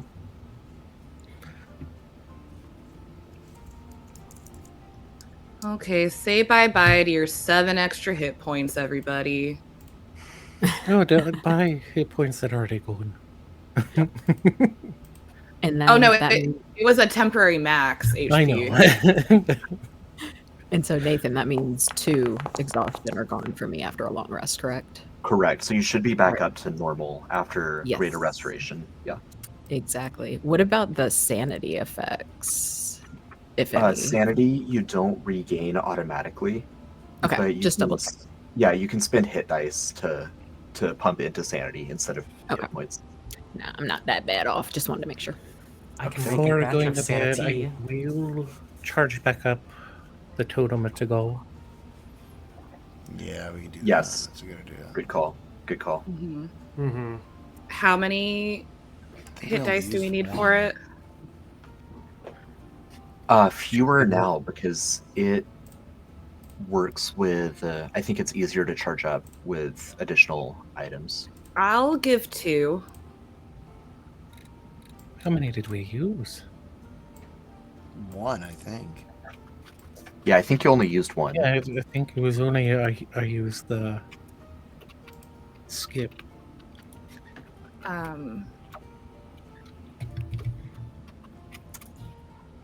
Then if we don't need to, I'm gonna take it back. This is me rolling my portent rolls. The totem regains 2 charges per 3 hit dice spent. Okay, I'll donate 2. Okay. 20. Oof. For Okay. portent, Yeah, dude. nice. That's awesome. And Free then this is crit on my someone. I know r/d. This is my woer wheel. It is wheel, not that I've ever used it. It's there. It's there. Yeah. And before everyone goes to sleep, I would try to find a quiet moment to kind of steal Savannah away. Okay. She's amenable to that. Savannah, how was the how was the battle on the ship? I'm glad to see you're still here. Yeah, well, I mean, we all survived. Cut some bruises, but nothing too catastrophic. Glad to see that you're all in one piece too. I mean, I wish you had seen it. I mean, I had never seen lightning and flame and lightning again. It was quite a show. And she's gonna just be awkward for a moment. If you can't tell, I'm not great with my words. I spent a long time alone, like 20 years alone in the wilderness. Well, that's longer than I've ever done, but I know a thing or two about being alone as a pirate. I never thought I would talk to anyone else but the stars. And I am not afraid of many things, but I am afraid of what would happen if I were to lose you. I think that you are so brave and skillful and amusing to talk to. And she's gonna come in a little closer and she's gonna say, if and when this whole, end of the world thing blows over, can I take you on a date? If and when this whole thing blows over, I'd rather like that, Celine. Smashing. I have a little place in Narao. Splendid. All right, it's a date. And she's just gonna go in for a big ol' smackaroony. Mm-hmm. Yeah. Celine will, or not Celine, I keep saying Celine when I mean Savannah. I know. Savannah reciprocates, yeah. Y'all have a lovely moment. Yeah. That's, yeah. Fade out. Mm-hmm. Beautiful. One other notable thing, I think, as morning dawns, as you come back into this world from the Astral Sea, appearing above Arcathiodal, same as Narao, it's like you're on the surface and the city is down underneath the water. So appearing on the surface of the water above Arcathiodal, Jack, you would look out and you would see a storm amassing in the west. You would recognize this as the World Storm building.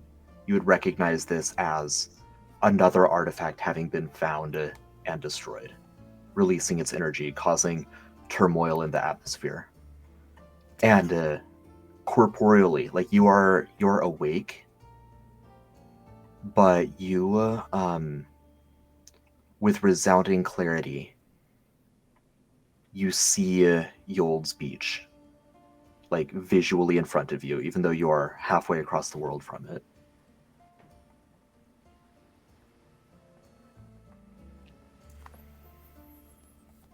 Yarr. I look around for Yold. You look over for him.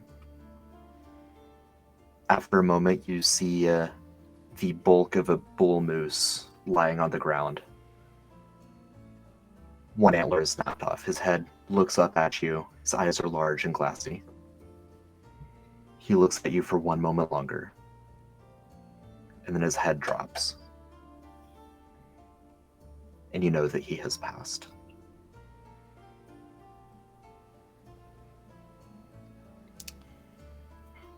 Oh boy. Well, that ain't good.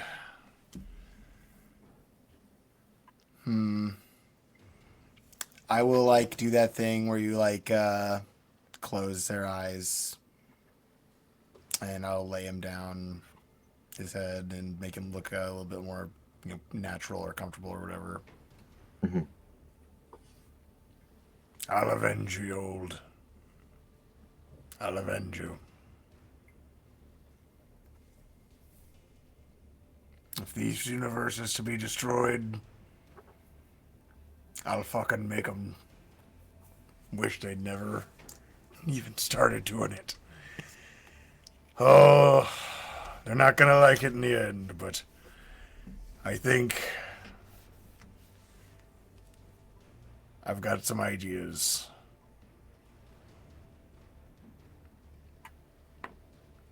I'll just pat him gently, step up and look out over to the area, try and memorize its physical location. I know we've been there once before, but I have a feeling that if I ever make it back here, things are going to be smidge different.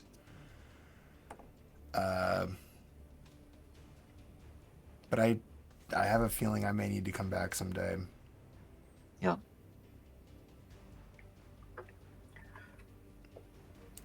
After a moment, the the vision fades. You find yourself back on the Debtor's Penance above Arcathiodal.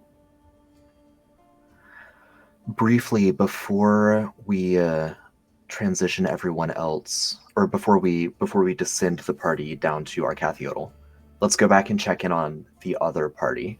So over this same roughly 24-hour period, the other party has been corralling the Taingese naval officers and getting them to fly your airship back through space. And if memory serves, you were planning on rendezvousing in Arcathiodal, yes? Yes.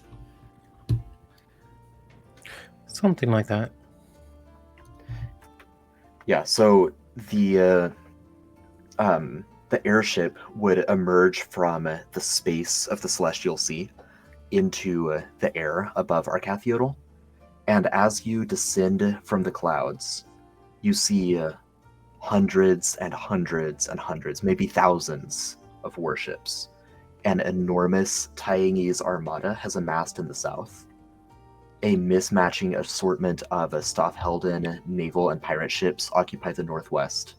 You spot Thousand-Tooth Tom's banner among them. In the northeast, there is a uniform spread of several hundred West Anakin warships. And in the west, the heavily armored triremes I described from a day earlier. So there's a conflagration brewing here. And Arcathiodal seems to be at its heart.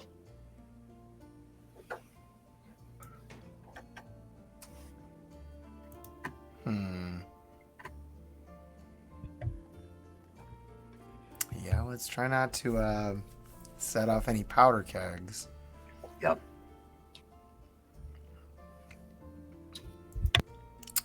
Shekiodai's airships, they're most affiliated with which? They're not really affiliated with any. They're affiliated. They're really not. Yeah, you're Yeah. safely neutral. They're affiliated with me. Well, that does kind of play to our Facts. advantage then. I suppose let's just sail it. I mean, just act like we're supposed to be here. Yeah, I mean, because you're in an airship, it's pretty easy for you to just descend kind of in the middle of them. Yeah. I was gonna say, is there like cloud cover or anything we can kind of hide up in? There is, especially as the world storm is beginning to blow in from multiple directions. But for you to get down underwater, you will have to pass through their field of vision. Yeah. And this group the airship has been able to take a long rest through this travel, correct? Correct. Okay. Just checking. Well, yeah. Let's do that long rest. Yeah. And goodbye, temporary hit points. Hopefully, we will have time to prep before the ultimate battle.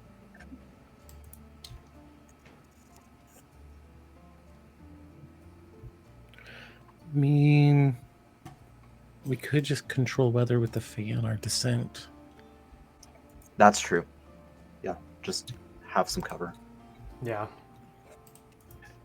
We do have that fan. It is a very nice fan. It's I've noticed it's a bit larger than average. It's very fancy. It's very was it? Indelible inks? Is that what it said?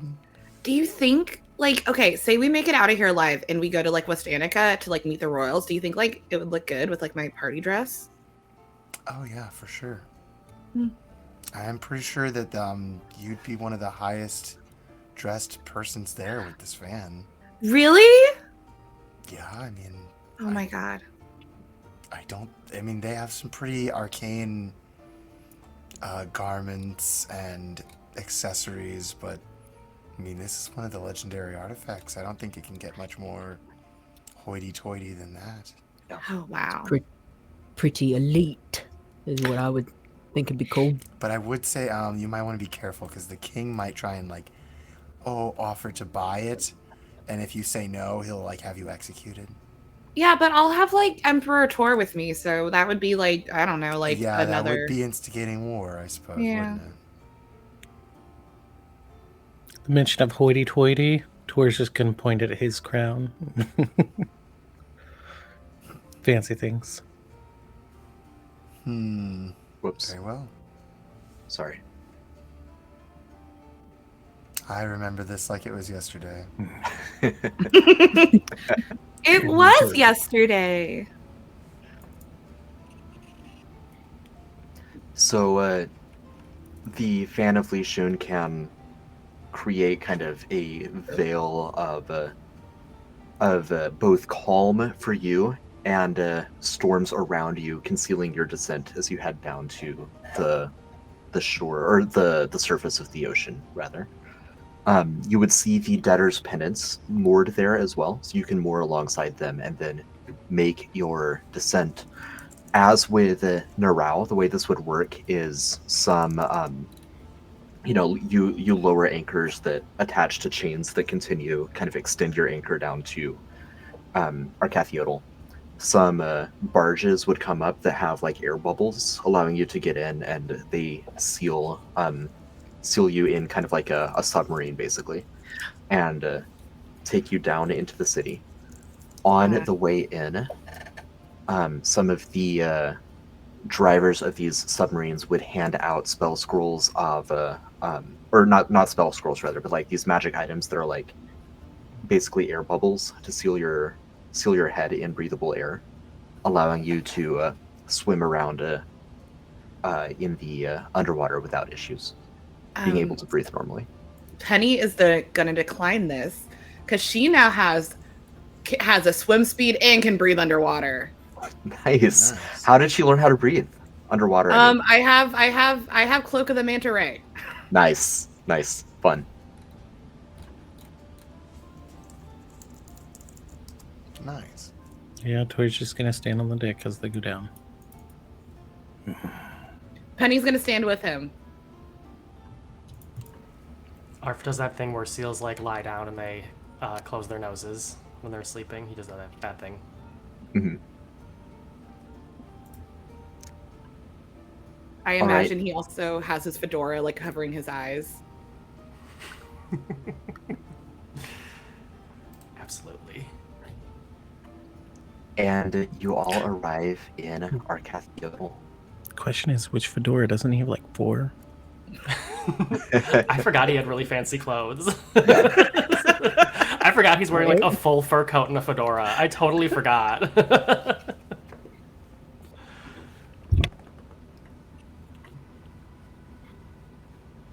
This city is a little bit more shallow water than Narao. It's built along a giant coral reef that kind of slopes down into deeper waters. The city itself has any of the major buildings you could expect to find: a civic center, a court where the ruling officials make their proclamations, inns, taverns, banks, shopping centers, markets, some stuff for entertainment. There's like kind of this giant seashell looking building that's kind of like the Sydney Opera House. Looks like some kind of theater. But yeah, you descend into the city of Narao. Is there anything in particular that you are all looking for? Or are you just kind of following the nudge that you got from Yolda previously before heading out? Or do you want to go straight out into the wilderness and find the resting place of Gojira?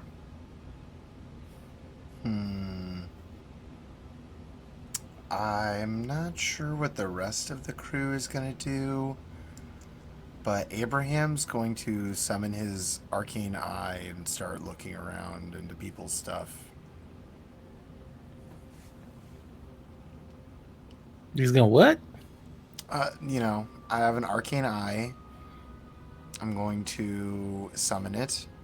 I'm going to start looking into, like, people's places, and, like, what's going on behind the scenes in this place. Oh, okay. It is called Visions of a Distant Realm. You can cast Arcane Eye at will without expending a spell slot. You create an invisible magic eye within range. It hovers in the air for the duration. Mentally receive information from the eye as if it was normal vision. It has dark vision out to 30 feet. Can look in every direction.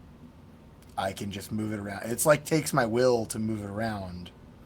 But if I'm just standing here on the boat or whatever, I'm just kind of like walking around with the crew, I can use my action to move the eye wherever I'd like. Mhm. It lasts for 1 hour. It can't enter another plane of existence. I'd have to summon it in the other plane of existence, I believe. Yeah. Which Correct. isn't a problem for me because I can do it at will. Right. But I would have to be there. Hmm. Solid barriers that block the eye's movement. But it can pass through an opening as small as 1 inch. So if a rat or a bat could get in, my eye could get in. Nice. Yeah, so as you're looking about, you see a lot of tritons. You see a handful of traditionally land-dwelling humanoids that have those arcane bubbles to breathe underwater. The culture and architecture is really like what you might think of when you think Atlantis. It's a fusion of Grecian influences and like Nahuatl or like Maya influences, right? It's kind of that meeting point of those two images. So there's like mosaics on the floors. There's big forests with like flowering types of kelp that look really artistic that are in some of like the city center areas. Does all the construction look like really, really, really old? Pretty old, yeah. There you don't see a lot of new buildings. A little bit more in a better state of repair than like this image that we have in front of us. Sure. You know, people are actively living in it, but yeah, it's got that like old city feel. Makes sense.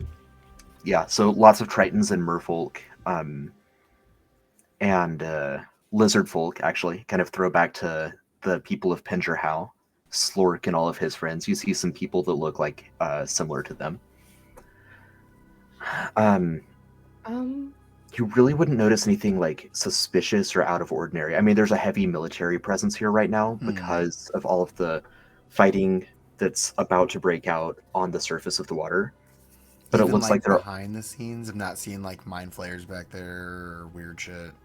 You don't see mind flayers or like pulling the strings. You would actually be able to peek in on a like war conference going on with some tritons that seem to be marking out different areas on the coral reef to defend against mind flayers that have been attacking them. All right. Well, that's good to know.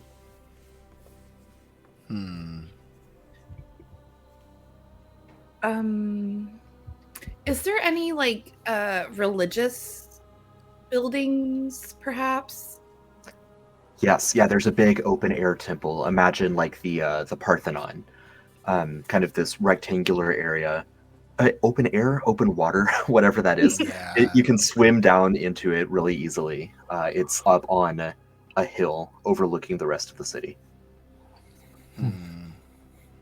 Could I roll something like maybe history or religion? Yeah, I was gonna ask, can I make a religion check? Yeah, history, religion, both of you feel free to do that. Which one's better? They're the same, so let's just do religion. Oh, I never studied under any of this underwater bullshit. I want to clarify both parties are here right now. Oh, okay. So you can, go with either character. The party will split pretty quickly, I think, but you can interact with one another, touch base. For the sake of expedience, let's assume that you have touch base and you've made sure that all of the artifacts are like synced, so you get the full bonus for each of the artifacts. That was the best roll that I had. For some reason, Penny just slacked off when they were talking about ancient underwater religions. I'll be honest, I never thought I was going to go underwater like this. This is somewhere I never thought I'd be. Penelope is just like also very distracted for breathing underwater for the first time. Sure. But maybe I know religious folks, maybe they might know or be willing to share some information about where this resting place might be. Yold told me that this place was very important, but he didn't really, he liked to talk in riddles. I don't know, there's something about that, like, made him very happy. Oh, Even on his dying fucking days, he was like, hey, we're talking riddles, Jack, I'll never fucking tell you. But he did say this is important for more than just Gojira's sake. Oh, your god speaks in riddles? Primarily. Oh, weird. Mine just like hangs out with me sometimes. Well, aren't you lucky? I am. I'm very lucky. Does your god give you any cool powers? Yeah, and Penny is going to Please don't waste your spells. she's just gonna do light, like the light cantrip really, really quickly in her hands. How long did you have to study to do that? Like not really. Damn. Well, Tor, I think, remembers discovering a little bit about the Arcathiodal Temple in relation to the tomb of Atahualpa, and in kind of the archives of the Shikyodai Palace Library. In his, I mean, he is still emperor, but in his brief time in the palace as emperor. Tor, you would recall that the people of Arcathiodal share religious elements from both Arcathians and Tlatziciodal. Arcathiodal is kind of a child nation of both of those.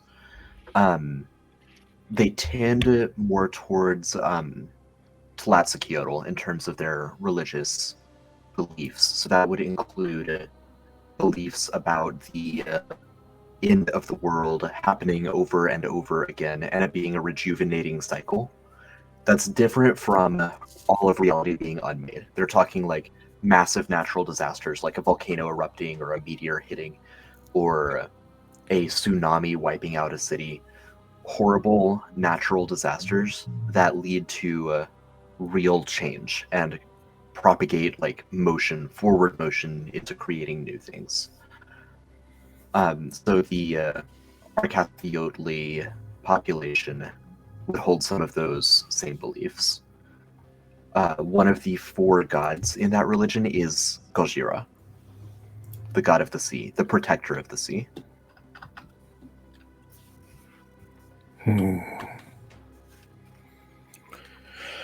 Well, I don't remember a lot. Do you remember a cycle of destruction in life? Yeah. Tor will prat off little bits of what he remembers. The name. Yeah. But just in, those little broken up things, like, Oh yeah, and this. That was right. Should we try to talk to a cleric? Maybe. It looks like there are several clergy members in the temple. Like if you're kind of swimming up over the city, you'd be able to see them in there. Mm-hmm. Penelope has Shelter the Faithful, which I have never used. Is that your background feature? Yeah. Yeah. Okay. So as an acolyte, you command the respect of those who share your faith. Could we say, like, I grew up with nuns in the religious practice, so I can kind of... Yes. Yeah. You and your adventuring companions can expect to receive free healing and care at a temple, shrine, or other established presence of your faith. So instead of asking for that, I'm just going to kind of swim up to the nearest clergy member and say, "Blessed be this day." Are the rest of the party accompanying Penelope? Yes. I don't know. Unless they don't want us to. What I don't see why would we'd that split be? up. Yeah, I don't think we need to split up, but maybe we just like let her go ahead a little bit. Like we can stay a little bit, maybe. Yeah. I mean, I Okay. would love some backup just in case. Oh yeah. We're not gonna Okay. just like kick Sure, you Abraham off. Sure. but- So, with like, them. you're He's out nice in like looking the gentleman. commons area, and she's going into the temple, but Yeah, that's- you're not splitting the party. Correct. That's what I Okay. thought was going on. Okay. Abraham wants to go into, but he wants to control the arcane eye to look around in this place and see what's going on. Okay. So Abraham can witness this conversation going on, and I think you'd secondhand be able to hear it. Is Um, wait, Abraham, you're allowed in temples? Of course. Why wouldn't I be? That's just like the gross hand thing. Well, I guess we'll find out. I step in the temple. you are okay. Oh, never mind. I'm fine. Tell your friend to be quiet, please. Yes, There's a I Triton that swims up to you, Penelope, and blessed be you as well. I apologize. He is a heathen here to be reborn. What? I hurt my back. Or he hurt his back. But it's Well, fine now.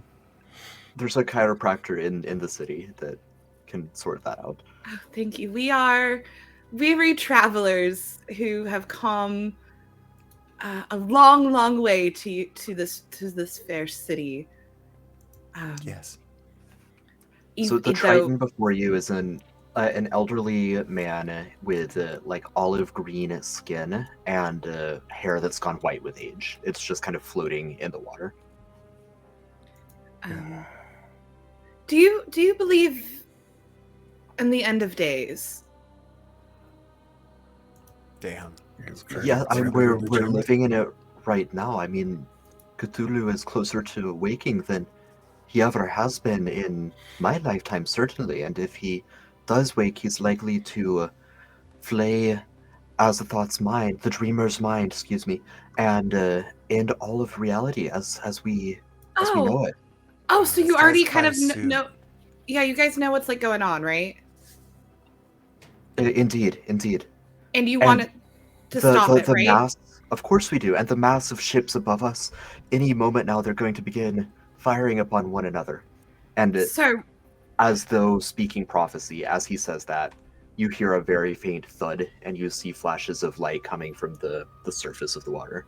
Cannon fire is being exchanged. and Penelope's going to lower her voice because she's kind of learned a thing or two.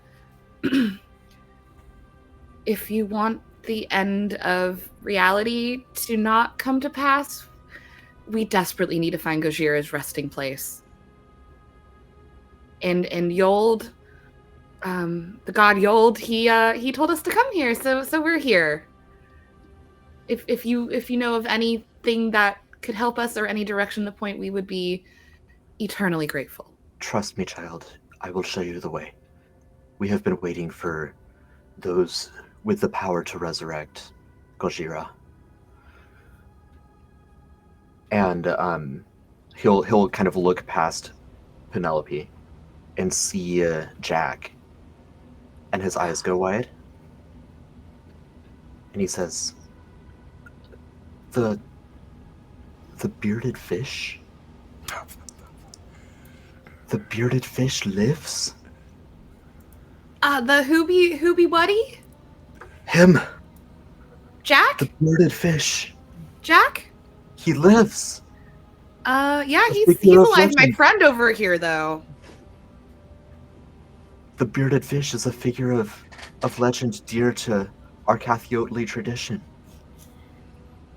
Oh, Interesting. yeah. Well, I can introduce you. I can make the connection here. Jack, why don't you Step over here. This guy wants to meet you. Jack, I forgot your name. Old man, Jack, old man. Hello there, sir. What can I do for you? Extend my hand.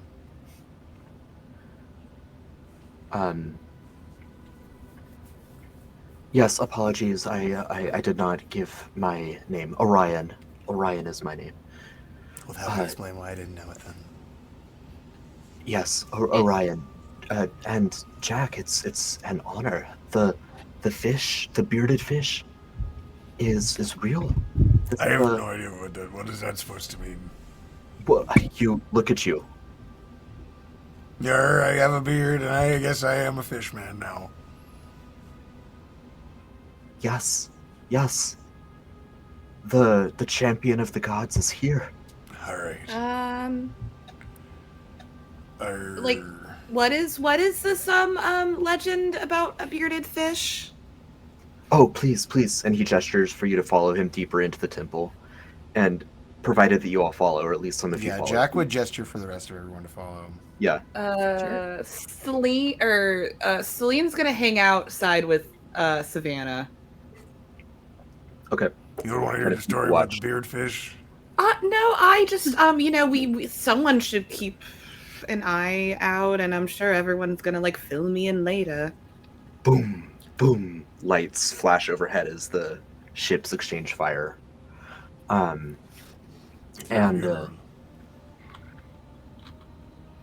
Orion will lead the Orion will lead the rest of the party in deeper into the temple and gesture to a beautiful mosaic on the ground that depicts the beginnings and endings of age after age. Some of these are from natural disasters, as I alluded to earlier with Tor's history check. You actually see two instances of the world storm in this mosaic as well. One where Azathoth nearly awakens and then is lured into sleep by the Jushbatar lyre. And then another where Cthulhu rises and Gojira rises to fight him. They fight. Gojira slays Cthulhu and then is slain by Atahualpa. And Orion gestures to these and then shows you the third world storm depicted in mosaic. And he says, This is our time. Long have we waited with much trepidation for the third world storm to appear. We have not wanted this, but we have known that it would come to pass one day. And look here, and he gestures to the mosaic. And there's a tidal wave that crashes down on a shore next to the carcass of a moose. And a short distance beyond the moose, there's a fish man with this bright red beard, holding a trident like Aquaman, raising it to the skies in defiance of the world storm. And Orion says, "The bearded fish god, the figure of legend." He points back to Jack. He lives. I mean, I wouldn't call him like a god, maybe like a pirate. I wear many hats. At the very least, he's a legend. Finn just points at the painting like, So, is there any text that says how we should revive Gojira? Well, there is legend of a necromancer who dwells in the shadowy depths of the coral reef.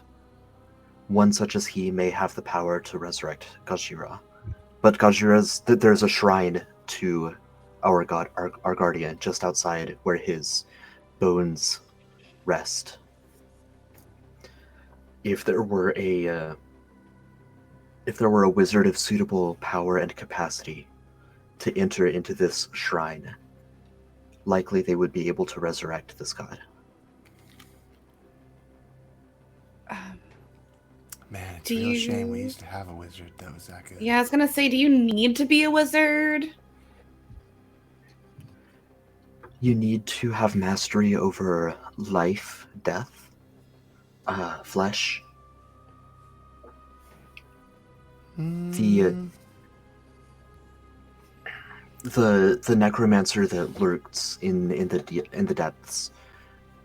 I mean, I've never even met him. Some say that he's only a legend, a fishtail, as it were, a tall tale to scare children. Well, I'm real, so maybe this guy's real too. If only there was someone here who could cast legend lore. Well, we do know a necromancer. Are you speaking of the one who is no longer capable of assisting? No, The one in the cave? a different cave, yes. Oh, Krez. Wow. I haven't We thought just about so that guy in a happen long time. to be able to teleport circle to him. Yeah, I could teleport us there too. I've never seen it happen, but I know of a spell. It's a very, very powerful necromancer spell. I could bring back people from the dead, potentially, maybe, perhaps. Really? Mm-hmm. Fascinating. While you are all deliberating, Orion drifts away to another member of the clergy and just whispers something, and that the younger clergy member, Clergy Triton, swims off, muttering excitedly, "The fish god has returned! The fish god is here!" My eyeball's gonna follow him. I'm sorry, what? How are you? Abraham's eyeball is gonna follow him. Abraham's eyeball, okay. So he's swimming down this deep trench. If you've played Subnautica, imagine those trenches where you think you've reached the bottom and you find another, and it keeps going and going. And you're following this Triton who arrives in this large cave, like a bunker, like a town in this deep underwater cave. And there's these little huts, and it looks like there's a lot of individuals that have been living in these huts. And the Triton says, "The fish god is here. The fish god lives. It is our time. It is time to right these wrongs. It is time to herald in a change." And Abraham would see these small humanoids that look a little bit like Jack, but completely bald. More fish than man, but they look like fishmen, emerging from these huts. Large kind of eyes that are adapted to absorb any tiny bit of light in this deep depth. And they're wearing the Tritons are wearing garb more like what you would see on the surface, kind of more modern garb. These individuals are wearing almost caveman leotards made out of kelp. I see. Yeah, that would definitely be interesting to Abraham. So they're like some sort of new thing to him, right? I mean, he's never seen nothing like that before. Very much so. Fascinating.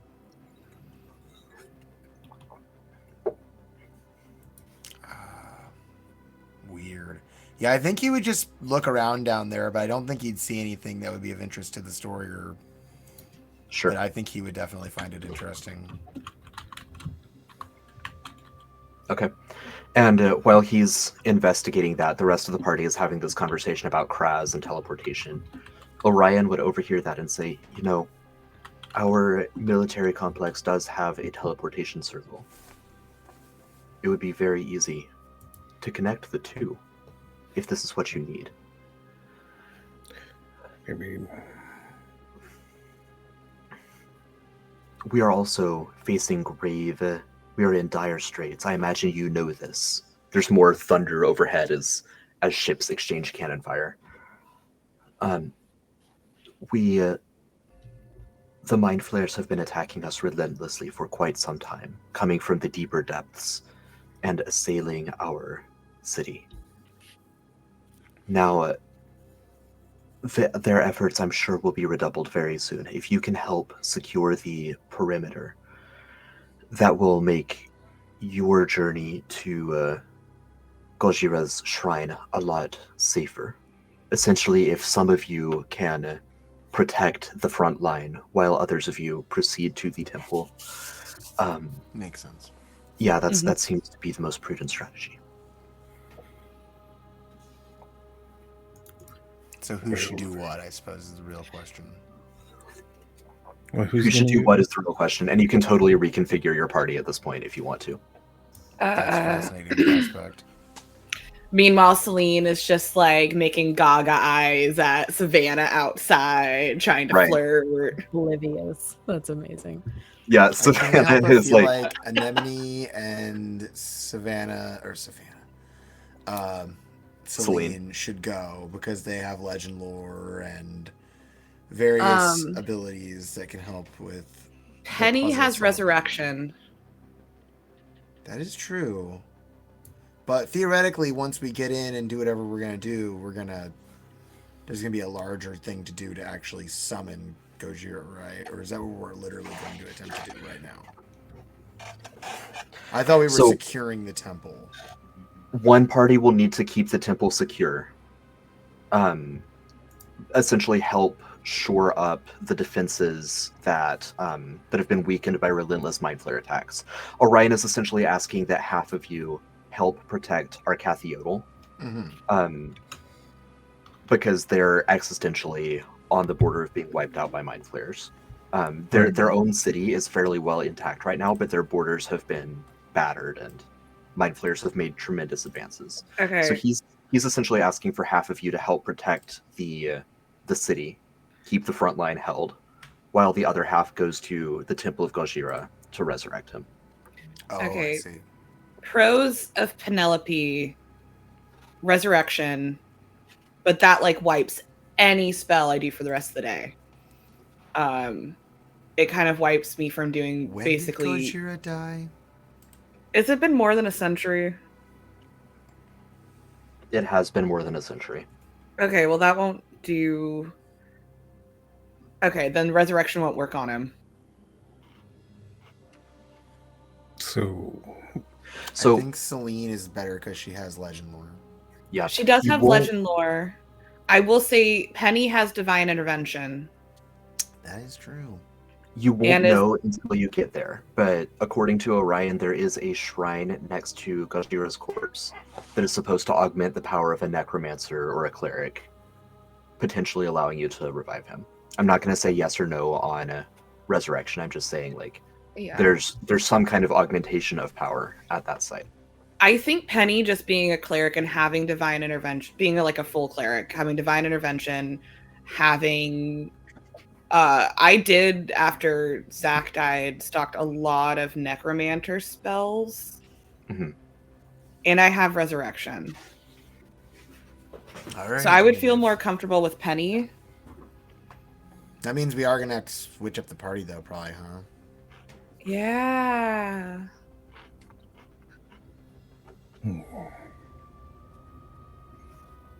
Because I feel like Jack needs to go to the temple. Jack would probably prefer if Moriarty and Clacker came with him. I think that Anemone is probably a good choice to come here because no offense to Finn, but they like shoot stuff with a gun. They're perfect to help defend the town. They're perfect to help defend. Yeah, for sure. Yeah, I know for sure.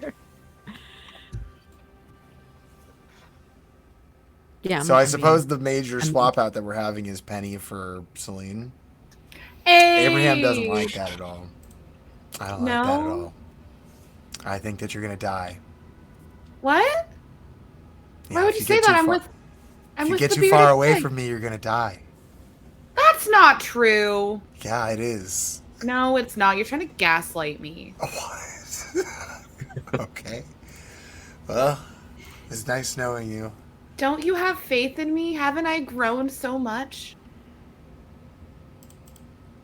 Yeah, I do. Okay. Um, And she's gonna go to Tor and say, don't let him die, okay? I suppose. how long do we think it's gonna take in that dungeon? Less than 8 hours, surely.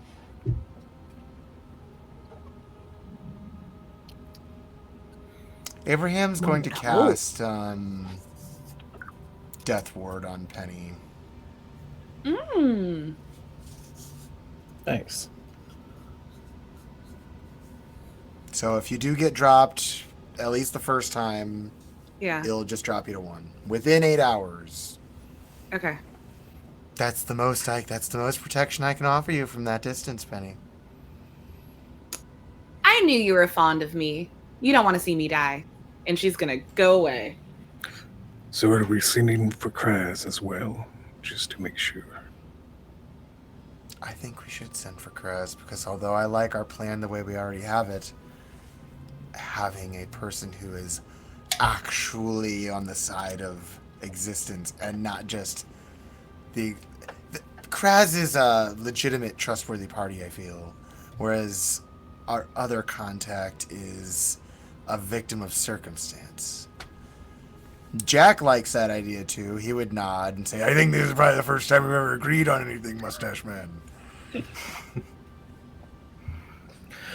Sounds like a plan. So to reiterate, make sure I understand this correctly. We've got Jack, Moriarty, Clacker, Anemone, and Penny going to the Tomb of Gajira to try to resurrect him with Zugzug, with Kraz. And we've got Abraham, Tor, Arf, Finn, Celine, along with Savannah and Nelton, holding the defensive line. Mm-hmm. So are you bringing Zugzug right away? You're meeting up with her there. Yeah, your Oh, current we're plan is meeting to up. meet up with Okay. her close to the tomb and then proceed there together. what has Penny ever met Kraz? Yes, right? No. Penny has No. never met Kraz. So we can't send him a message. But you can, I believe, if I know of somebody. A creature Let that me I am describe familiar with. him. He's a lizard man. He's a necromancer. I mean, I've met a lot of wizard men. So imagine that, Uh-huh. but he looks like I would describe his minor details. He's got some bags under his eyes. He's got some mostly yellow scales. He's Uh-huh. got one tooth on the bottom. That Do comes you up know over what head. his greatest fear is? That might help me in sending this. His greatest fear is that someone would suck all the life force out of his island and leave it a barren wasteland. Oh. Okay. Hudson probably with the defensive line, pile up people there. Yeah, that does make sense because Party of 5 and a party of 8. yeah, It's a little imbalanced, but if the goal is to hold a defensive perimeter. Yeah. You're Hudson. Shoot him I down. can try to send a message to Kraz. What's the worst that could happen? Someone else gets it? Well, Sure. I might not be able to reach him. Okay. I'll have you just Then make a in that magic case, that's ability fine. roll. Is that going to be an Arcana check? That'll work too. Yeah, that's fine. Okay. Wait, what about a religion check? Arcana. Okay, dang it.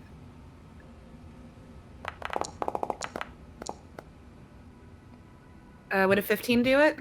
I think so. Yeah, Okay. you're able to get kind of a rudimentary message to him. He Yeah, I'm responds going to that he's, say, ready and willing. you don't know me, but we need you. Gojira's grave. Please help. Love you, bye. You don't know me, but I know you, and I know where you live, and we're gonna be there soon. Use my Kill teleportation if you mean it, circle. Bring me bye. with you. Use my teleportation circle. Bring me with you. I don't know or love you. He says to use his teleportation circle to bring him with him. Yarr. Who's capable of doing that? Ah, fuck, we don't have a wizard. The I can tell. the Arcath Yodel military has their own teleportation circles. They Oh, can that's link right. you. Oh, Okay. nice. Never So mind. we would like what? Send him the runes, or how does that work? How do you link? Yeah, I mean, because he's not familiar with them, someone like Abraham would have to pop through the circle, give him the coordinates, and then pop back with him. Abraham could do that for sure. For the sake of time, I'm going to hand wave that a little bit. We're going to say that. Kraz. I was gonna say we could send a couple guards with a bird. True. I do have Raven. You know Raven. And Hello then they there, just Abraham.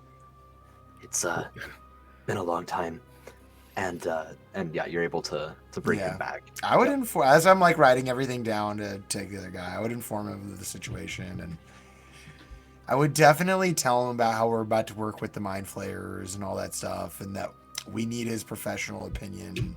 You're about to work with the mind flayer that flayed my mind, that caressed my skull with her tentacles. Yes, we have a belief. That's why we need you, because I am personally worried that they're going to pull some sort of fucking smooth move on us.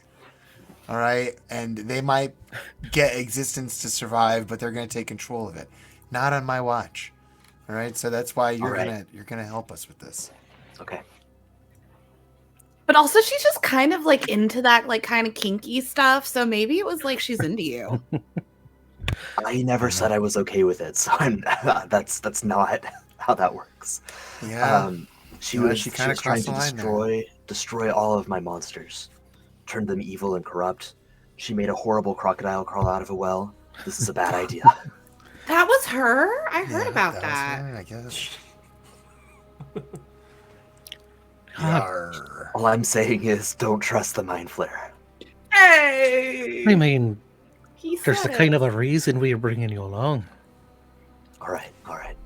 Is there any way we could get the fish necromancer too? Just, the more necromancers I feel like, the better. Yeah, Raven? again, the fish necromancer, no one who you talk to has actually met this individual. They just refer to him as the shadow or the necromancer. He's kind of a full tale. Really quickly, can Celine cast legend? Let me see how fast legend lore takes effect. Do. Man, I have a really crazy idea to protect this city. How big Are is you this gonna city? destroy it? Well, It's not protected if it's destroyed. That's how not- big is the city? Is it bigger than a mile? Yes. Yeah, it's a big city. If we have 10 minutes, I can cast legend lore really quickly about the fishman necromancer. I mean, they're I shooting guess the if cannons right now. Celine is doing that while we're getting Kraz. Yeah, while Kraz is Yeah, that makes sense. required. You can go ahead and do that. Fair enough. He's just gonna sit down right where she is, and she's gonna grab her smelly pouch, and it's gonna like I always the leaves forget about that. are gonna float away in It's the like water. soggy and gross. Also, a quick note: while all of this is going on, while Abraham is off getting Kraz, and while Penny is while Celine is working on legend lore, the younger acolyte from the temple comes back up from the crevice that he swam down and brings with him several dozen of these like smaller. Imagine a humanoid fish person, fishy features, big luminous eyes, but like halfling sized. There's dozens of these creatures that swim up from the depths, and they fill out like concert choir rows in the in one end of the temple, and they all start chanting. Jack, I Should think that you have alarm fans. us? The bearded fish, The bearded fish. The bearded fish will save us. No pressure. Well, It's that really means- catchy. Is it? The bearded fish. The bearded fish. The bearded Bearded will fish. save us. Save us. I can see it's a And little then bit of they an go earworm. Yeah, I can into see. something like primordial, if any of you speak primordial, and they just keep going. I think Celine, but she's busy casting a spell. No, I speak Druidic. Never mind. That's not the same.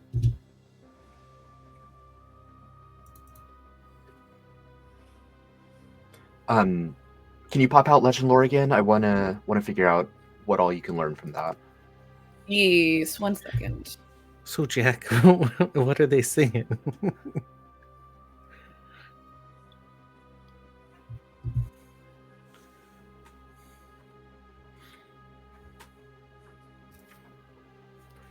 As they, let me get through Legend Lore real quick, and then I'll answer what they're saying in Primordial. Name or describe a person, place, or object. Brief summary of the significant lore about the thing you named. Current tales, forgotten stories. Good. Okay. Celine, you could confirm that the shadow or the necromancer is real and has existed in the waters of Arcathiodal for more than 100 years now. Long time. Long living necromancer. Who has been on a lot of different sides. He's had like a very flexible, what would look like a very flexible morality to like an outside person. It seems like there's some kind of distinctly consistent through line in the sides he takes. Like sometimes he's with Arcathiodal, sometimes he's against it. It tends to be whenever one party is getting too powerful, too monopolistic, too authoritarian, he kind of like knocks them down a peg. He like Mordenkainen from the Forgotten Realms, who like puts his thumb on the scales to even everything out again. That's kind of the role that this character has taken. So he is just like true neutral. True neutral and dedicated to maintaining it. Yeah, that's the sense you get. He based on the like the stories and snippets that you're getting of the shadow, he would very likely be amenable to helping with the whole resurrection of Gajira. I mean, if the mind flayers gain too much power, that's it. That's very antithetical to his like even keel mentality. Right. Celine's gonna wake up from her meditative trance state thing, and You hear the chanting of the fish people as you come out of it. Oh, Jack, I never take you as a savior, but this necromancer, he is alive. He does exist. He's nearly as old as I am. There's not many who are. That's quite impressive. He could be amenable to help. He wants to even out the scales, as it were. He doesn't like when one side is too powerful.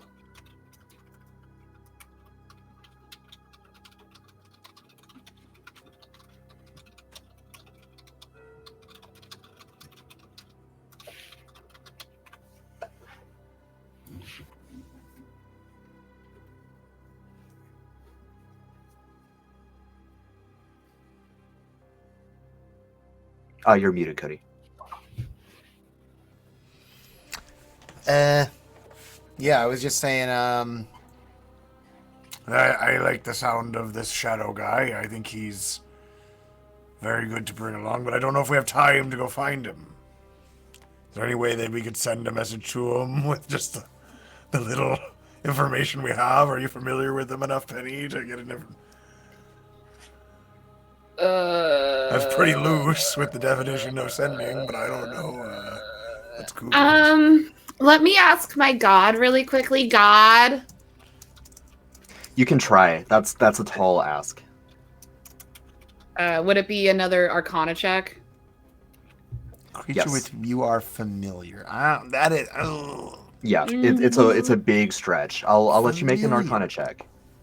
I mean, I'm I don't think that's gonna familiar do it. with It's a Elon 10. Musk. No. No, that's not going to be sufficient. You do have Krasnow, though. Love him or hate him. Hmm. All right. Well, I suppose that's. You can't always get what you want. Yeah. But you get But what you need. you can try sometimes. You just might. On that lovely note, as we're preparing to launch into this great venture to resurrect Gojira, Could I send my minions? your minions? Yeah, His I've got all squire? these fucking chanters. The bearded fish. The bearded fish. Could I send them and be like, hey, go find the shadow? The younger acolyte will try to. He's like, that's a tall order. I mean, he's really. I grew up terrified of him, and I've never met him. I'll try. I'll see what I can do. According to I'll all try. the stories we've heard, he's not going to kill you. I will try for you, bearded fish. I will try. Can he use a trident? I'll give him my trident. Yes, he can. Thank you. It's like shaking in his hands, but he swims away to the dark crags in the distance to go look for him. Dear God, I hope he lives. Yeah, I think you just sent a little acolyte off to his death. No, he's going to fucking win. You know, that doesn't mean much from you anymore, Jack. Your god's dead. Well, you know, I shoot lightning out of my fingertips. I can still do everything I want. The bearded fish. The old might be dead, but the power that he vested with me is not. And we're gonna do everything we can to avenge his demise. There's a whole lot of other father gods running around to keep this universe in balance. Maybe. I don't know if that boy has gone too far yet, but Anemone would have given him just a touch on the shoulder and some true seeing before he set out. Nice. So that lasts an hour, and hopefully Nice. it will give him some guidance depending on what he needs. Yeah. I want to write a short story about his adventure now. He's got true sight and a trident, and the belief in his messiah on his side.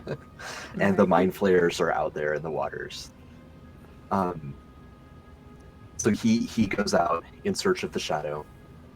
All of the halfling fish people are in the temple chanting in primordial. The party is ready to go and meet Sechiganku. The other party is getting all their weapons in order and is preparing to go and stop the onslaught of the mind flayers. This is where we're going to take our dinner break. So we'll be back in about 30 minutes. I'm going to stop the stream so that the back end tag doesn't overload too much with the backlog. We will be back in about 30 minutes. Let's call it in Eastern time. Let me do the math. 6:20. Yeah, thank you. Let's say 6:25. 6:25 Eastern. We will be back and we'll start the stream again at that point. Woo! All right. Yeah. Thank you all so much. We will see you very soon for the second half of this finale marathon. Woot woot. See Bye. See you on the other side of the break. Doodles.